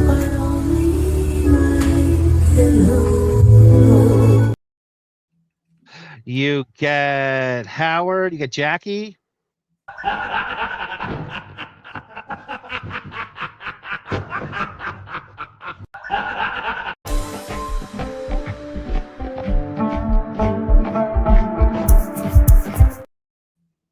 Thank you, Fred Durp. No, but our punked happened in Las Vegas. What was your punked? We got in the car from the airport. We landed in Las Vegas. Basically. Limo driver from hell. Yappy. We hit a transvestite. Oh, they hit some. They made it seem like they hit someone. Yeah. He hit somebody and then took off. Hit and run. Is it Halle Berry? Halle Berry's a limo driver now. Person. Yeah. They do that a lot on that show. Halle Berry got punked. She was on there. Massive. Who's a bigger black actress than she is in the history of the sport? Right. Maybe Crazy Robin? Right. One or two times. So what did you do? Flipped. Of course. I flipped. Should we give it away, what you said? Yeah, why not? They're not going to air it. Just go. Get out of here. Go. Oh, Carmen said go. She's ready to run? Oh, no. No wonder you didn't air it. That doesn't look good. That's so true, Tata Toothy. It was this joke. I don't know if it's a joke or it's like, I hate everybody's orgasm is, I hate everybody's orgasm but my own. And that goes for lawyers, right? Howard hates everybody's lawyers but his own. Right. Yeah. That's funny. No, but there was a crazy man. There was another guy who was going to jump in the car. There was another guy that was like cleaning the window. Oh. And he was acting like a psycho, right? So you said you better go. and then we'll worry about it later. Yeah. Oh, okay. Just run over that person. But I thought you were like, evidently they had to cut it short because I was about to just lay into the driver. You were going to beat him up physically. Yeah, right. You know, you're like, hey, dude, you just hit someone. Yeah. Oh, I'd love to see that. It's not bad. Maybe that is a good one. I can actually get a hold of it because Dax was the driver, the guy Dax from the original series. Maybe Dax, The guy Dax. He was not, he Not was famous, just like right. yeah, it was right. Now he's been in a lot of stuff, but what he's done is Dax Shepard we're talking about is he's bon vivanted his way into all these people's lives. So he's like Right. Brad Pitt's like a good friend. He's in rehab with Brad. I watched a Brad Pitt interview he had on his YouTube interview show. Right. And he got Brad Pitt as a guest promoting that race car movie. And he knows him from rehab. God, They're in so AA weird. together. So it's just like all AA speak, the entire thing. But he's bon vivanted his way. He's been to Howard's house with his wife, Kristen Bell. Yeah. Brendan goes, hey, suing someone is, and no offense here, David, gay. Yeah. Brendan. Lou Butelli, Brendan. You offended Lou Butelli with that one. Idiocracy. Oh, wow. Johnny, he's a friend of mine. Maybe we should air it. We should air it here. Air it here. Yeah. World exclusive. Dax has been to Howard. I forget, but I saw the Yes. exact same scenario. They did it with somebody else. I think they did it with Tommy. But they didn't drive away. Right. And then the paparazzi all came out. Oh, okay. Oh no, they did do it with someone else. It was an a actress. woman, right? Yeah. They did the exact same one. Yeah. Do you guys ever videotape your sexual escapades? Hasn't happened. No, he was great. Crazy Robin's right. The thing is, Howard's not joking. Right. Everything about him, he's you don't know what he has a team of retainer lawyers, and this story is Monique was telling about that she had access to something, and they had lawsuits settled like from interns and shit, just crazy shit. Right. Yeah, right. I mean you'd have to. And the interns at Sirius, the interns were the reason why interns get money now. They get stipend now. Yeah. Because they were abusing them so badly. Here's porn actress extraordinaire Tera Patrick talking about how she almost got this is ongoing thing with Howard and Punk'd.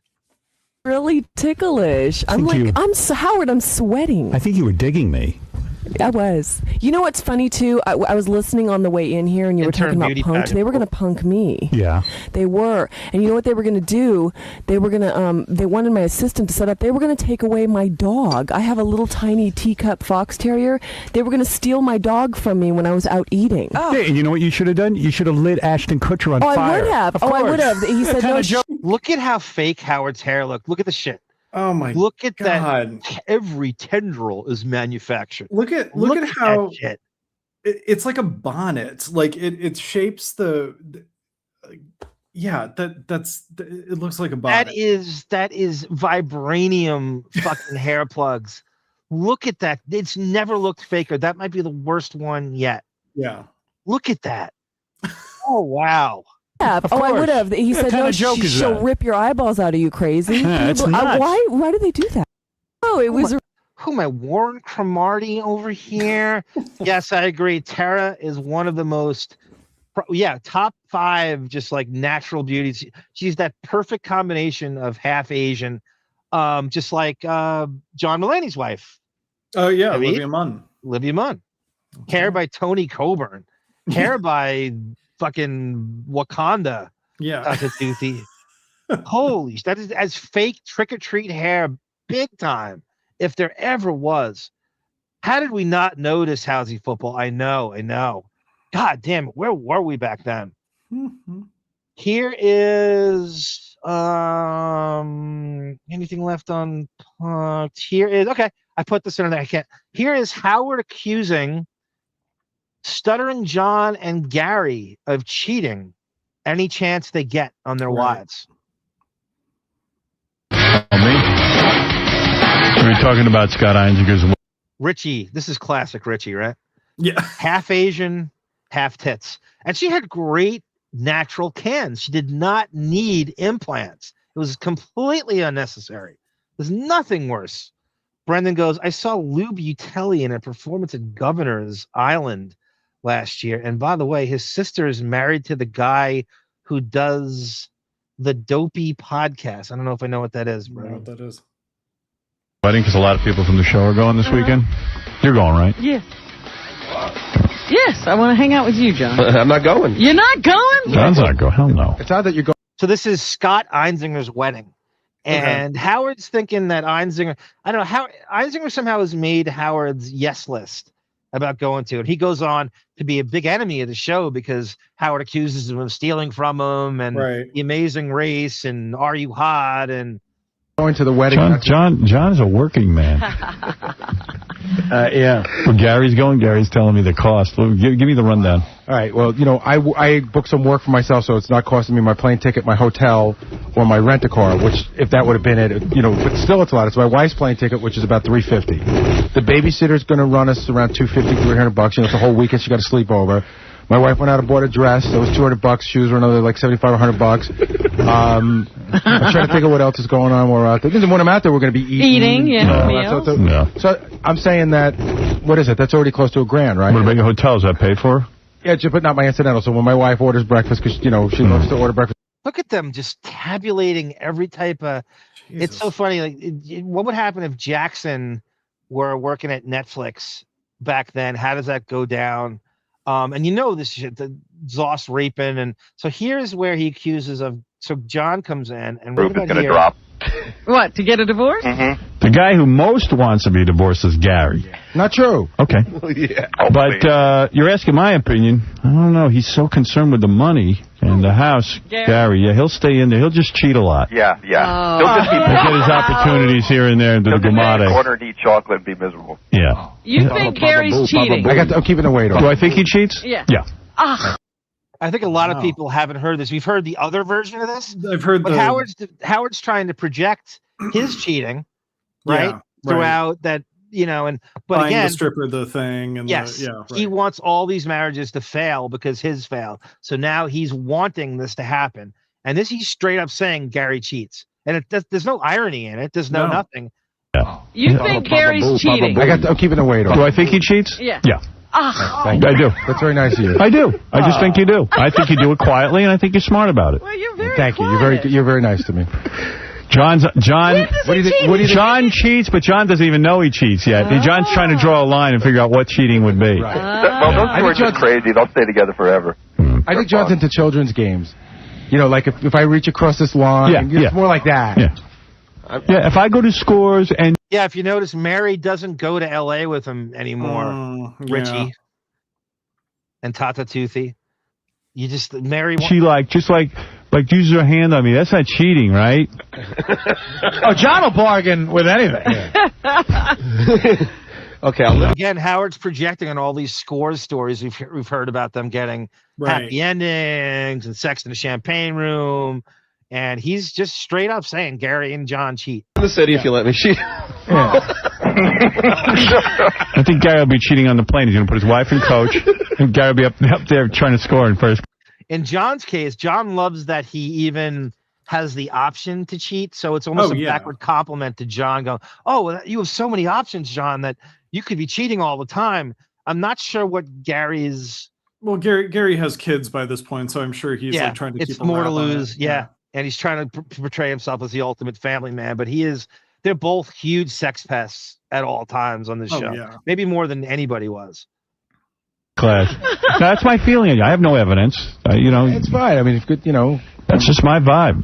You have no evidence except probably getting snitches that hang out with them all the time when you're not there, like Zoss raping. And I guarantee he's getting people reporting to him all the time about this. Of course. I don't think you think... My vibe is you've probably tried to cheat a few times. Probably a couple of chicks have turned you down. They know you're married. How many married friends of yours do you have that you think are happily married? Or do you have any? I don't have a lot of friends, period. But there are a few I can name that I think are happily married. I know one. I think I know one. But other than that... Who's my one? I think your doctor friend. I think you think... Dr. Lewis has a nice marriage, I'm not happily married. You've always said that. I think... Well, it's an anti-addiction podcast. Oh, interesting. How would a drinking coach listen to that? I think I'm pro-addiction. It's against your whole belief system. I want to do a pro-addiction podcast. I want to do a pro-drink. I do. I want to be... I want to go against that. Rolling Stone did a story for a few months ago and believe Artie was on. Oh, wow. Artie was on. Okay. No. Yeah, I want to do a drinking code, like a pro addiction podcast. Yeah. How addictions can be a good thing. I mean, you have to be, right? You have to have OCD about things to be good at it. Right. And so, right? I mean, if you weren't such a rabid composer, right, and had OCD about it, you wouldn't be good about it. It's an addiction. It's right? an addiction. It's an addiction to boring competency. Yes, with the thing that you're addicted to. Right. I'm a rebounding addict and an ice addict. Right. I mean, do you think I could control myself grabbing one-handed rebounds in my driveway off the backboard at 11 o'clock at night? The neighbors would complain. You think I can control that? I mean, who's going to question you on that, honestly? I would practice one-handed rebounds in the driveway with nobody, with even worse, like nobody around. It's not like you're getting them in traffic. It's just like playing Nerf basketball with yourself. Oh, man. You see, Gary can't be happily married because he's got a lot of opportunity. I'll tell you who's happily married. Mel Karmazin. That's true. He's really in love. He just Kiss some more executive ass. Isn't there anything worse than Howard kissing Mel Karmazin's ass? I'll tell you who's really got a good marriage. Sumner Redstone. He's got a great marriage. Jeffrey Epstein. He's got a great marriage. Yeah. You could hear the contempt in Howard's voice. So true, Crazy Robin. So true. And he knows shit. He absolutely knows shit. He's all also the moles. He's also pissed that they're going to Scott's wedding. I mean, that's the real. He's got to punish them before he lets them go, because he hasn't fully decided whether he's going or not. He's always testing the. It's like going to Gary's dad's wake and funeral. He was testing. Remember, he had to ask Fred and Robin if they were going and stuff, and he didn't know if it was. So he was going. If they don't go, then it's okay for me not to go. Right. Yeah, he even likes to get his box office. Okay. I think this is going to be the last thing. I wanted to play. This is Jack Black and Kyle Gass shitting on Howard and private parts. Actually, before I do that, you know what? We'll end it with the Valentine's Day stuff. This is Jack Black and Kyle Gass shitting on Howard and private parts. About it. You know, that's nuts. Yeah, but you know, you always want to go on the back. Jack Black is promoting King, just so happens to be promoting King Kong. If you remember, he was in that Peter Jackson King Kong, which I'm sure you've done many musical scores for. Better day. Of course. Yeah. And who's more likely to get ratings? Jack Black and Neil Young, or Shakira and Alec Baldwin? Well, I don't know much about Shakira. Obviously, Neil Young's a bigger star to me. I don't know who the hell Shakira is, but fans of that show love Alec Baldwin on it. You know, they tune in. Yeah, they're giving him a prime spot for a reason. Yeah, but Jack Black's got more of a sort of a career going on right now. And he's got a big movie coming out. Right. Even though I don't know what the bug up Jack Black's ass is, because I've had the dude on the show a couple of times, and he goes around bad-mouthing me. But By the way, I found the clip, Yeah. I think, with the bad-mouthing. Yeah, what does he say? Hold on. This was on Loveline. So Jack Black, as many people know, maybe you don't know, he's a comedy actor. He's had a really nice career, actually. He's actually a really good musician. Like he's kind of like an underrated, like. Oh yeah, he's great in School he kind of goofs around. Yeah. Right. He goes on Adam Carolla's Love Lines with his musical partner Kyle Gass from Tenacious D, which I love that name. Yeah. For a bit. And they basically shit on Howard and private parts, and they. Adam Carolla and Dr. Drew's Love Lines is on some of the same stations Howard's is at that time, and they get the tape and they listen to it. Love Line. Do you remember do you remember the Howard Stern vehicle? Yeah. When he talked about, like, for a year how easy acting was, and then he stunk it up so bad. Well, he jinxed himself. You can't talk about how awesome you're gonna be. And then, like, before he gets divorced, he, like, the whole movie was designed to show what a great guy he was. Oh, yeah. No, that was kind of sickening. Redonkulous. So, Ooh, that's bad. Yeah. I didn't realize that was that bad. First of all, he's saying I sucked in my movie. Yeah, like you stunk. That hits him right in the fucking balls. Right. It's just compromising everything he is. Right. That is a haymaker. Stunk up the screen. Which and Love Lines is syndicated through a lot of different channels at that time. when they sat in. You know, did you ever listen to Love Lines? Adam Kroll and Dr. Drew would do the show, and then they'd have a guest, and they would answer sex questions from teens, and it was oddly syndicated. I'm aware of the show. I never watched it though. Richie's right. Listen to it. Stuttering John said School of Rock was actually written. Did he really say that? I could see him say it. If not, that's very funny, Richie. Okay, that's his opinion. Jesus. But it wasn't the general consensus of critics all over America. Right. That they were shocked by my acting. I don't know. I find Jack Black a little overrated. Howard's very rattled by this. I like the guy. He's going to be in the hottest. Look at Fred. I find you very overrated, and Jack Black is 10,000 times the musician you are. Yeah, I find Fred overrated in that he's rated at all. I know that you even get to even speak. Right. Movie of the year, so I should know better. But yeah, I mean, I can't. I'm a little overrated. I can't take back Then say it to his face when he comes. What I said about his movie. I love that movie. Well, it was that whole School of Rock thing. You Yeah. came in raving about Loved it. and then had him on the show. Definitely a good Complimented movie. him, and he sat there and he took it. Took the compliments and complimented This me. was after all the compliments. I think so, unless they did a rerun.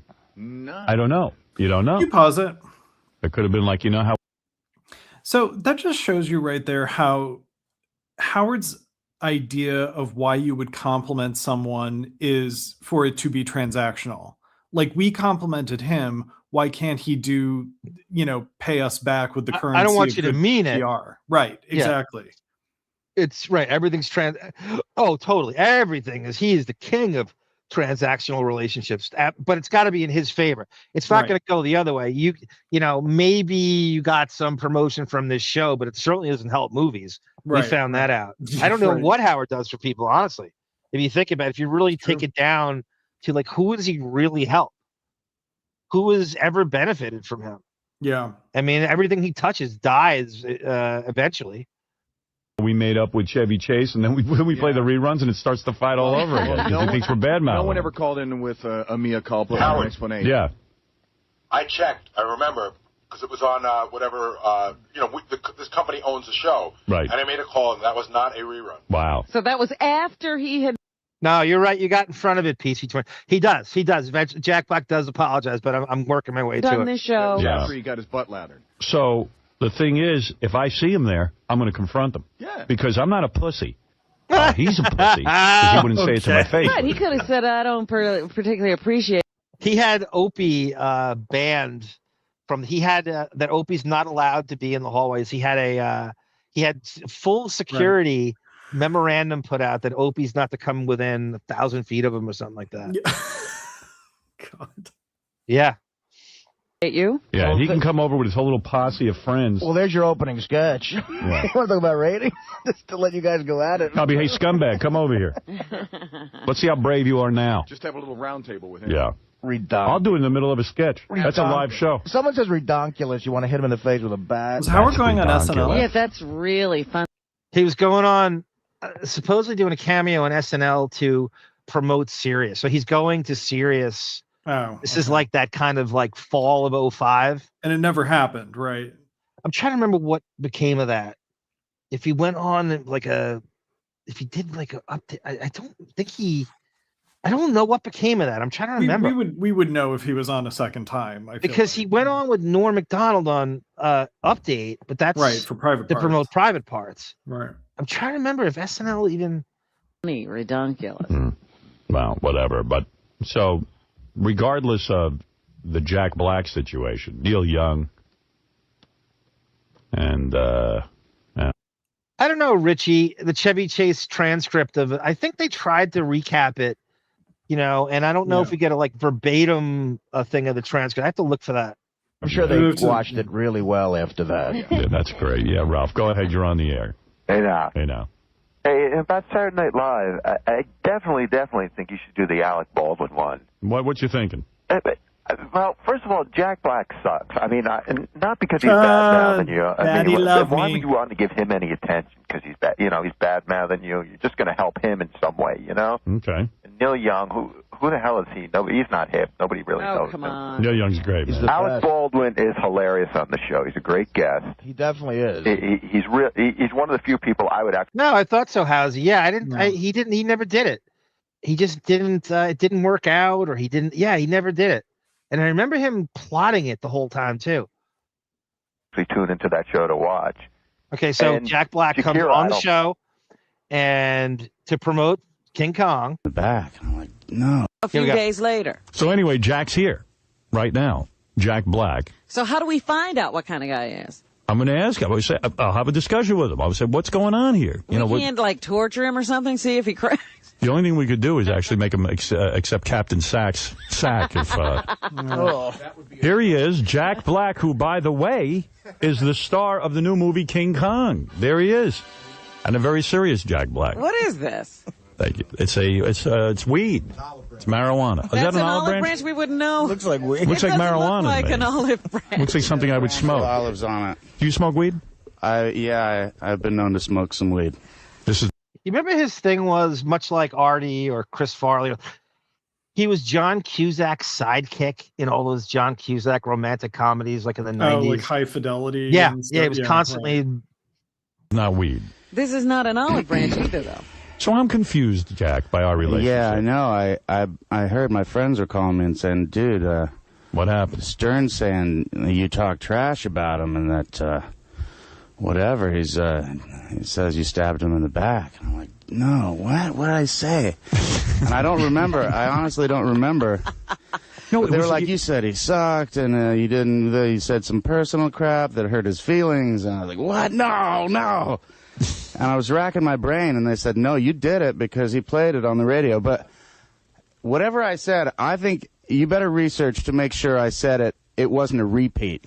That's what we did. Well, I thought it was. I thought it was a repeat. It absolutely was right after I came here. Yeah, and I was hoping it was. In fact, the first time I heard it, I said, oh, it's a repeat. He was pissed at me because I said I didn't like Tenacious D. And then, so you were probably, and I said, they probably repeated it. And that, Is that true? Jack Black was on the X-Files with Brian? I didn't know that. Yeah. I kind of knew that. Captain Fuller, Stephen Williams, had a main role on that. He was Mr. X. And he got mad at Duchovny because they moved it. Moved the show to fucking L.A. and he was happy in Canada. And he said the whole crew hated David Duchovny he forced the show to move to L.A. Jesus. I once had a horrible feud with Chevy Chase. Yeah. We made up, and they did a rerun of me blasting Chevy Chase, and that started the whole thing all over again. Right. So I was aware of that. So I said, Gary, go research. I don't want to get into this all over again with Jack. We just had a good appearance with the guy. Yeah. And he researched, and he found out. It was like 3 days later. Brand new show, 3 days after you'd been on our show. All right, well, here I am, Mr. Two-Face. Mr. Evil, backstabbing Two-Face.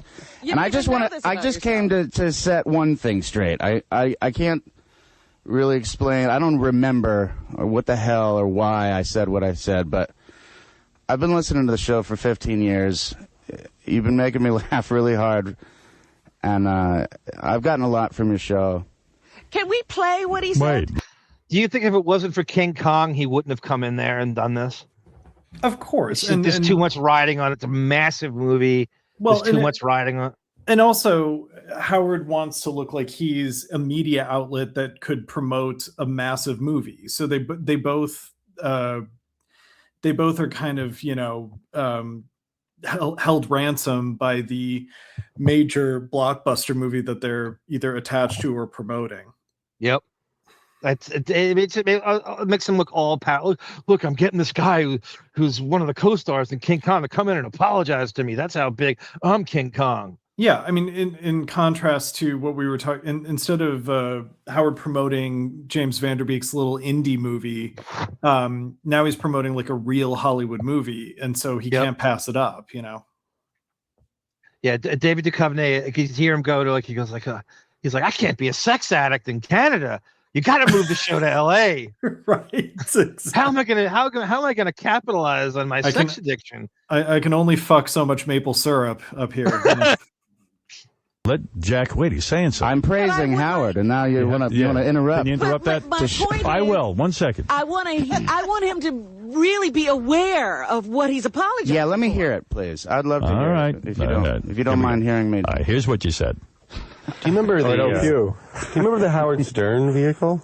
Yeah. When he talked about, like, for a year how easy acting was, and he stunk it up so bad. Well, he jinxed himself. You can't talk about how awesome you're gonna be. And then, like, before he gets divorced, he, like, the whole movie is designed to show what a great guy he was. Oh, yeah. No, that was kind of sickening. Ridiculous.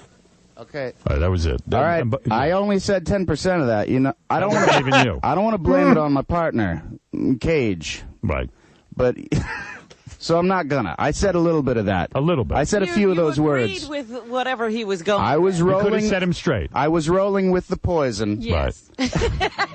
When I could have. I like that phrase. Yeah, that's good. Rolling with the poison. Stopped it. Yeah. We all do that. We all kind But yeah. You know, when someone starts trashing someone, you kind of go along with it, even though I'll you go like along the person. with it. Just 'cause it's like, yeah. You know, I'm not Just because easier. I just don't want to take sides. It's like this between you.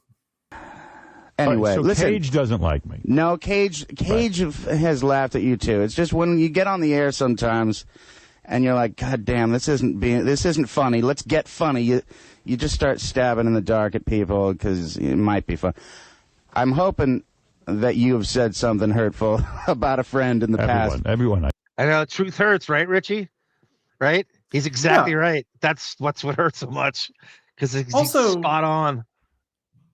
I mean, Jack makes a good point there, where it's like your entire empire is built on doing what I did on Love Lines. You know, I mean, what are we talking about here? Like that, you know, you can't shit a shitter. You know, like you get the other way. How many times have we heard where a guest would come in and Howard would shit on him the next day or 15 minutes later after they walk out of the studio? He would shit on the guest he just have on. Nobody does it more than he does. Yeah, definitely. Last thing, this is kind of a fun thing, Howard. On New Year's, him and Beth singing "Close to You," drunken karaoke, and before he does that, he outs Ross Zapin's engagement. Howard ruins it. Oh, okay. I was loaded. That's right. 'Cause did you say that Ross and Melissa were engaged? Yeah, I really screwed Ross up. So I got up on stage and I announced that my commitment-phobic friend Ross was engaged. Yeah, we thought that was congratulations on your engagement. Yeah, thank you, Tata Toothy. Everybody, who's your favorite sex addict in the world? David Duchovny. I think it was Barbara DeRusse. Like, if it's not, I don't know what I hate more: sex addiction or alcoholism as an excuse, as an out to make yourself into a fucking celebrity martyr. I don't know what's worse. Yeah. I don't know what's cornier. I don't know what's worse. I don't know what's less feasible. I hate all of it. I think I hate the sex addict thing worse than the playing the alcoholism. The sex addiction thing is just so bizarre to me because it's a humble brag too. I have so many options. Right. I can fulfill that addiction anytime I want. Everybody at the Gene Simmons did too, apparently, according to Josh Foster. Well, I guess my thing is like, you know, does it always have to be intercourse? Can you just jerk off or like what? Right. I don't. Right. Does it have to be actual? Right. That's a good point.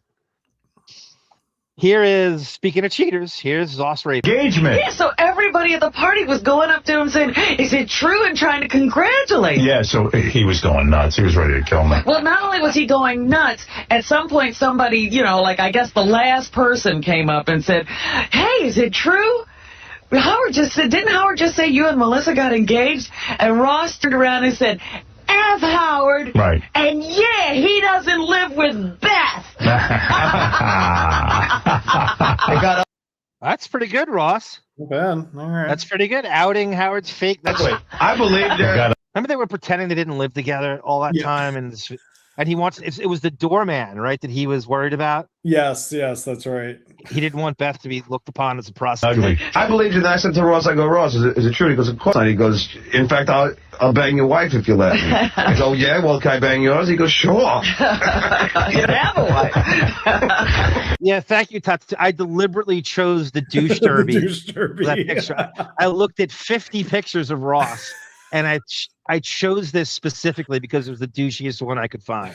He's wearing the douche derby, the out-of-work actor douche derby. Yeah. All right, last thing. Here's them singing. and then we'll end the show. Everyone, thank you. Last thing, please hit like and subscribe if able.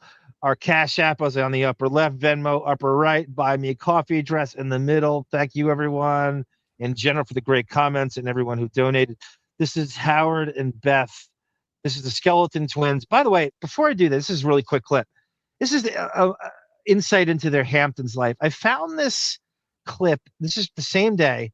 They're bragging about going to a party thrown by Jessica Thompson and Merv Matheson in the Hamptons. I don't know who these people are. Maybe they're designers or something.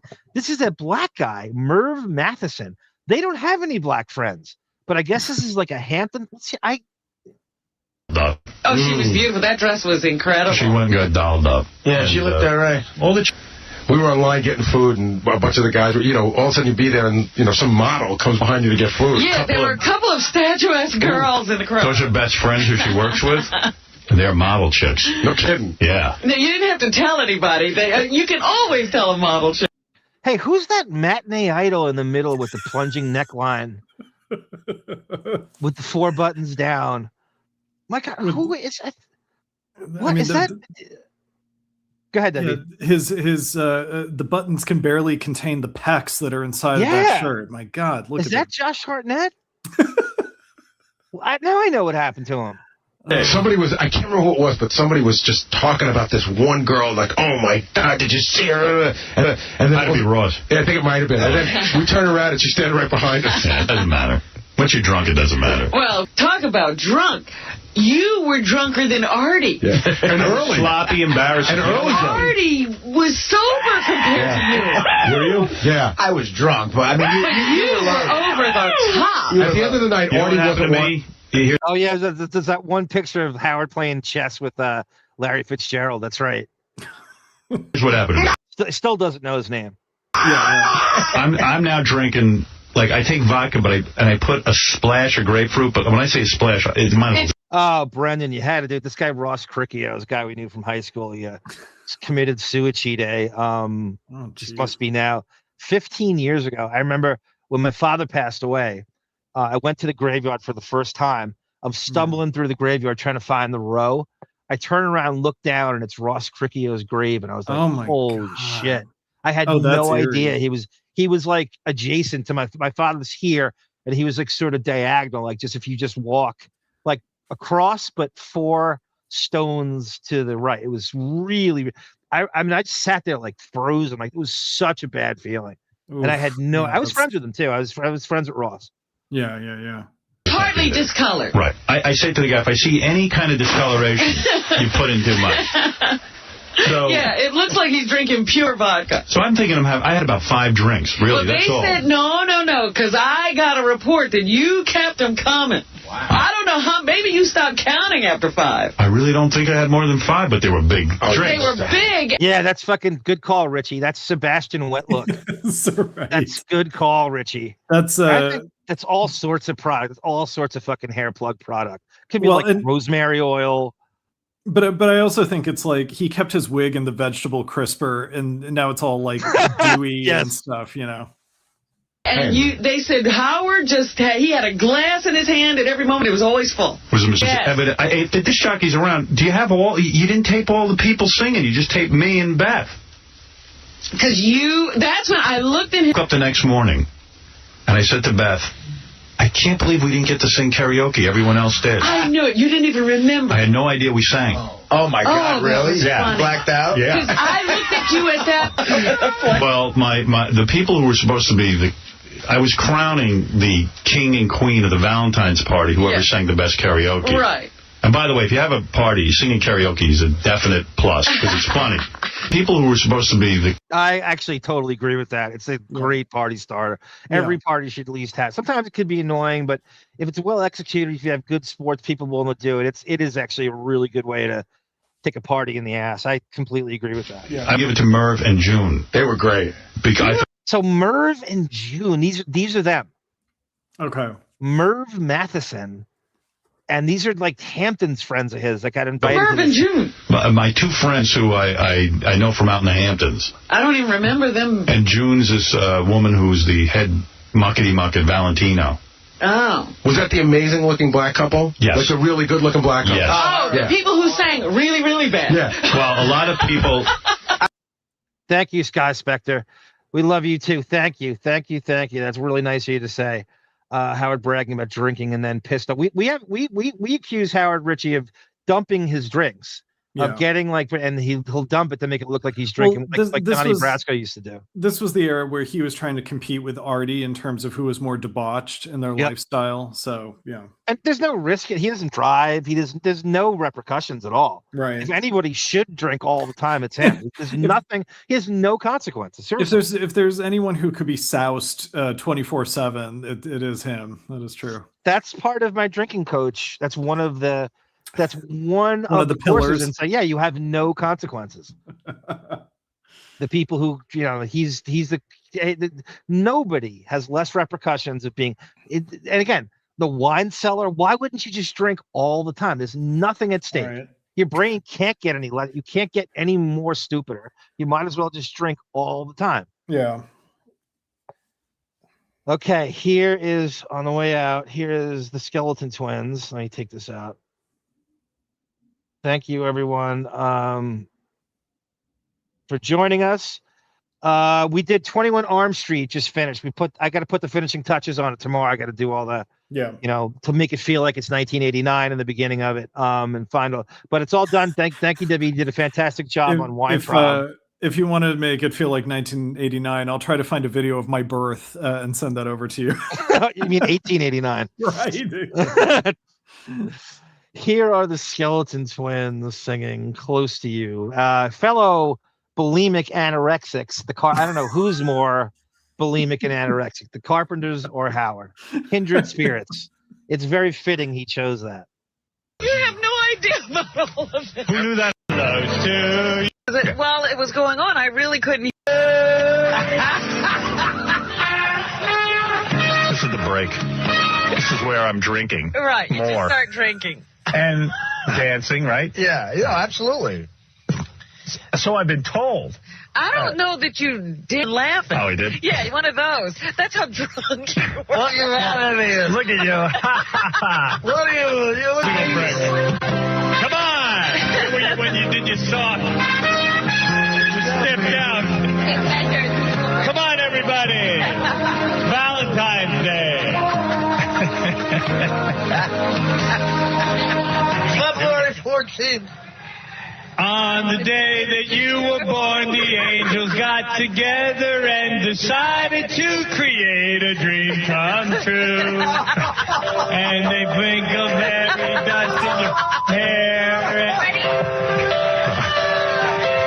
I started it again. Thank you, Brendan. Thank you, Barbara. Thank you, Scott. Now people are being subjected to it again. Yeah, we didn't know what this was. Oh, my God, he's doing it all. I had no idea. Thank you, I was mortified when I heard this.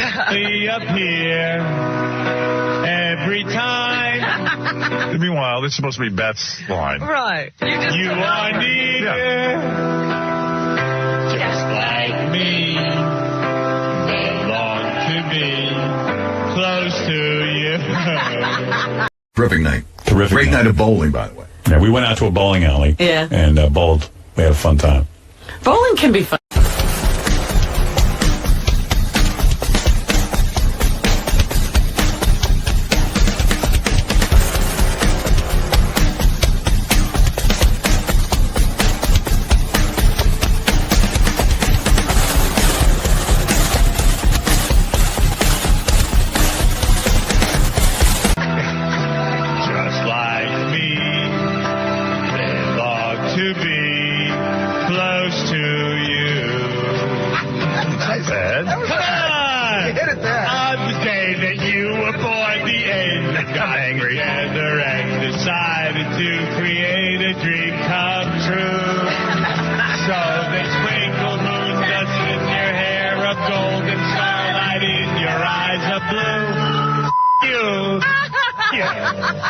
Oh, yeah.